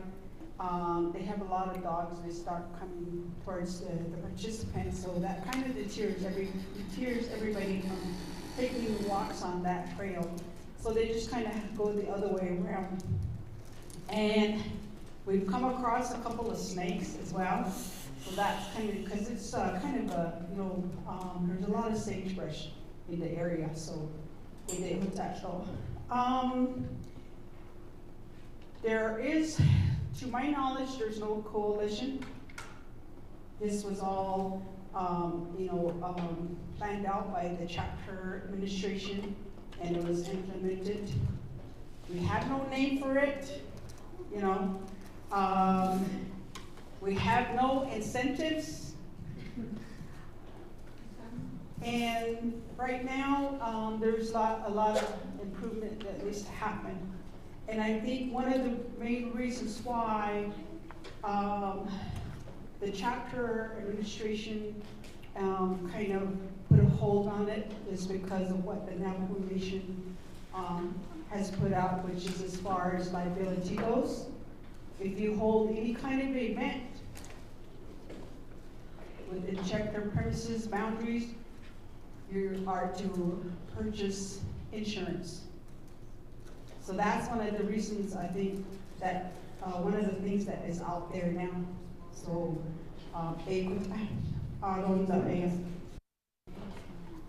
one of the success stories as far as Encino is concerned,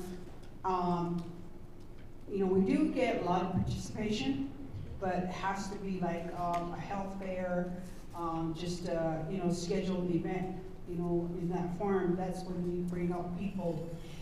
And one of the, I've been able to use it.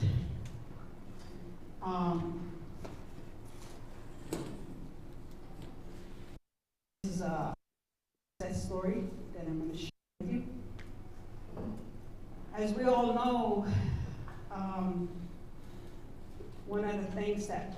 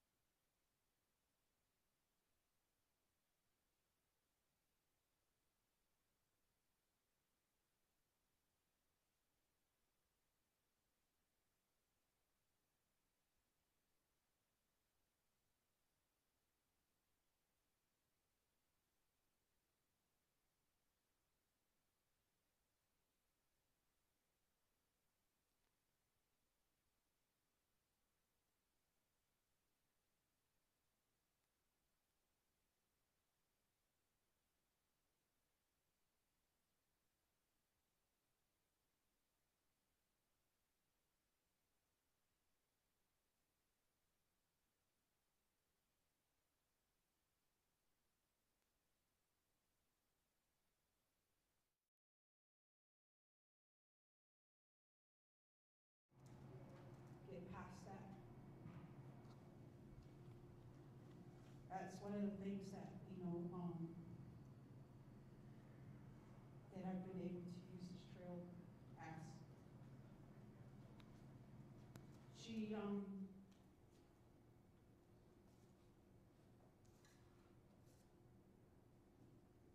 eventually, I was on vacation during Christmas time. A lot of us do that, and it's during that time when she took her life.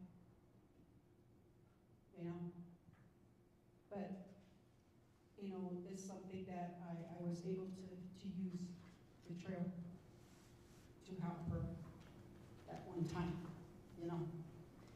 So we see a lot of that, and we just have to be prepared for that, But I think one of the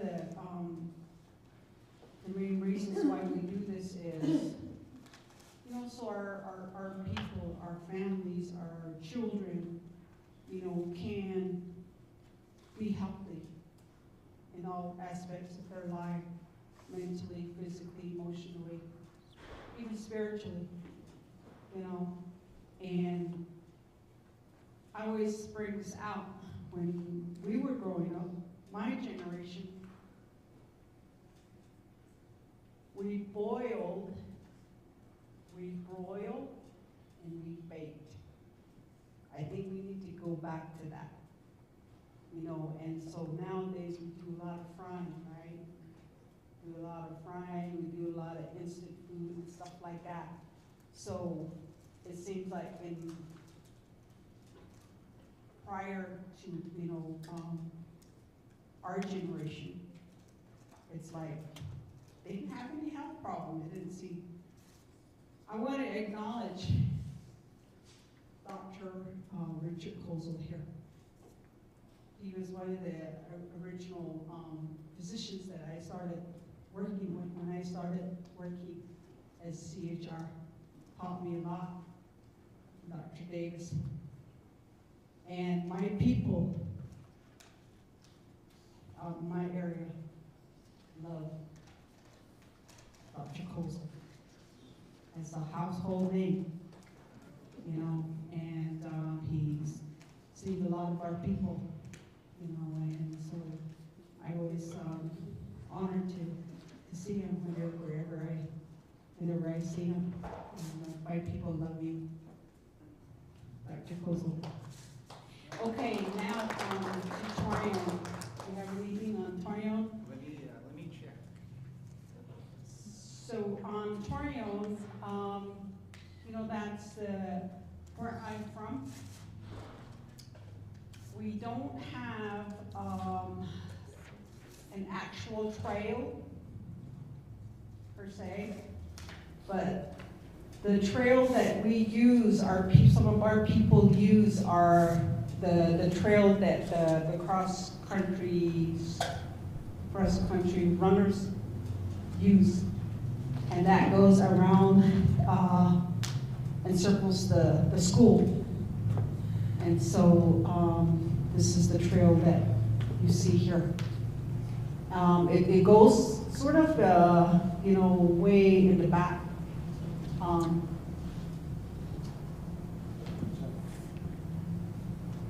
We are working on it. We are trying to get funds to really get that trail in place. I have my own trail behind my own house, you know. It's you know, if you go like 30 miles, 30 times around that trail, it's like 30 miles. It's about a good 5-mile walk, okay? But these are some of the, I think this is when you guys did the walkability assessment. Yeah, the assessment. I wasn't able to be there, but these are the people that were there to help Sheldon with that. So I'll just show you some pictures. This is from the Torion chapter meeting. The senior center in Torion is very active as well. So they also wanted us to do a walkability assessment around just east of the senior center so they can have accessibility for the seniors to use their trail. So we visited with the seniors and we did our best to do presentations in Navajo, but the seniors are very active in Torion. So there's a potential, and I think they redelegated 2 chapter officials in Torion. So there's a new chapter president, Mrs. Wakazu. Marlene Wakazu. Marlene, and then there's Ms. Evie. Evangeline Touching. So there's been some chapter house leadership turnover there in the past couple of years. So we've been trying to do our best to reintroduce our project with Torion chapter. So it's been kind of going up and down a little bit, but hopefully it gets a little bit more stable here in the future. Yeah. So I guess after January, everything will change again. So, but you know, pretty much, you know, we're very much interested in getting the help from you guys, Dr. Kozel, Sally, to get all of that in place. Before I leave, Just kidding. But yeah, so yeah, it's you know pretty much used by the students mostly because it's their trail and it goes way in the back of the actual chapter and the school itself. So I've never walked it or anything like that, but I know it's there. But thank you. I think a lot of you are pretty much really ahead, you know, in a lot of your trails and so forth. So, you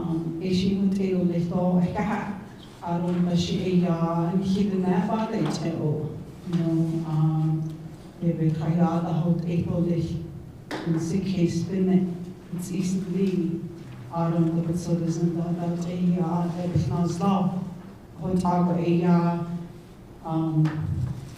kitchen this is our horseshoe. We have that little horseshoe there, and then we also have a little softball field there as well. So,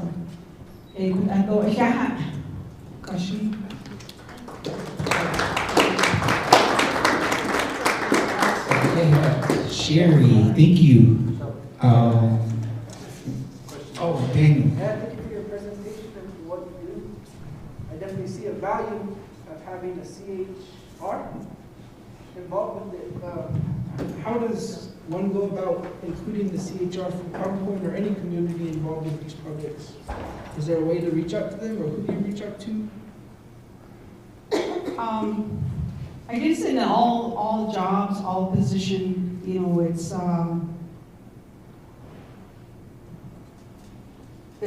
all up to the CHR individually. I get involved with everything, you know. I wear many hats, you know, but I think they should be a part. They are key in a lot of these health promotion, disease prevention type of activities, initiatives. And you know, Karen back when she was with HPDP, we did a lot of collaboration, we did a lot of cooperative work in the different communities. And so some of them are very active. Some of them are very active, others just kind of like, you know. But I think they should be a part of it. They're part of the whole planning and implementing, supporting and all of that. So, Are you guys in the chapter or IHS or? We're Navajo Nation. Yes, CHR program started out back in 1968 by council, and it was during the TB pandemic, and that was happening. That's when it was developed and established, and it's over 50 years old. You know, a lot of the people that are up at this level have, you know, don't know a lot of this information about our program, but that's how the CHR program started. And so our scope of work has us doing direct patient care, patient advocacy, and health education. Those are our main job that we do up there. We have started, when I started, it was more of a social services program. And then it transitioned into a medical, you know, clinical type of program. From there, we were doing home health agency. And then it transitioned into first responder, and we're doing that dual work right there. And then now we're into public health. So Navajo Nation we're under Department of Health, but emphasis in public health. So that's where the CHR program is. That's what the CHR program is. But thank you for asking, you know, and you have any more questions about the program, I'll be here for a few more minutes. Okay, oh, thank you. Picture. We have Herfino, Kanadling Youth Center, that will do their presentation next. I believe they're the last ones here for the panel, and then we'll do a toolkit presentation afterwards. So make sure you're sitting up straight, posture check. Make sure everybody's sitting up straight. I think we should use this opportunity, let's all stand up really quick. I don't want you guys falling asleep on me. Shake your limbs, your legs, whatever, shake it all about, you know, wiggle it. Raise your arms. Try to touch the ceiling. Stretch out a little bit, you know. I want to make sure you guys have my full attention. I want the eyes and ears directed to me. Okay, but I have 2 minutes if we're going to be meeting our time management here. I'm going to try to make this as short and sweet as possible. I'm going to start with my introduction. My name is Jarvis Molohan.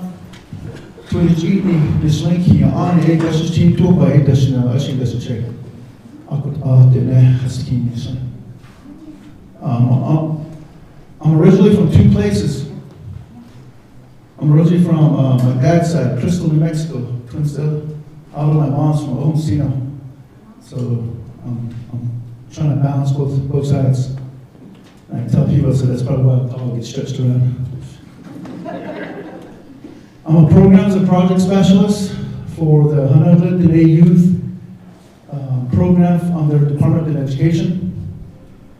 I'm very fortunate to work out of this facility right here is the Honolulu Center. And I'll go into that a little bit more. I'm going to have my colleague introduce himself really quick. Good afternoon, my name is Randy Larvindo. I'm the rec coordinator out with Jarvis at the Honolulu in the AU site. Yeah, so we have the perfect job up there. We get to play with the kids, educate them, and the families like that. So we're having a blast out there. And anyways, really quick, I've been working here for 12 years now. I'm going to 13. Went by really quick. And Randy, I always tell him he's the godfather. Whenever they ever shut this down, they need to have a statue of him right here. He came with the building. And he's from the area. So he knows all the people there, all the kids who entered this door when he was there, when they were knee high, 6 years old, 5, and now they're parents. And their kids are coming through the program. Imagine that. Call them dad, uncle, everything, grandpa. Sometimes with me too. So those are the connection that we've established having an after-school program here at the site. And this building here is pretty much, Doty didn't build the building, just like what Crown Point's going through. This building was already established before we got there.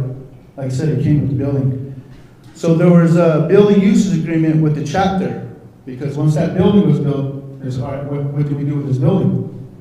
Just so happened that we had a grant to pay for the employees and stuff like that. So then they made an agreement to use the facility as long as we provide service to the youth and families, and as long as we paid for the operational expenses. So that's how that was put in place. Here's the Herfino Chapter House. How many of you guys have been here before? Just raise your hand. Okay. They got certified back in 1956, and the building was built actually in 1957, but it wasn't right here. It was a little bit south from where they're at.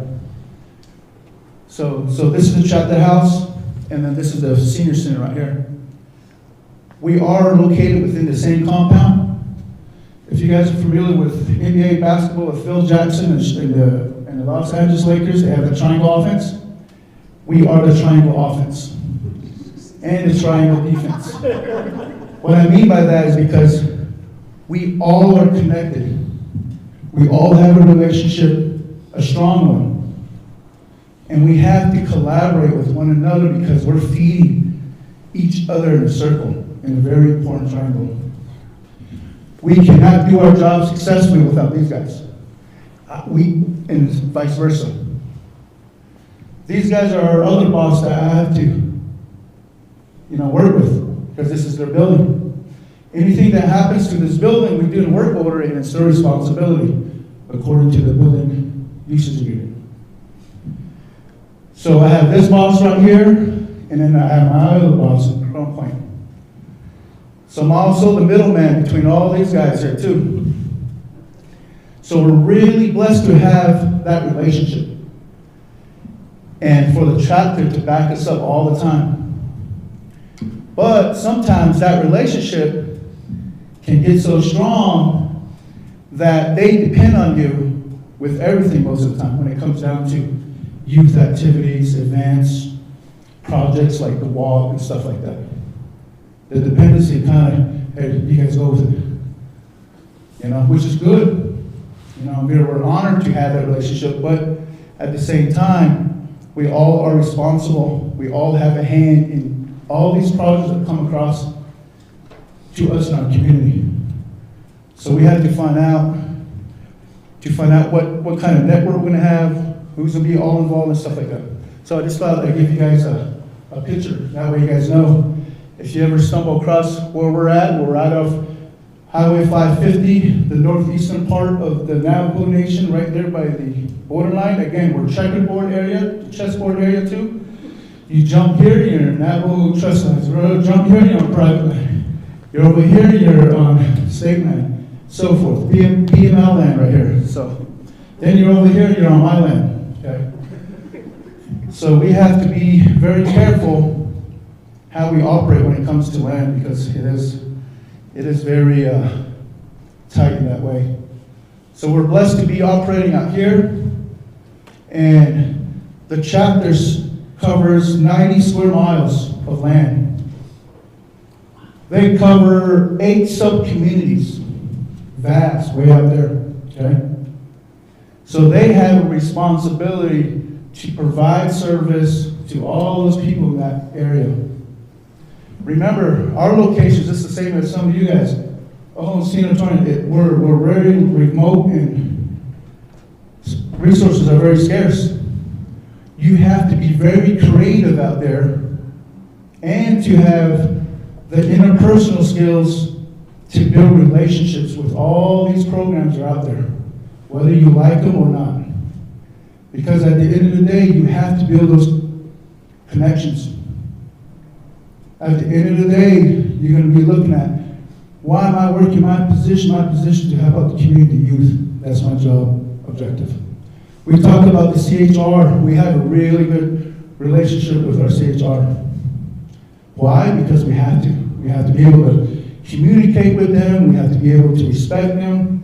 Because somewhere along the way, the CHR, the community health representative, had their goals and objectives is aligned with providing healthy alternatives and options for the whole community.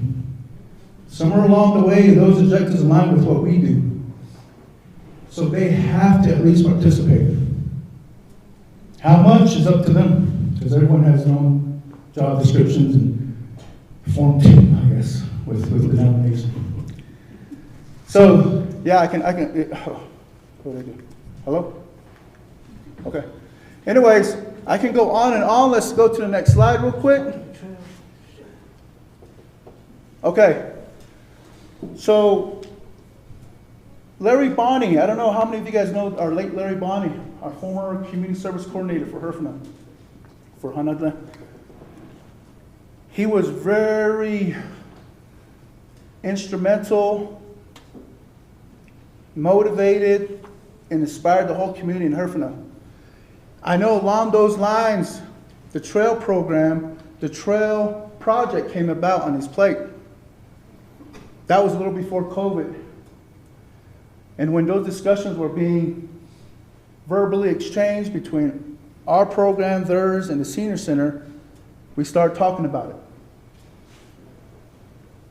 And it was somewhat informal, formal in between, but then he passed. And then COVID came. And I know this was one of the first meetings that we had talking about the letter of invitation and how that was set up. So we had had a meeting here about it, that we wanted to go with it. And that was back in March in 2020. A lot of our chapter officials and staff are for everything that's positive.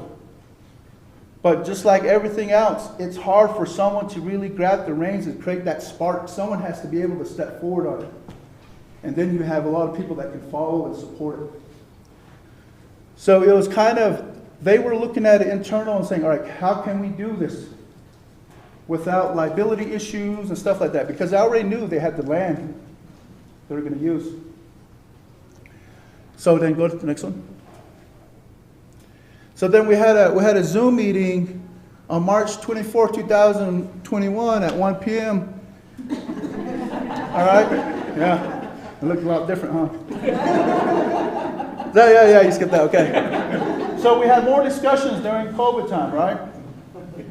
And then once COVID kind of simmered down a little bit, then we first met in person, which was about the logic model. That was completed on July 29th at San Juan County in Farmington, New Mexico.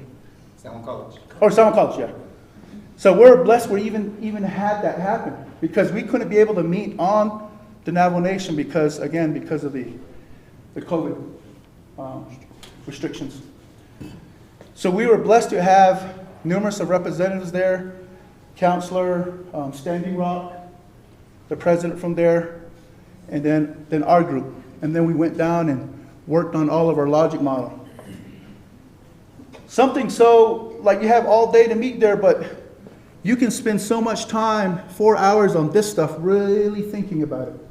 So we were very lucky to complete our logic model when we were there, but a lot of thinking went in there.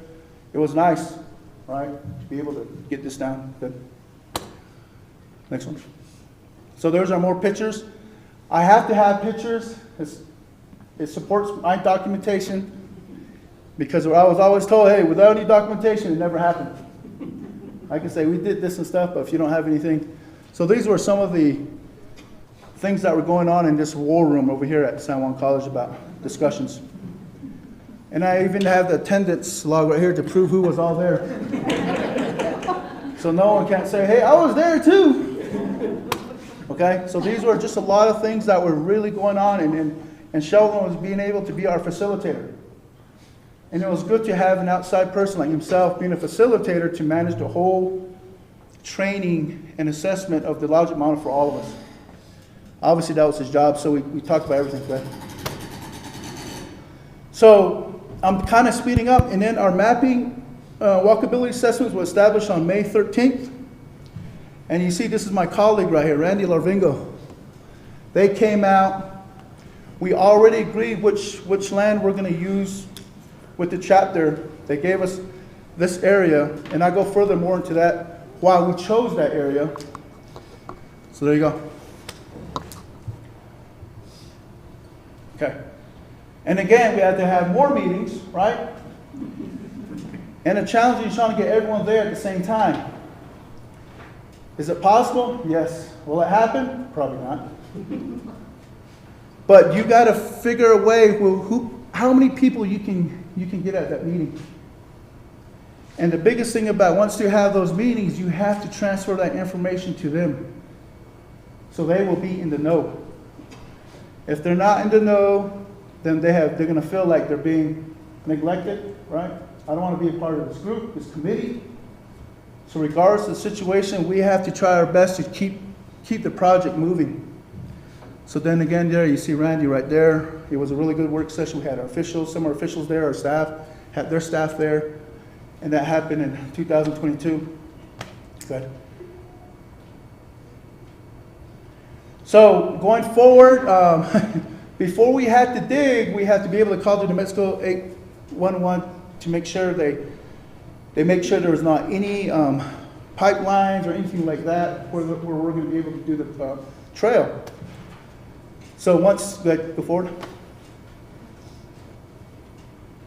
And then once that was okay, and then on October 6th, then that's when we started using the backhoe. It's really good to to use those equipment that the chapter has. This makes the job way easier, right? So we did pave it out. I guess the course was 3/4 of a mile. Yeah. And we'll get into all that here in a bit. I'll let Randy elaborate more on that. So we start laying it. And when we were doing this, we were first looking at, hey, let's all make it around. We were talking with just the chapter, staff, ourselves. And at that time, it was hard to get everyone involved.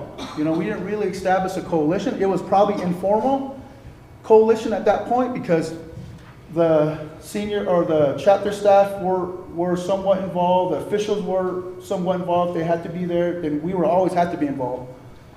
And then we got help from the senior center as well. So we had to deal with what we could at that time, because a lot of the chapter depended on us to really keep it going, and we had to do our due diligence to make sure that, hey, let's just keep it afloat, do as much as we can. So then we had the authorization to be able to develop the route. Okay, good. We got a lot of support in our community. When you go out there, it might not look like, is there any people out there? But you'd be amazed, they'll be coming out underneath the rocks, the sagebrush, from above. They're out there. The challenge is you got to be able to find them and connect with them. And we're just blessed to have our youth program connect with the parents, the people out there. Okay? Because once you tie a relationship to one of these great people in the community, guess what? They're all linked by relationships. Hey, go out there, they did this, they're giving out free stuff. And then you got it, okay? When you say it's free, it's for me, it's for everybody. They're going to come out regardless. If they don't have gas money, they'll find a way. They'll carpool. They might hitchhike, okay? And so we have a lot of our youth that's in our program. We're very blessed to have them. We even have kids from our residential program, Dinaditli and then Hanadli, come and busload kids to our program. We do the best we can to seek those services that they need with physical education, with health and nutrition. I did hear about the physical activity, which is great, but you got to balance that with nutrition. Teaching kids what to eat and what not to eat, It's easy to slack off on certain things, but you have to be careful on what you're eating, the processed foods. All the stuff that turns into sugar, creates diabetes. So anyways, we start plowing. It was good just to see our building maintenance guy do all the work. We were watching. We had our shovels just clearing the way, but anyways, go for it. So they came back down again. We had to have a group picture. So keep going. Go back. Go back there. What's the name of your trail? Right now, it's that's pending. If you had to ask Randy, it'll just be Hanadlich walking trail for right now. But again, we have to bring everyone back and rebuild that coalition. Because I don't want people pointing at me and saying, I don't know, that's his trail right there. You ask him. And that's the challenge, is getting everyone at the same table to eat together. Not one sitting on the floor, not one having a missing chair, but getting everyone to the same table. And if it's Zoom, whatever, but it's just, you just got to be consistent, I guess. We'll probably develop a schedule. My job after this is going back to try to open those opportunities again, being able to reach out, hey, when can we all meet? We got a lot of resources out there too that we have good ties with because of our program. So using that and trying to abuse that to make sure they come out. And we have to give them free stuff we can. We got to do what we can to make sure that everyone comes out, because everyone likes to get paid now, right? If it's volunteer or not. But we have a lot of good support out there from the chapter officials, to the staff, to the senior center, to DZ clinic, to the schools around us, to the fire department, DZ fire department, the 4-H program as well. The FACE programs, DZ and Hanadle, and then even now EZ and counselor. So we have those relationships across the board. Okay, what types of events have you had on the trail? We had one recently, right? I'll have Randy talk to you about that. Yeah, we had the winter version just moved it. We had a couple of people, families. They were new to the area and they were like, wow, you have a trail? So they did the trail. And they also used a different loop for a longer trail. But recently it was that. Yeah.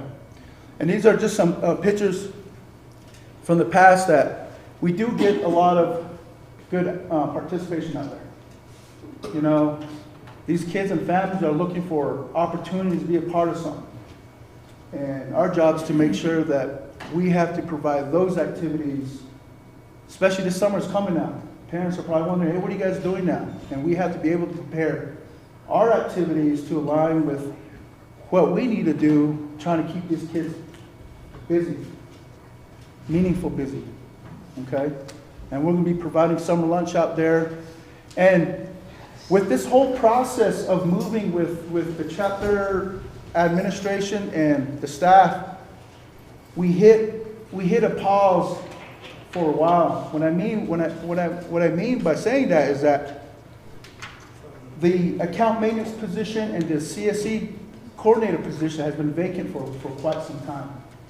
And it was hard for us to really do business on that chapter level when those two positions were vacant and when all the chapter business was being operated by the officials. I felt uncomfortable because when it comes down to accountability, everything, I'm used to having those positions filled where they can be able to operate the normal chapter business, you know.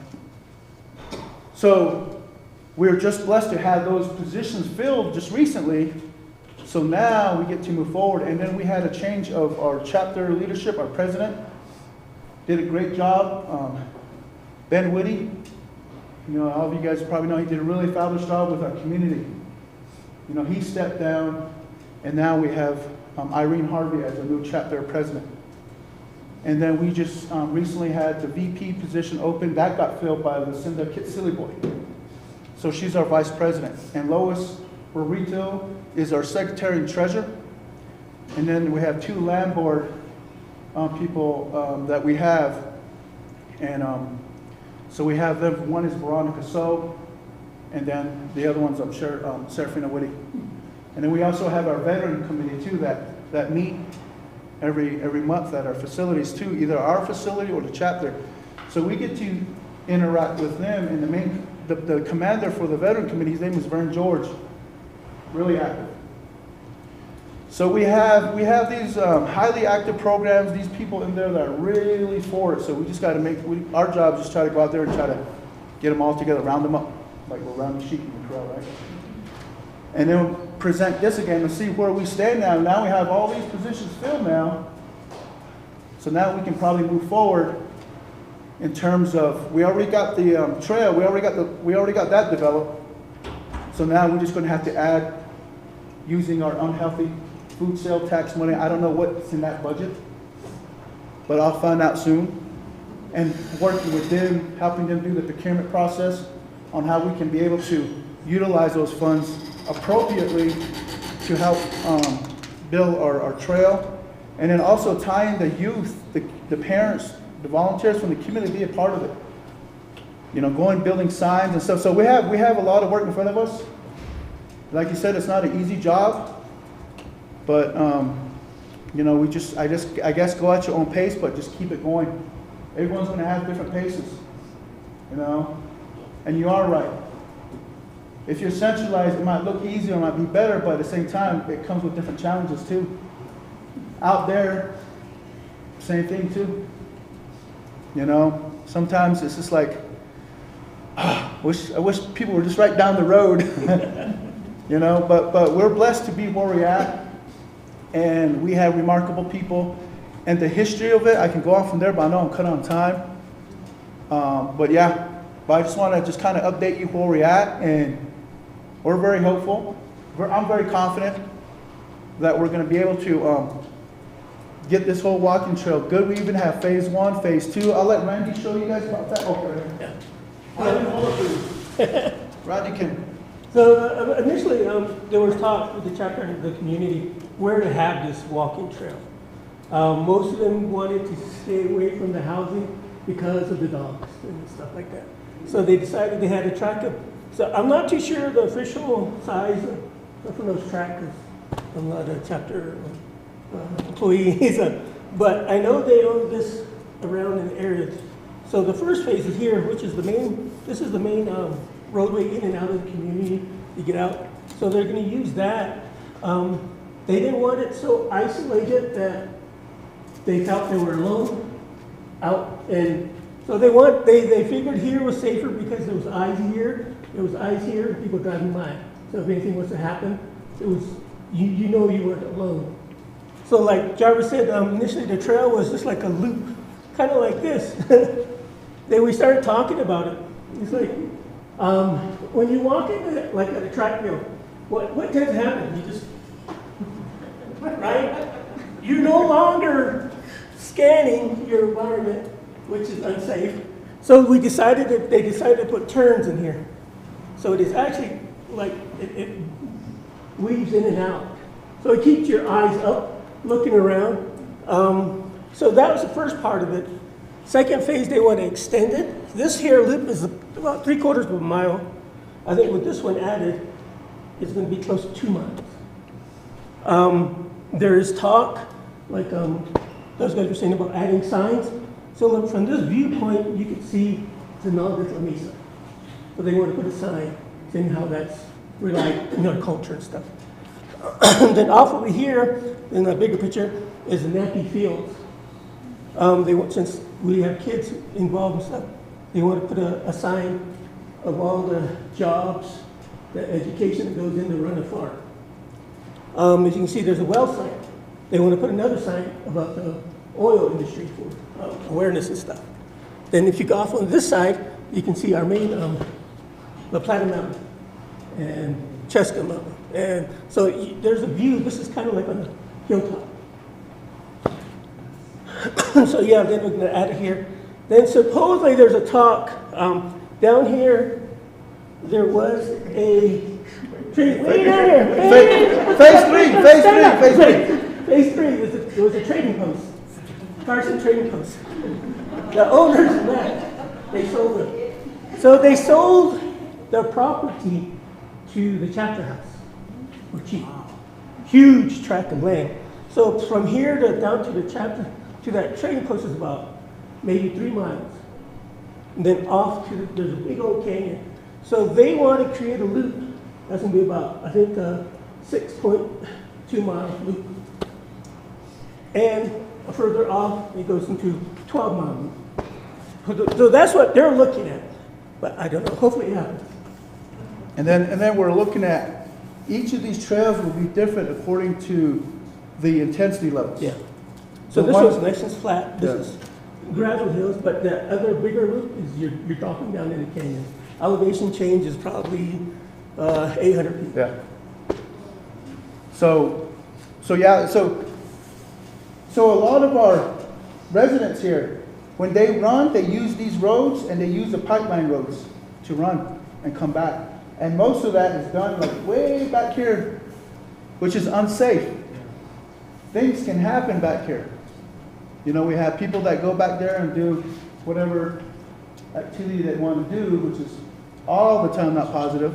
And we don't want any of our residents running through here and coming across those activities. So the biggest thing was the safety part we talked about, the safety. What did our parents and they say was safety. So having it up here would be a lot better, and then later putting lights and all that stuff. And then we did bring up concerns about snakes. Then we're researching what kind of plants are out there that would negate bull snakes, rattlesnakes that we have, because we have these bull snakes that come across from Nappy Fields coming across, okay? Looking at what kind of plants negates them, and then just stuff like that. And then we talked about the safety. You guys talked about dogs too, right? We even had talks of, hey, what if we just, because we're going to have barriers, what if we just have a gate, a fence around here, but just not lock it, but they can just come in here and they can just, maybe they'll feel more of a comfort level like that to avoid some of these dogs that run across. So there's a lot of ideas.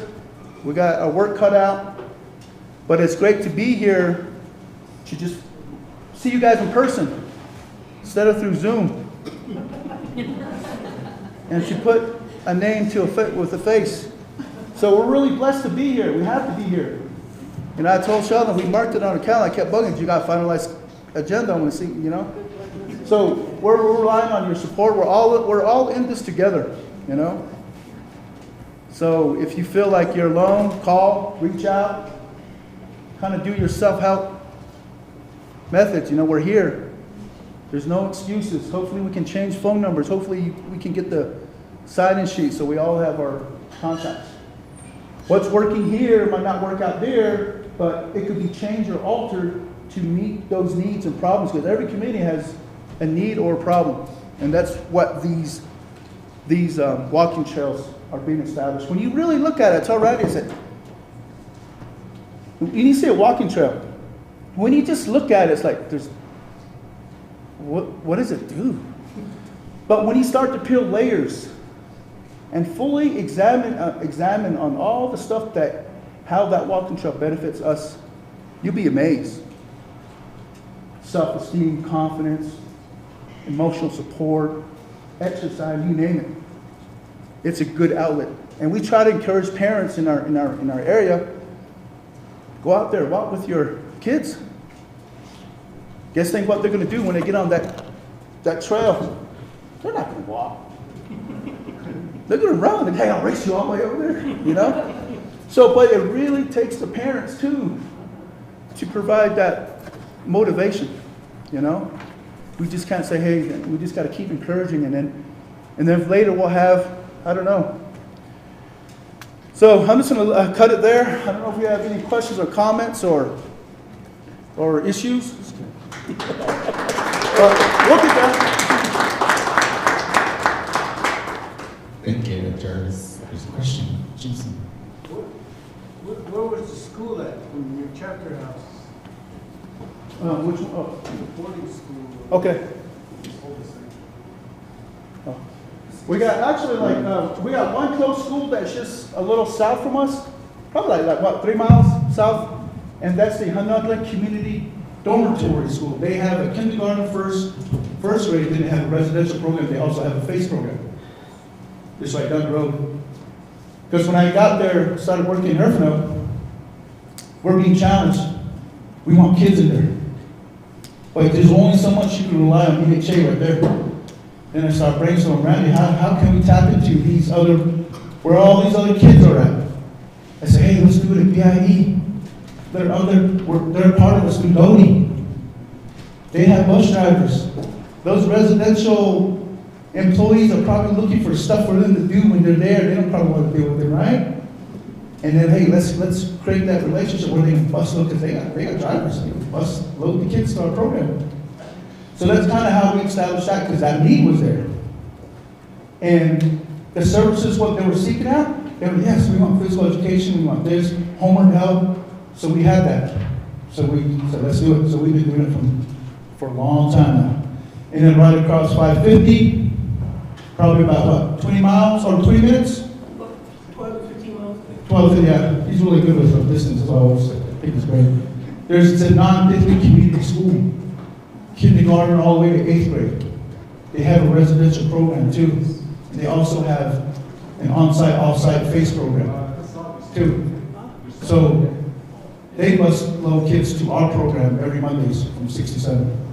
And we get a lot of kids from there. So when people say, hey, there's nothing going on, we got all kinds of stuff going on. We're busy Monday through Thursday. Friday's our off day. We get to recuperate, do admin work.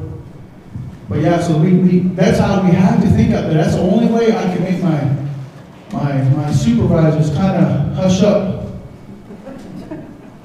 and not think that, hey, you guys don't got kids out there. We got them. That's the relationship. And once that relationship has been established, we open more opportunities for us to do more with those schools. And at the end of the day, once you create that strong partnership, they'll back you up. They'll go to war with you. So like I said, I either get to abuse that relationship, make sure that they are part of this coalition, but we're trying to put more ownership on the chapter house too. Creating that, hey, you guys take care of it.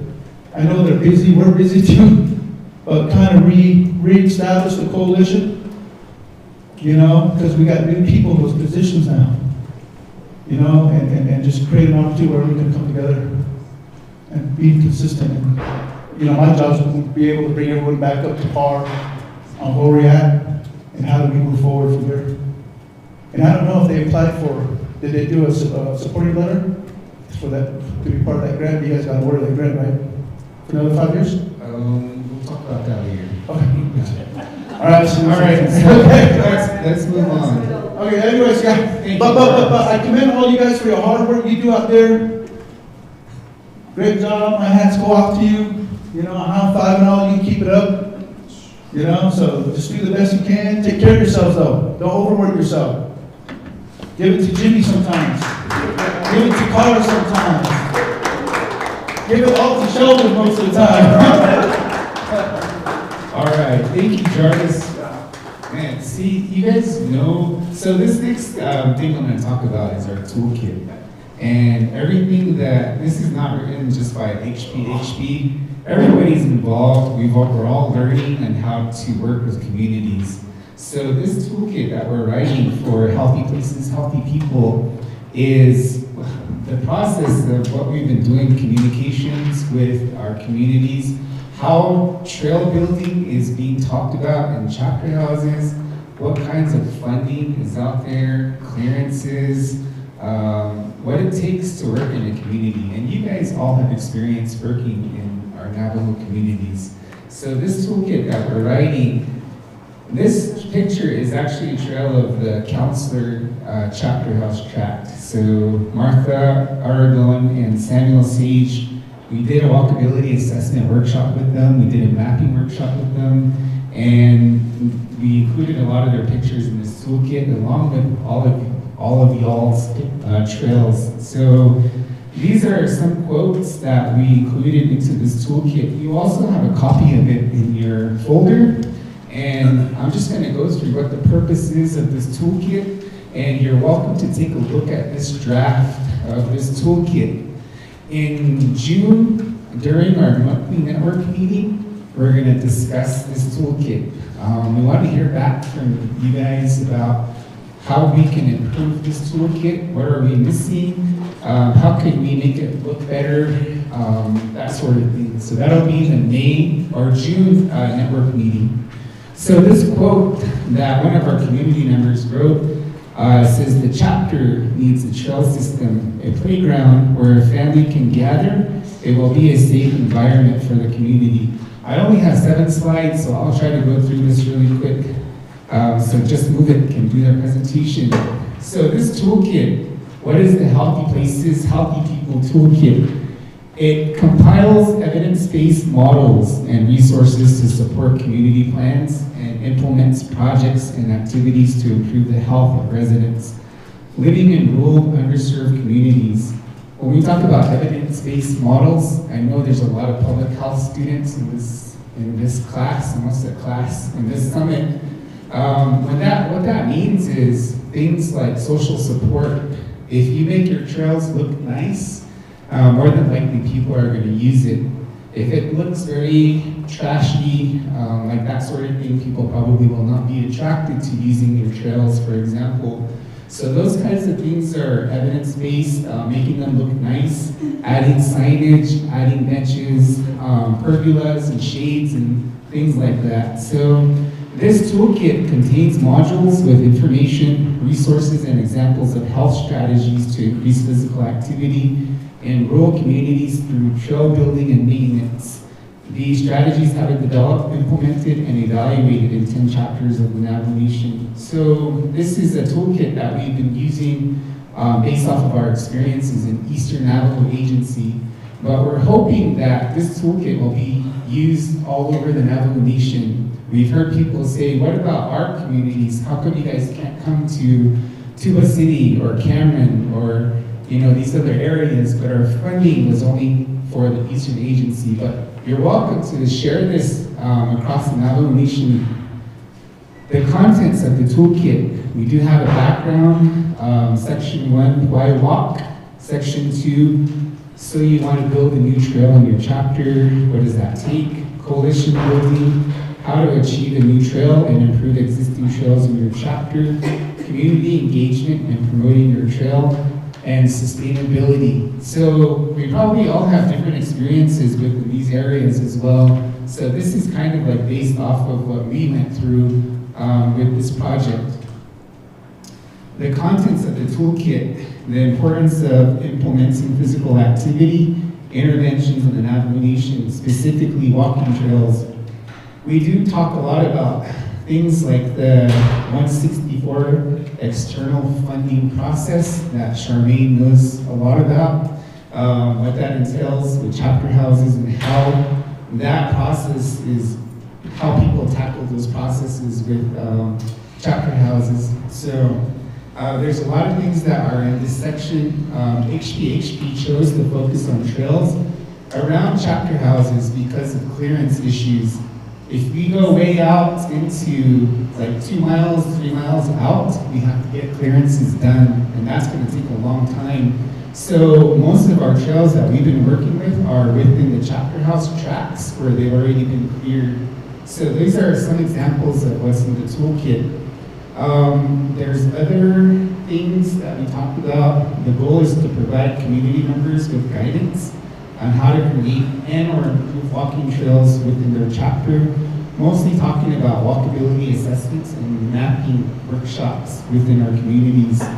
So trail creation, trail improvements, and sustainability are some of the contents in the toolkit. So coalition building, we've all been talking about coalition building and what that takes. So it takes a lot of meetings and collaborations and having resource meetings and things like that to get people on the same page. So there's a lot in this toolkit. So take a look at it and give us some feedback on this toolkit. So how this toolkit is meant to help communities. We all want a place to walk. We all want a safe trail in our communities so that we don't have to be walking in fear of anything. So this toolkit is meant to guide community members through the process of creating or improving walking trails, the process of obtaining clearances, creating support coalitions, and maintaining a network of passionate individuals involved in implementing physical activity interventions on the Navajo Nation will be easily accessible to community.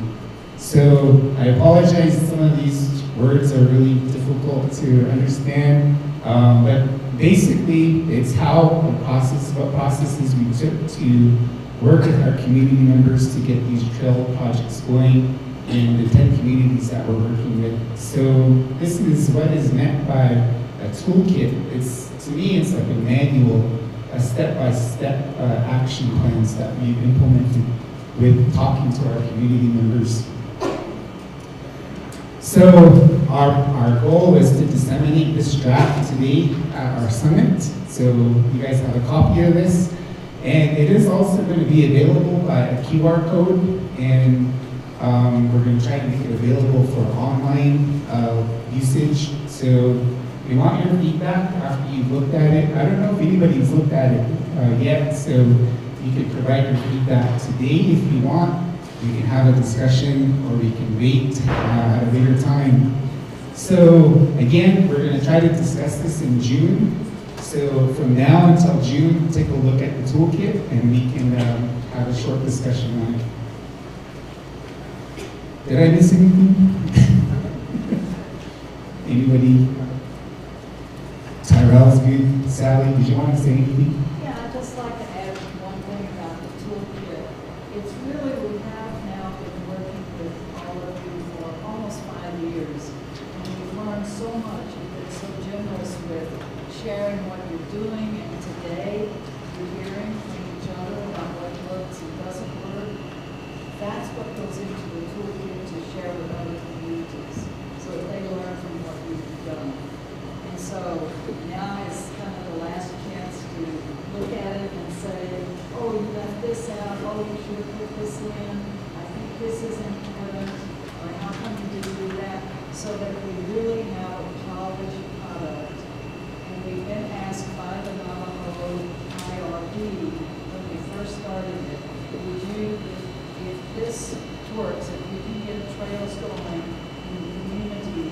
really share that across the Navajo Nation. We can't pass that opportunity up to share what you're learning. And so this is why we're doing this.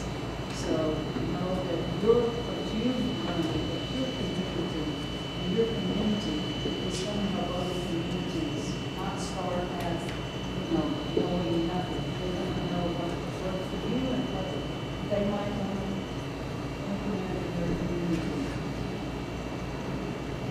Cool, thank you, Sally. Anybody else? Is everybody doing okay? Do we need to take a 5-minute break before Rafania comes on for Just Move It, or should we just go right into Just Move It? Just move it through. Just move it through.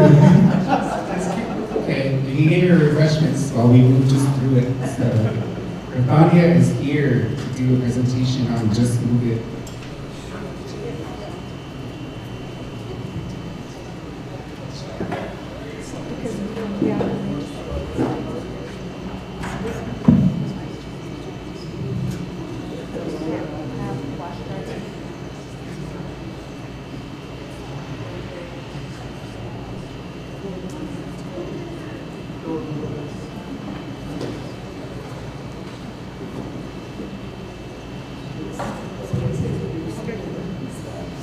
Okay, while we wait for our presentation, we can do another raffle. So get out here. Get out your tickets. Okay, last number is 435. 435.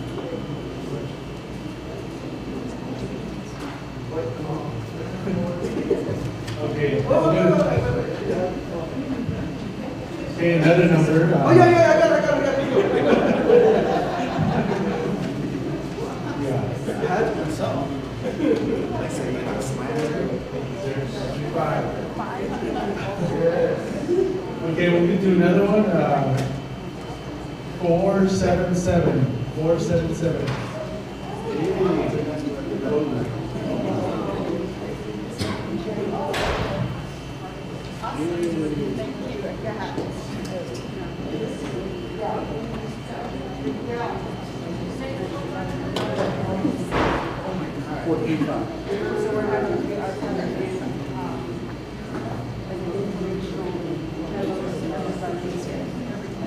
Okay, we'll keep going.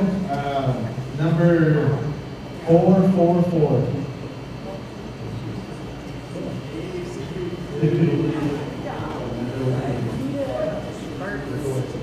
The yellow. Okay. Okay, thank you.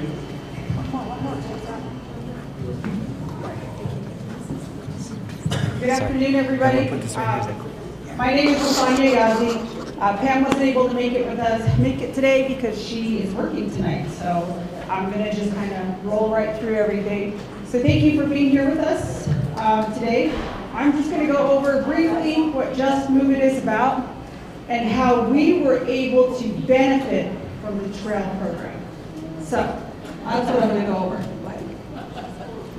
Okay, well, our goal for Just Move It, and probably most of your programs, is to increase physical activity at the community level during the summer months, usually June to September.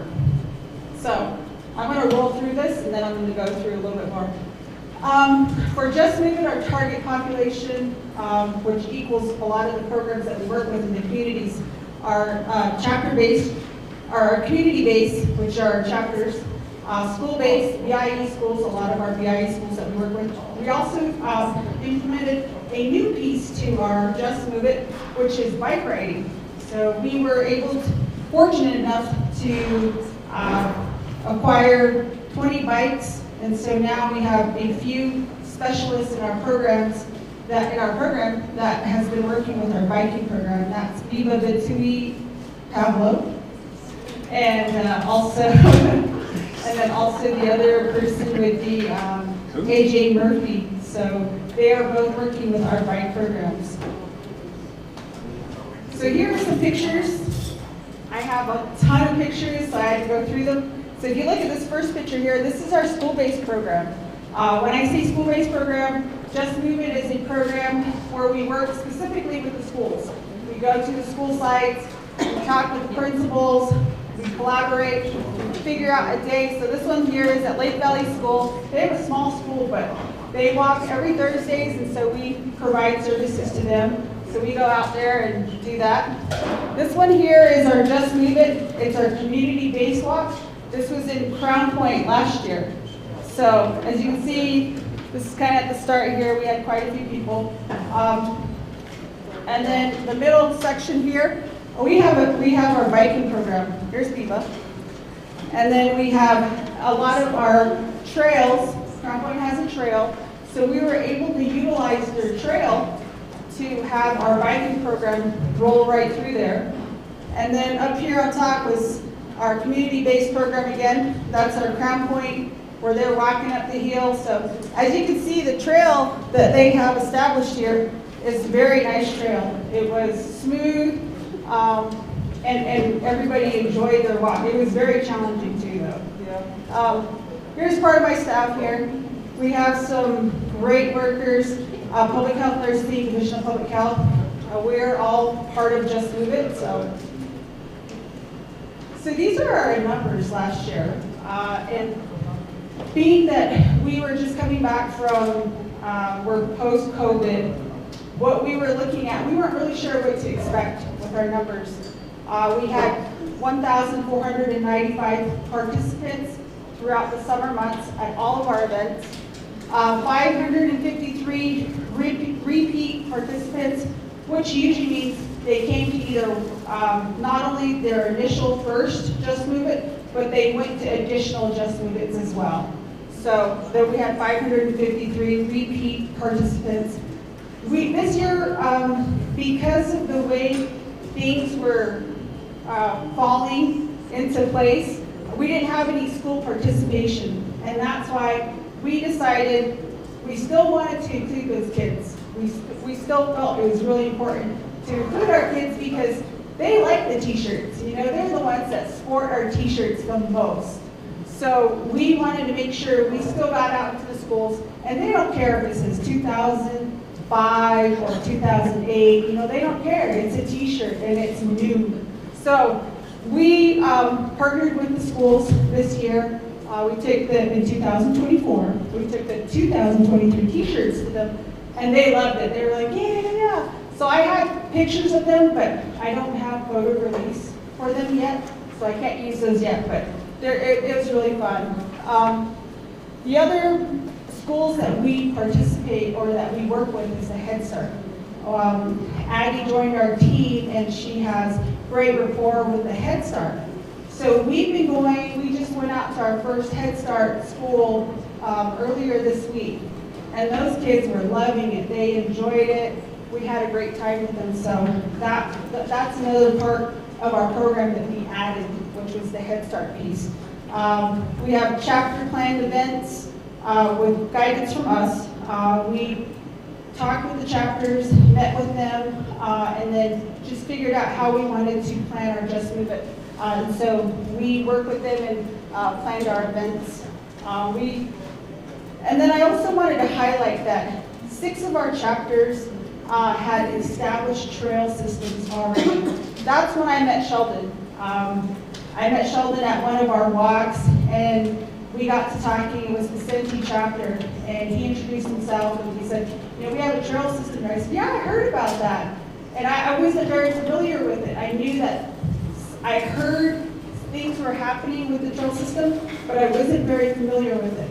Then I met Sheldon and learned that there were other chapters that had a trail system. And when we started working through all of our different chapters, like we went to counselor, and when I was talking to Samuel there in counselor, he says, oh yeah, I said, where do you want to, you know, how do you want to mark your course? He says, oh, didn't you know we have a trail system? We have a trail already developed. And I said, wow. So we went and we walked the entire trail. It is a beautiful trail. I mean, you have the beautiful rocks, you know, you have all the native plants there, and it was clear, and it was great because even our elderly were able to walk through the trail. I mean, it wasn't a very large trail, but it had enough challenging steps to it so that But those that needed to do a little extra or wanted to do a little extra, they were able to go a few more times. So, Counselor had a trail system, Vicente, and then as we went through, we started to see that those chapters that had a trail system already knew, they were a step ahead of everybody else. They already knew what they wanted to do. They already knew how to develop their program. Vicente being one of those chapters. Vicente, I went one day and said, let's do this, let's plan this JMI. How are we gonna do this? And they're like, we have a trail already, we wanna use that trail. And I said, great, let's do that. And to be honest with you, those areas that had trails, I barely had to lift a finger. All I had to do was show up with my t-shirts and a few members of my staff and say, okay, what do you guys want to do? How do you want to do this? They already knew what they wanted to do. So that was great. It was awesome to just walk in there and be like, we already know what to do. Just this is what you want, we want you to do, and we're going to do this piece. So with that, go ahead, go to the next one. That helped me with my changes for this coming year, this coming season. During talking with a lot of the chapters last year, especially those that had trails and those that did not have trails, one of the things that I found was that I needed to go in person to each one of these chapters and sit down and talk to them face to face. I needed to go and communicate with them what my intent was for Just Move It. What is Just Move It? And the other thing that I found out with that in the next bullet point is, or we'll go back first. And this bullet point here was that I never realized, I just thought if I called the chapter administrators and said, hey, we're going to plan to Just Move It. What do you guys think about it? Yeah, let's do it. And then finding out last year, after it was all done, the chapter officials, which is the political side of things, and then those resources that work with the chapters were not informed. And then a lot of the resources came back and said, why didn't you tell us about that? How come you didn't include us? And then the chapter political side said, why didn't you tell us you were going to do this in my chapter? And I was like, wow, I thought you guys all communicate. All of you at this level, you're a community. I didn't realize that they segregate themselves, they put themselves in these little sections and say, I don't deal with those like that. So this year we changed it. This year I made sure I talked to each one of these areas to get everybody on the same page so that we can make the planning inclusive. Let's make it a whole community event. So that's what we did this year differently. Pam was a big part of this as well, so that's why she was included in the presentation. The communication between IHS Navajo area, the collaboration this year versus last year. There's more communication and collaboration as far as what are we doing as a whole area, as all of Navajo. It's not just Crown Point anymore. It's let's work with each other and try to make our Just Move It a little bit better this year than it was last year.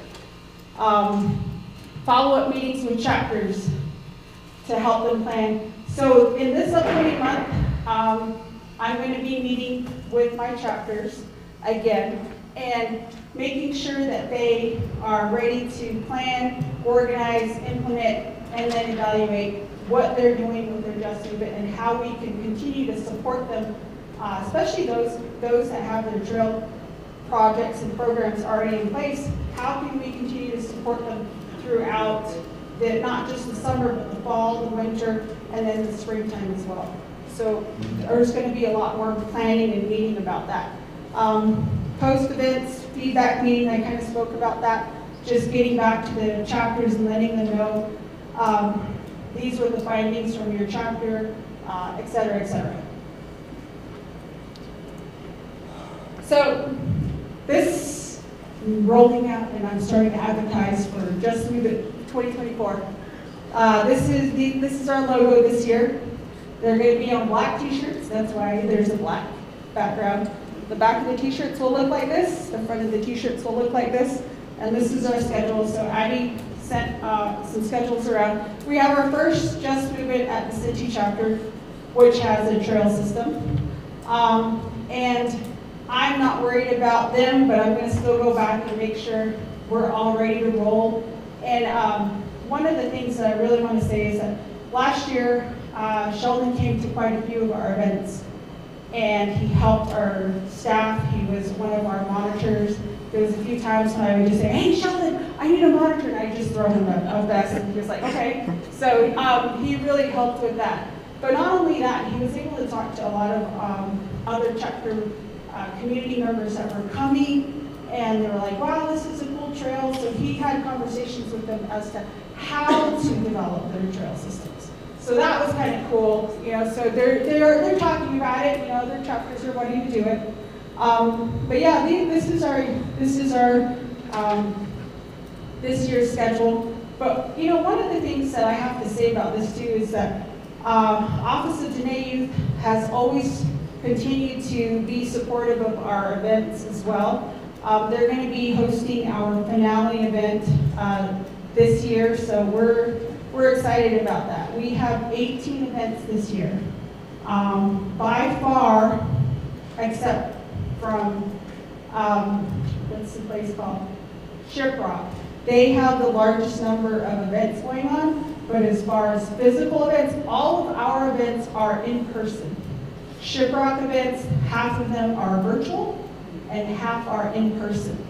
That's one of the things that I didn't want to do was a virtual, because I think it's really important that we continue to connect with everybody, person to person. That's really important. And so that's the reason why all of our events are not, we don't have any virtual events. All of our events are in person. We will be there to support our communities in our efforts. So basically that's what I have today. But again, I think the work that you guys are doing with the trail program has been awesome. I can tell you as one of the resources working with you guys that the trail program is so far a success with the communities that you have worked with, because like I said, those communities are a step ahead when it comes to planning activities and events in their communities. They know what to do and they know how to do it. So for me coming in, that's a huge plus, because it makes it easier for me to do my job. Any questions?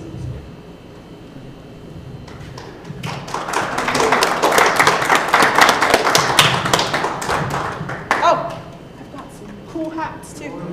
So I'm gonna just throw out some questions. When's the first Just Move It for this year? June 13th.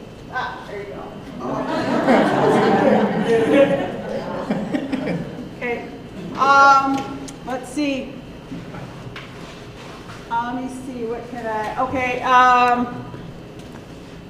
What's one of the chapters that has the trail program? Vicente. There you go.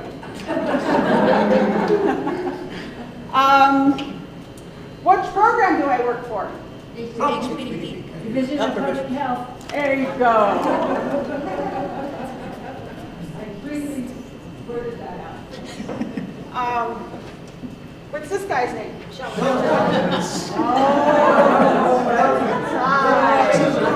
Sheldon McGauley, first last name.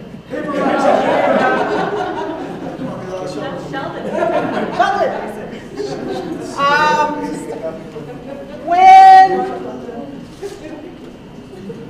Let me see. I'm trying to think.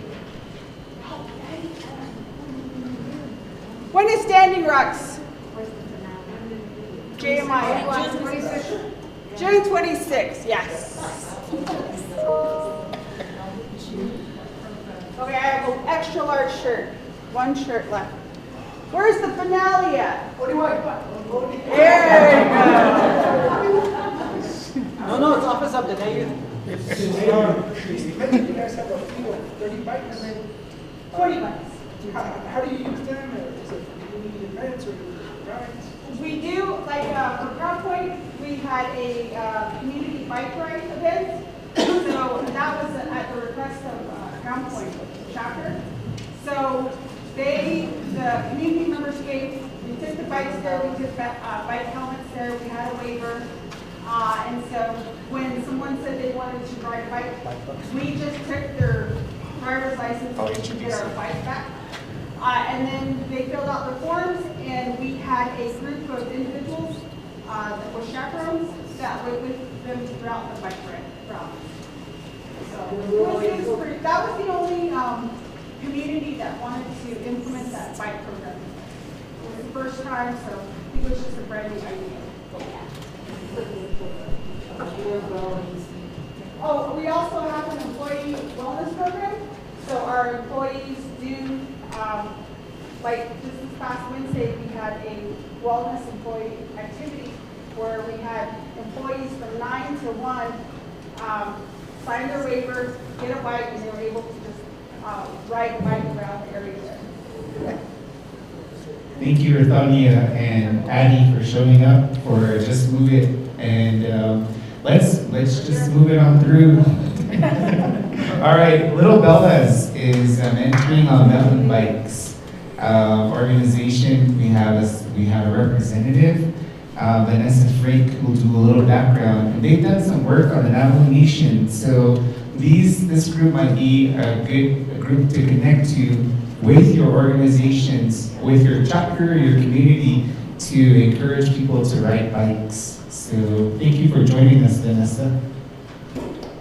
Thank you, Mr. Bernali, for having me. It is an honor being here, coming together with a shared mission and a shared vision with you all. So hopefully we do get somewhere. But let me introduce myself. My name is Vanessa Frank. Doon at Nshiligi A Kilachini Nshli, Nakarine Ebashishchin, Auto Trechini Dashanella, and Tatnesan Nidashiche, and Tuhajit there, Masha. I was going to start this presentation out with saying I ride bikes in Navajo. I had to text my mom and ask her how to say it because so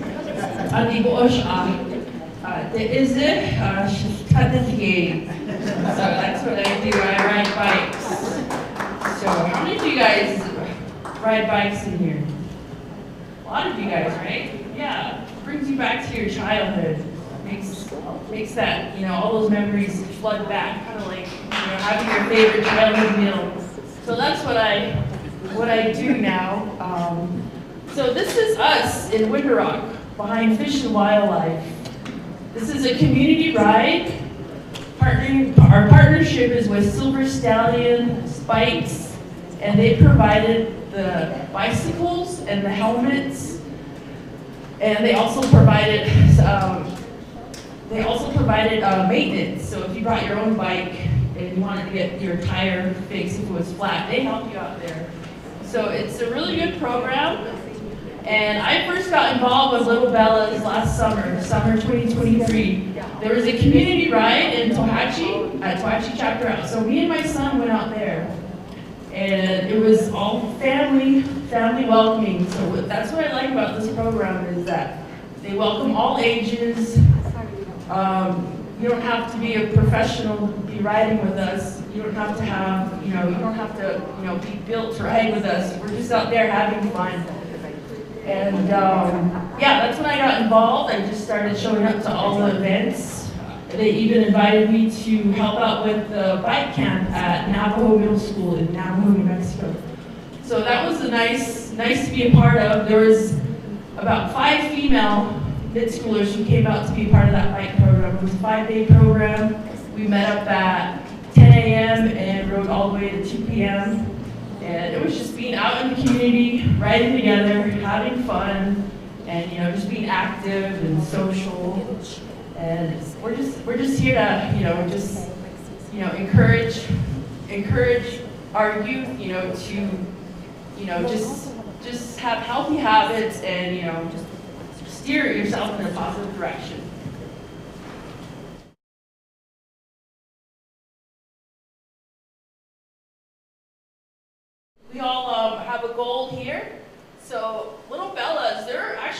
from Vermont.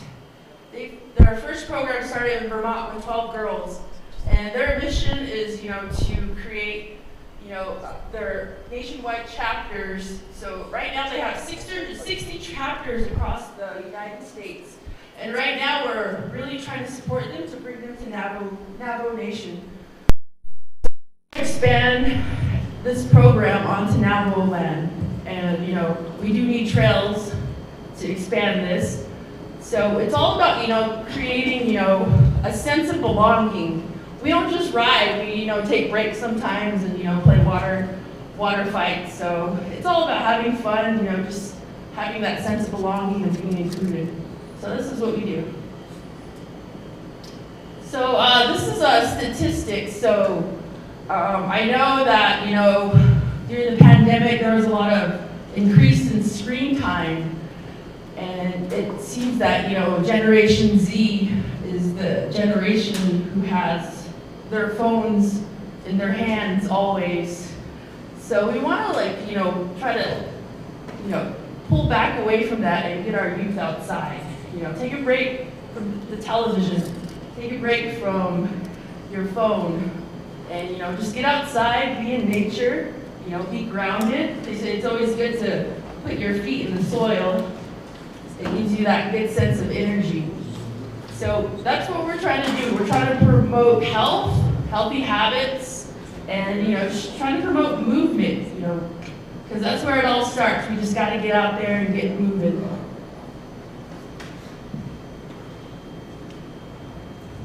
So the best way to combat all these diseases on the nation is to exercise and to establish healthy eating habits.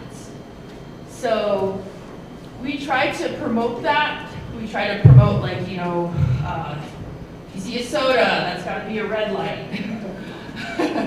If you see maybe like hot Cheetos, that's a definite red light. Yellow light, maybe baked Lay's, that could be yellow light. Green light will be the carrots, the blueberries, the yogurt, all that good stuff, smoothies. So that's what we're trying to encourage, and we want to get our girls active, we want them to have higher self-esteem, help, social support, and, we want to battle, this depression, we want to stray away from all the bad things, we don't want our youth to be self-destructive, we want them to be positive, and Little Bellas is there to support the youth.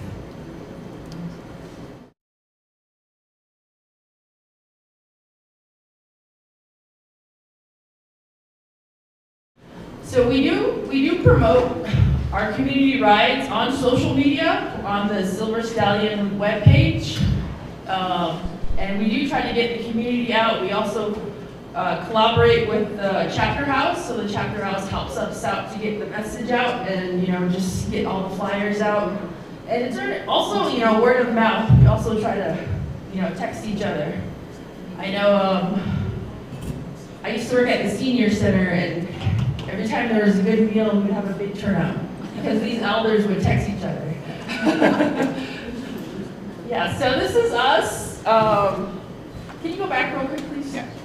Okay, so this is us at the trailhead in Winter Rock behind Navajo Fish and Wildlife.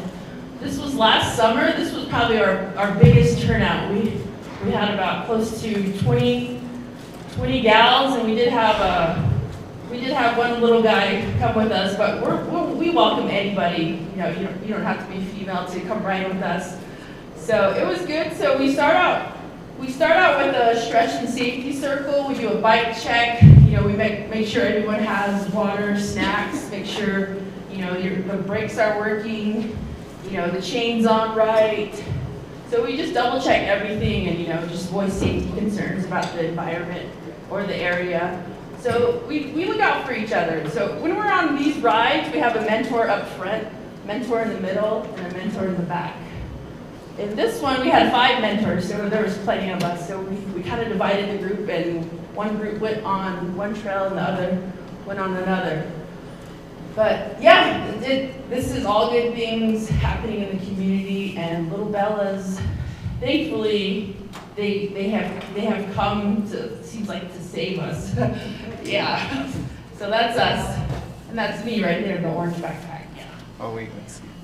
Okay, so yeah, so we do community rides. We're probably gonna do more this summer. So just look out on social media on Silver Stallion or Little Bella's webpage.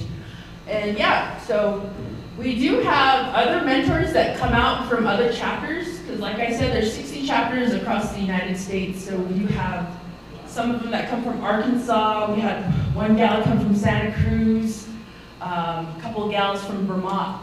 And they all just come here to support one another in, expanding the program, because that's our mission. We want to expand this program onto the nation. So we aim to engage girls through the entire life cycle, their entire life cycle of cycling. So we want to create this program and build community and partnerships. So we welcome all ages, all abilities. We're non-competitive, so we're just trying to build confidence in these young women. So that's what we're trying to do here. Yeah, so this is, I think this is somewhere in Navajo. Yeah. So this is some of our mentors. Last summer we did go out on rides, and sometimes we just take breaks, sit on the rocks, talk about life. How are things going? How are you? Some of our youth, they don't have people to talk to, so that's where we're there, and we try to share positive, all good things, and just be encouraging and motivating. So that's what we do. We're just there for each other. So in the Little Bellas program, we do prioritize, there is a financial assistance program. So we know that there's barriers here on the nation, not a lot of us have bikes, helmets. So we provide those, and we also provide financial assistance for you to get those. So we just want to make it easier for you to get out there and ride and have fun. So we also have a mentorship program. We're looking for 4 mentors this summer. So if you know anybody that would like to be a mentor and meet up at community events and help be one of the leaders to lead the girls, just reach out to me. We also have a website, littlebellas.com, and they provide a lot of online and personal training for us mentors. So we do a lot of training about how to engage the girls, how to keep it positive, positive reinforcement, how to just really stay safe out there and stay together, and make sure everyone feels included, because I know we all want to feel included, right? So that's what we do. This here was a ride in Fort Defiance, yeah. So these are the two gals that came from Vermont. We have one from Vermont and one from Arkansas. So they come out here and support us, because they've been doing this longer than I have. So it's always good to get feedback from them and just encouragement. So we're just out there having a good time. And the kids really like it. I like Little Bellas because they include the whole family. Mom and dad is out there, brothers, sisters out there. It's a really good program that's very family oriented, and that's what it's all about, right? Being together with your family, being out there, healthy, active, and yeah, they love it. They enjoy having a good time.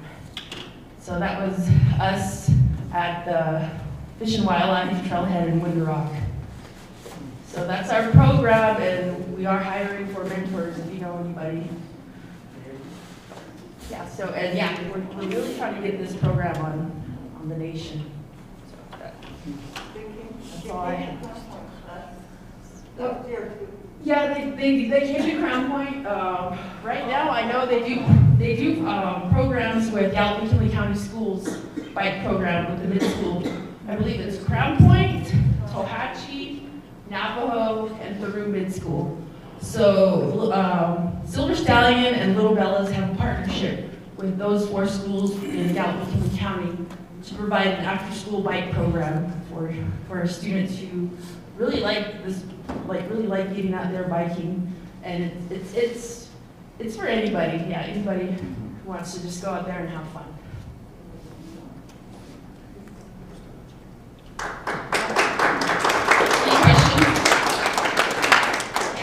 Not a question, but I know that in Crown Point we're going to be collaborating with Little Bellas.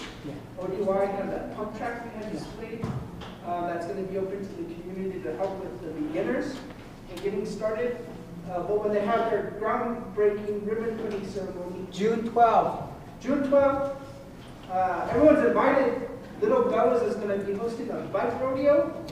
They're going to bring out their partners from Silver Stallion, and they're going to do a bike repair event. And I have to repair a bike and they give it to you. These are part of their deals. But if you wanted to mark down some of these names, these are all organizations that can help with your community and events, what they're doing. Little Bellas, Silver Stallion. There's a grant called Outright, and they actually partner with your middle schools. And I think with disadvantaged communities, they cover the cost of that. So you might be able to be eligible to get an Outright.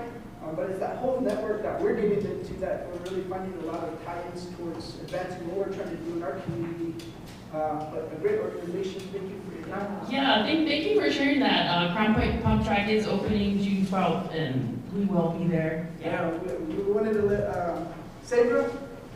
Yes, yeah, Sabra is the CEO of this organization, so she personally asked me to come out here and present this, and I couldn't say no.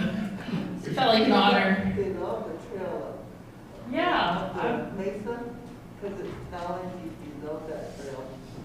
Yeah, I haven't seen it yet, but I'm willing to check it out. Yes, there's also the other pump track too, Noslini Pump Track. I hear that's opening May 28th from 3 to 5, and then the Navajo Pump Track opening.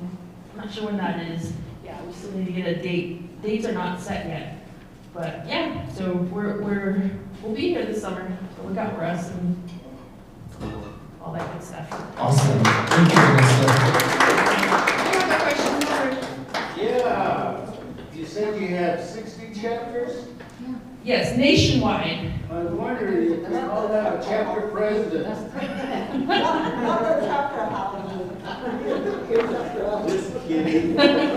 Yes, contact number, because we work with Office of the Mayor, and we're the one that's going to be doing the renewal for the contract. Okay, yeah, I can give you my information, and I can hand it off to Little Bellas and Silver Stallion. Okay. All right, thank you. Thank you, Vanessa.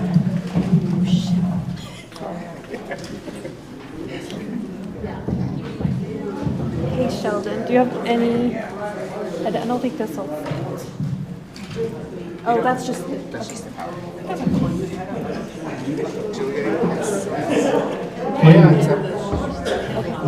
While we have a little time between our next presentation, we'll do another giveaway. So get out your tickets. Yeah, by basketball. Ticket number 481. 481. Awesome. Ready? 481.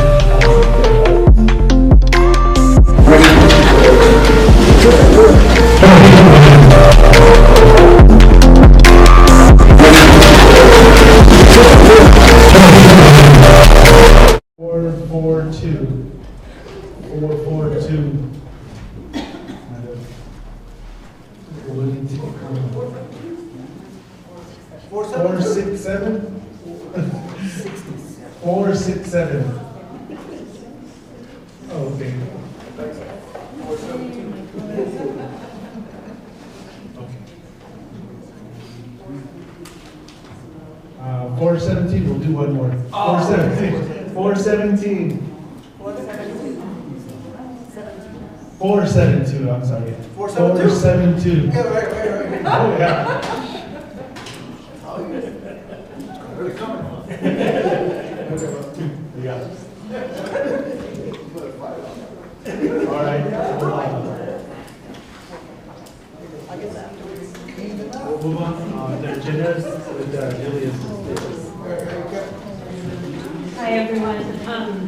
We are at the end of the day, and thank you all so much for coming. I think it was a great full day, and I really hope you guys were inspired and learned a lot from each other, and appreciated sharing out your ideas, and hopefully you got to meet some folks.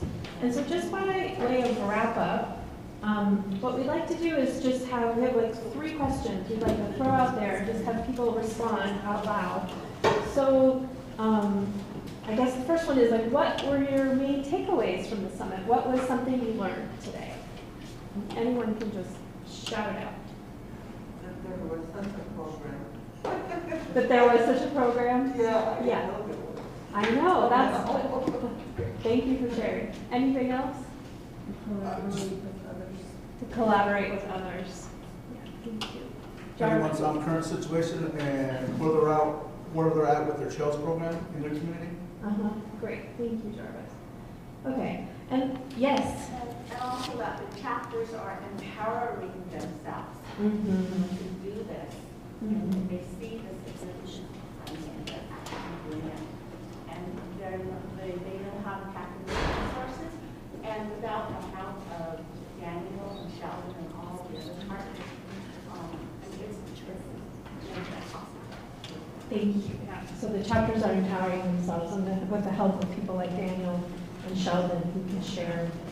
And it's motivating too, hearing what the other chapters are doing. I think oftentimes we're thinking that we're all doing this alone. Everyone's silently, each community, this is what they're doing, this is what we're doing. But then once you finally get together and it's, oh, this is just what we're doing. But it's reinvigorating, being motivating, to see what the other chapters are doing, how they're going about it, who they're including, like CHR. Just opening up a lot of ideas of where do we move forward from here. Thanks, Daniel. And that's the perfect segue to the next question. If you had to think of one idea you wanted to take back to your chapter today, what would it be? The shovel is not just for leaning on. You made me laugh the hardest today. Yeah, Jarvis. There's many items, but the toolkit. Toolkit. And then I love what you said about the SageRs and working with SageRs. Any other ideas? We want the trail to be like intergenerational for everyone. Intergenerational trails. I thought looking into the junk food tax, if you're not using that, how you could use that. Other ideas? Sally? I had already heard this from Sheldon and some of the communities that I've been in, but the idea of that it would be less hassle, I guess that's an okay word to use, if it's done around the chapter house or some other place that already has the clearance to put a trail on, because otherwise you can spend the whole 5 years trying to get through the system to use a land. So we already knew that, but I thought it was articulated extremely well today with the maps that showed this is a parcel of land, here's where the trail is going, it's this many acres, and we can do that. And I thought the other thing that was really important was that intergenerational, but also making sure that it's inclusive of different levels of ability, so that it's some flat areas, some challenge, and whatever. So I think some of that just reinforced what we've already been talking about, but hearing it from communities that experienced it was really important. Yeah, and I think one last thing I want to reflect on is how do you take the idea back to your community in a way that's community engaged and involves everyone, brings everyone to the table. And I love, Daniel, your idea about the interactive, like, what are things we love? What are things that are more challenging? Because it's true, I said, well, what idea do you want to take back to your community, but how do you share that, and how do you get everyone on board? So thank you for sharing that, Daniel, because that's so important. And I think last is there anything you need from us in the next few months, meaning HPHP? Are there, can we give you a list of resources from today? What can we share back with you? If you have any ideas, we'd love to hear them. like I said, we learned a lot from the other chapters, so some of those presentations can be shared. Even some of the discussions, how they talked about how we're all kind of in different cycles in this project. Like Herfinol had their phase 1, and their phase 2, and their phase 3. We're kind of at that point where we're finishing developing our ODY loop, and we're now coming back to that whole process of taking it back and starting that planning process for the next phase. So kind of just sharing ideas and building off the momentum of others and reinvigorating our community members. It's nice to share this type of stuff. The pictures and the success stories. I think that's something we often overlook, and we don't celebrate our little wins and victories. But this is a victory here today, and we can't wait to go back and share everything that happened here today, and contacts and everything that's been passed along. Thank you, Daniel. Thanks for the progress. My biggest thing is just checking on us as well too from at you guys' levels. Because I know sometimes we leave from here, we're amped up, motivated the whole weekend, and the next thing you know, boom, work hits, get distracted. You try to do the best you can, but at the same time, reach out to us too. Just say, hey, what's up? How you guys doing on the trails? And that might create some kind of like, oh yeah, that's right, you know, or whatever. But that would be like, we know that we're being supported, motivated. It's like, instead of us reaching out to you, and what because sometimes a lot of participants will not be used to that, you know, extend that helping hand. But just checking on us too, as well. It's a two-way street, you know. So just you know, just be on standby because we'll be reaching out to you guys too as well. Thank you. Any other last thoughts? I just want to say that Terrell has been a blessing, that we have a student intern, and he's done a lot of wonderful things. A lot of things that happened here today were his ideas. I just heard yesterday that we've got 2 more students for the summer from Dene College. So helping to check on people is one of the things, because they're learning from you, and if they're carrying a message back to you, then that's a two-way win. So, I know my challenge is going to be transferring this information of what's happening today to all the potential coalition partners, like with the chapter first. You know, we have to do that, so that way they know where we're at and where to move forward from there and how we can go. I was going to mention that too, that Tyrell, having him as an intern, was really beneficial in, I guess, relighting that flame that just kind of, it's just been sparking out there, but has really not taken any strength. And I think that he's got that initiative to see it through, I think. Yeah, and that's such a good idea for all of our initiatives, like new, young, motivated, sparky ideas. Yeah, It's got a spark. Okay, last thing is this evaluation. It's like a 6-question evaluation. It's in your folder if you prefer to do it on paper. We love to hear from you. You can give it to me at the end of the day. You can also, we have envelopes, you can mail it, or if you prefer the tech version, you can scan this QR code now and you can do it in real time. It's still anonymous, but we'll see your responses. You can see 2 people already did it. Or when you get back home, you can also scan this QR code and do it on your phone. So many different ways. We appreciate your feedback. It's super helpful to us. And so thank you so much. Does anyone else have any final words? Because I think this is it. One thing I do want to say is please take snacks. I don't think we want to take all that stuff back. So take them for your family or your friends or your community or whoever you think would benefit. Thank you so much. If you came in late and you didn't sign anything to say you were here, please speak of Verna in the purple sweater or Julia and give us your name. We really want to know who came. Okay. Okay, everybody, I just wanted to say a big thank you to Navajo Technical University for having us have this summit here today. So Lorena is the coordinator for the Hospitality Center. She also works with the Culinary Arts Program here at the college. So I got a chance to stay in the rooms last night, and the rooms here are really nice. So thank you for allowing me to stay here overnight. It was very clean. And so I just wanted to give a shout out to your crew for allowing us to have this here. And we have a gift for you. So you can have one of these bags. It contains our program's names and our logos on there. So thank you so much. All right, thank you again. I also want to thank the marketing team from ATU. This was live streamed today as well. Thank you to Roy, is it Roy?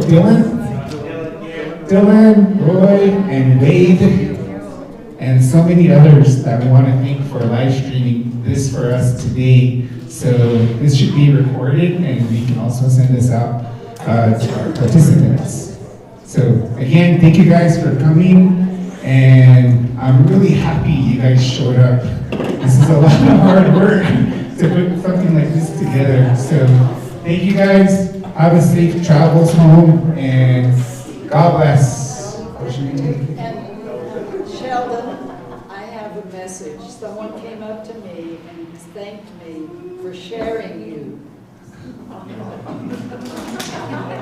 I just thought I'd tell you. That's it. Thank you for sharing Sheldon. He's been so helpful to us. Thank you guys. Thank you guys for coming again. Have a good weekend.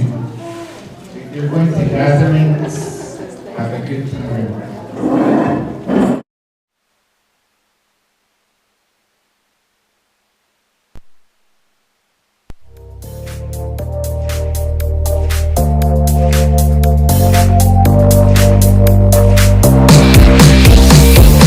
Hi, my name is Stephanie Arthur. I am the site coordinator at the Kirtland Instructional Site. At this site, we offer welding certificates, plumbing certificates, and also we have general education, which is mathematics. We also have computer science. My name is Shanoa Pete, and I'm part of the Navajo Technical University Plumbing Program. It's a great opportunity for women to join the program for plumbing. They're very encouraging. This semester was really good. I'm glad to have taken hand in it. Hi, my name is Orville Muzzy, graduating from NTU Plumbing Certificate. I learned a lot of things, water heaters especially. And if you want a tour, we can also give you a tour. We are located 40 Road 2580 Kirtland, New Mexico, 87417. The office number is area code 505-609-5020. Thank you.